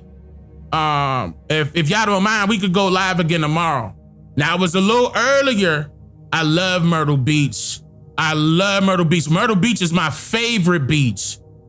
Ooh, I love Myrtle Beach. You know that's near Florence. I love Myrtle Beach, bro. That's my favorite, bro. Oh my God, bro. You can't tell me that beach ain't worth it, bro. Oh, I love that beach, man. You know, but anyway. So tomorrow, I don't know what tomorrow is. Is tomorrow Friday? No, today is Friday. No, what's today? Today is Friday. Hold on, what's today? Today is Monday. Hey, make pretend like y'all didn't hear that.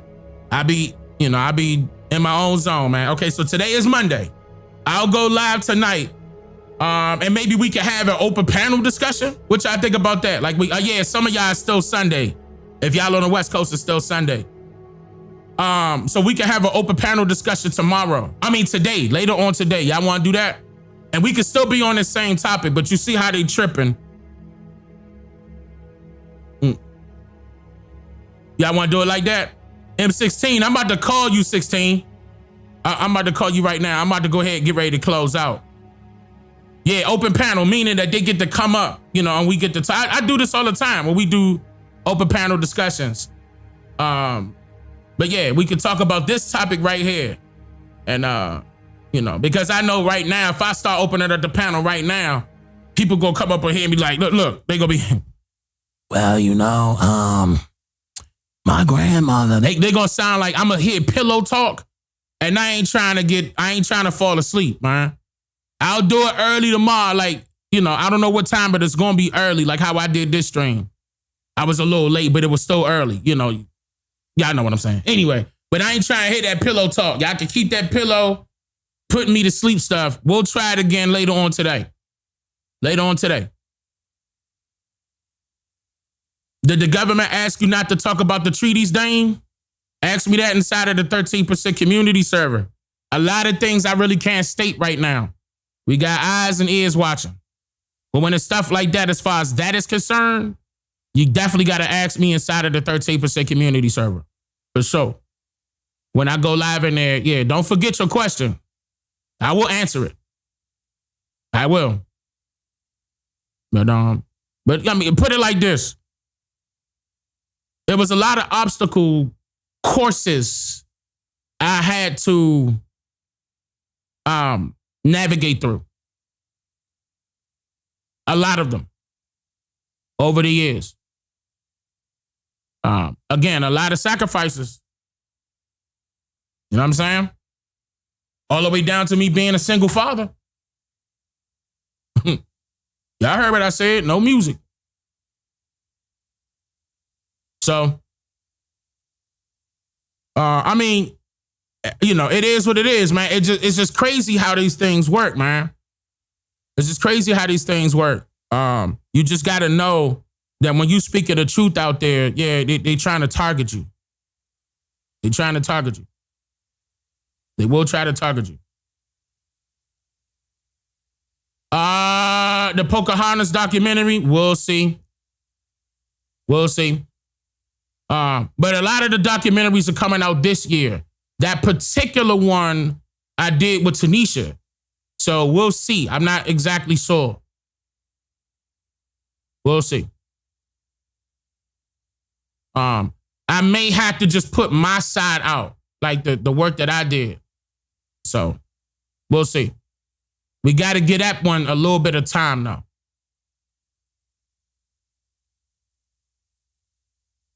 It depends on which reservation you're referring to, Jay.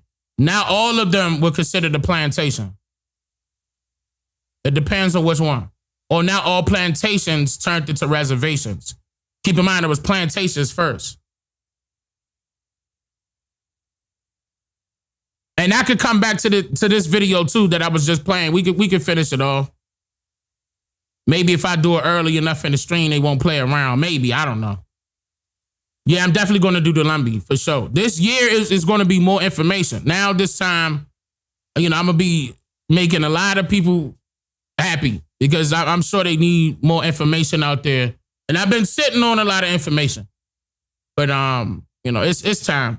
It's time. And I'm going to go deeper, and I got to go so many different ways. It may ruffle some feathers, no pun intended, but it is what it is. We got to put this information out there. People got to know, especially now that it's foreigners stepping up, saying something in our favor, by the way, in our favor. I gotta, I want to push the goalpost. That's what I'm looking for. I want to push the goalpost higher. And, and put that information out there the best way possible in documentary format. Again, the Dane Calloway Reacts channel, please subscribe to that. Dane Calloway Archives, please subscribe to that. In fact, you get forwarded over to Dane Calloway Archives. If y'all want to check out my archives channel, where it's a 24-hour live stream right after this stream ends, it will go there. Dane Calloway Reacts. Oh, and Dane Calloway Podcast. All of those channels are going to basically be filled up with this type of content, because this channel is going to go back to, minus the live streams, but this channel's VODs is going to go back to the documentaries. With a twist, you know, with a twist. It's going to be more controversial this time. You know, I'm tired of holding stuff back, man. I got some stuff to get out. I've been holding. I seen the archives, didn't think that was really you. No, that's my channel. I run that channel, the 24-hour live stream channel. Yeah, because nobody can do that without my permission. I own all of my documentaries. They can't do that. They will get a lawsuit for that. You know, I literally, I'm in, this is a business. When I'm doing that, I make sure I cover, you know, cross all T's and dot all I's. I cross-reference everything and make sure when I make it public that nobody can take it and say, oh, they did something. You know what I mean? That's why me and Tariq bumped heads as I called his ass out. You know, on that note, trying to take my Bill Cosby jump. But please continue to teach these people who they are and where they came from. Yeah, I'm not going to stop.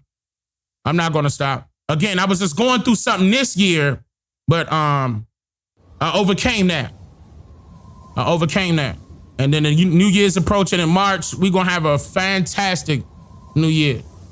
This is going to be one of the ones for the history books, for sure. For our history or our story books. Let me say it that way. As you should publish it. Yeah, I get public. Yeah, I do. I got everything. I got my own publishing account. I got everything, man. I got everything. Everything copyrighted, Library of Congress. I got everything. I did all this stuff back in 2017. So, you know what I mean? Yeah. But I don't mind. That's not to scare the people on YouTube that trying to criticize me and stuff like that, that want to, you know, post certain things and want to critique certain things, and they want to use ChatGPT and Wikipedia and stuff like that. Go ahead.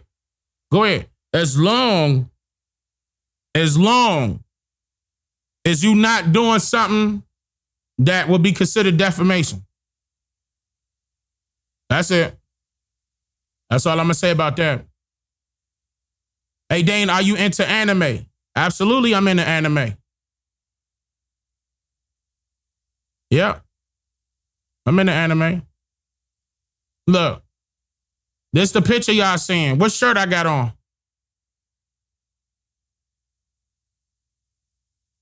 Look at the shirt.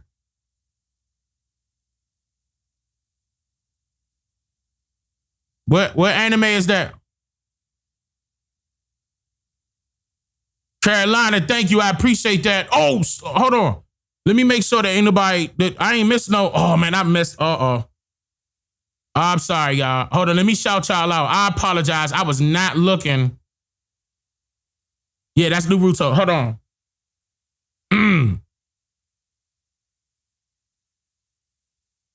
I apologize, y'all. Get hundreds. I think I shouted you out. You said, oh, CO Niji, ready for that food? Okay, that was earlier. That was 4 hours ago. I appreciate that.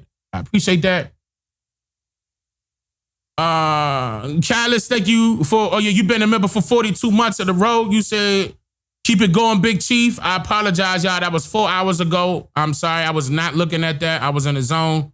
I apologize. That don't happen often. I apologize about that. Usually I'm on top of that and giving you the shout out right when it happened. I apologize. Heavy Hitter, thank you for becoming a member. I really appreciate that. Hold on, with my set it on fire. Mystic Drips, been a member for 14 months in a row. You said OCO family, OCO, free thinkers. Sojo Coppertone Chief, thank you for the super chat. You said Principal Chief, keep dropping the big facts. Much love to the tribe. Sojo, I appreciate that. Set it on fire. Thank you, family. Fire. Preston, been a member for 13 months in a row. He said, all right, another 10-hour live tonight? Nah, not tonight. Not tonight. They playing games with this one because of the topic that I'm on. But soon, though, we're going to be doing that more often, though. I did enjoy that. I really did. That live stream was amazing. That was 11 hours. That was amazing. I really appreciate that. Sean, Thank you for the super chat. The question, been a member for 33 months in a row. I appreciate that. And you gold tier. Thank you. Thank you. John Hancock, thank you for the super chat. You said get the likes up. Yeah, get the likes up, y'all. If y'all don't mind, get the likes up. I appreciate that. Y'all know I'm over 500,000 subscribers, so I can't do the little hype button that everybody else get. They get the hype button because they up under 500,000 subscribers. I can't do it. I'm over 500,000. Matter of fact, you know, they've been having me sit on 500,000 for I don't know how long. They took my real stuff away. You know, I was over 2 million subscribers. But that's another time. We'll get into that at another time. Devon been a member for 29 months in a row. I appreciate that. He said blessings to the chat. And blessings to you, Devontae. We appreciate that. Shout out to all the new subscribers as well. Brandon, Dre, Emilio, Mel Zeke, Mel Shazek. Shout out to you, okay? Because I can't pronounce that. Shout out to you, and I apologize to Devontae. Thank you for the gift. Set it on fire. And the real Birdman Jr. been a member for 30 months in a row. OCO Birdman, what up? He said 30 Films, Dane, is a beautiful thing. Seeing the information all on social media now. Yep, I agree. Any tribes you familiar with in the middle, in the middle and West Tennessee? Be on the lookout because I'm about to give y'all some ways to grab that stuff. I hope Birdman, I think you in the 13%. You about to see it. I'm about to announce that. That's getting ready to come up here shortly. You about to see that. I'm about to help y'all out with that for sure. You about to see it. 5444 Haru, thank you for becoming a member. I appreciate that. But yeah, Birdman, stay tuned. Stay tuned. We about to get that so you can have help with that so you can know exactly, you know, all the way down to the county because that's what's necessary. All right. You can do that online, by the way. So that's why I said I'm about to share it with you in the 13%. You about to see what's up. I'm gonna show you the way to do it. I believe I think that's everybody. I think we good to go. Let me make sure. Hold on, let me check Cash App because I don't want to be rude. Yeah, we good. We good. And I appreciate that, y'all. Thank y'all for all the love, the subscribes. I mean the subscriptions, the memberships, the donations. I appreciate that. All love, definitely. Big hugs to the ladies, firm handshakes to the fellas. I appreciate that. Now, when I get on camera, right, and y'all see me drinking water or coffee or tea, I'm gonna tell y'all right now, 2026, I ain't even gonna tell y'all. It ain't 2026. Why I gotta tell y'all right now? It ain't 2026. Can y'all take a guess? Anyone? Can y'all take a guess? Class? Anyone?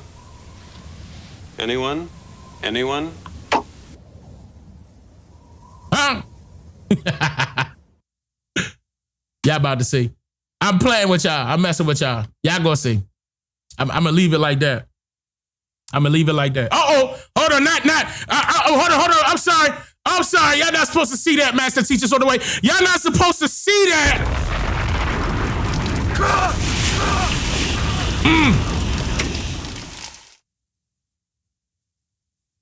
All right.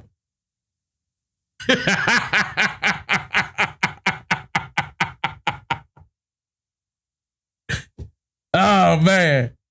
I love it. All right, I'm going to see y'all later on today. America isn't a nation. The United States is a corporation. Genociders controlling your five senses by administration. People devouring into acceptance of whatever the cook is making. Minority populations still suffer from decorative illumination. Mind manipulation defines crowd participation. Enemies writes history and deems it our information. Popular news stations tell you what's popping and who's hating. When them scripted, opinionated jokers just jocking them Jews statements. It's storming yet by them foreign jets spraying them chaff bustles in the air without care of affecting the land's muscles and human tissues. And fake news is new issues to those who chose to hold on to old issues. Perhaps you agree to be free and live your life, but that's only if you choose to believe in living right. Cause even while you sleep, they depleted the bombs on you. You ain't woke now, then keep an alarm on you. Hey, look. Ain't no chucking, no jiving, no ducking, no hiding, no telling on people that's under assignment. Those are them people that fucked up our climate, changing up everything so you can't find it. Let's focus our people to focus our people, cause most of our people lose hope for our people. We choking the fan by revoking my people. We selling the fan, not promoting my people. You woke up today, it be different tomorrow. Stop or to follow with Lee Leonardo. Police killing innocent like it's they motto. How much more time we gon' take this in sorrow? How many times we go marching for peace? We still got black people that die in the streets. From your brothers or racist police. The wars, none of us, them races he lead. Brother, wake up. Sister, wake up. This ain't nothing but shit they made up. Religion is here to manipulate minds. Only books slave masters gave us to read. Only books slave masters gave us to teach. Only books slave masters gave us to preach. Only books slave masters gave us some peace. What they have heaven here on earth. Wake up. Pick your cape up. Pick your face up. This is shake up. No time for makeup. Injustice is a white supremacy. You both affect the melanated people too much. I'ma keep raising my fist to the sky. I'ma keep raising my fist to the sky. This ain't for everybody. This is only for them conscious melanated people. I ain't gonna lie. I made a mistake. I was trying to hit the outro button, and I ended up hitting that button right there. I didn't do that on purpose. I apologize, but that thing's still fire. I gotta fix that up. We gonna have new music on the way. Be on the lookout for that. I'ma see y'all later today. I love y'all. Y'all take care. What else? I'm just here to make you think. Yeah, DNA. Yeah, DNA.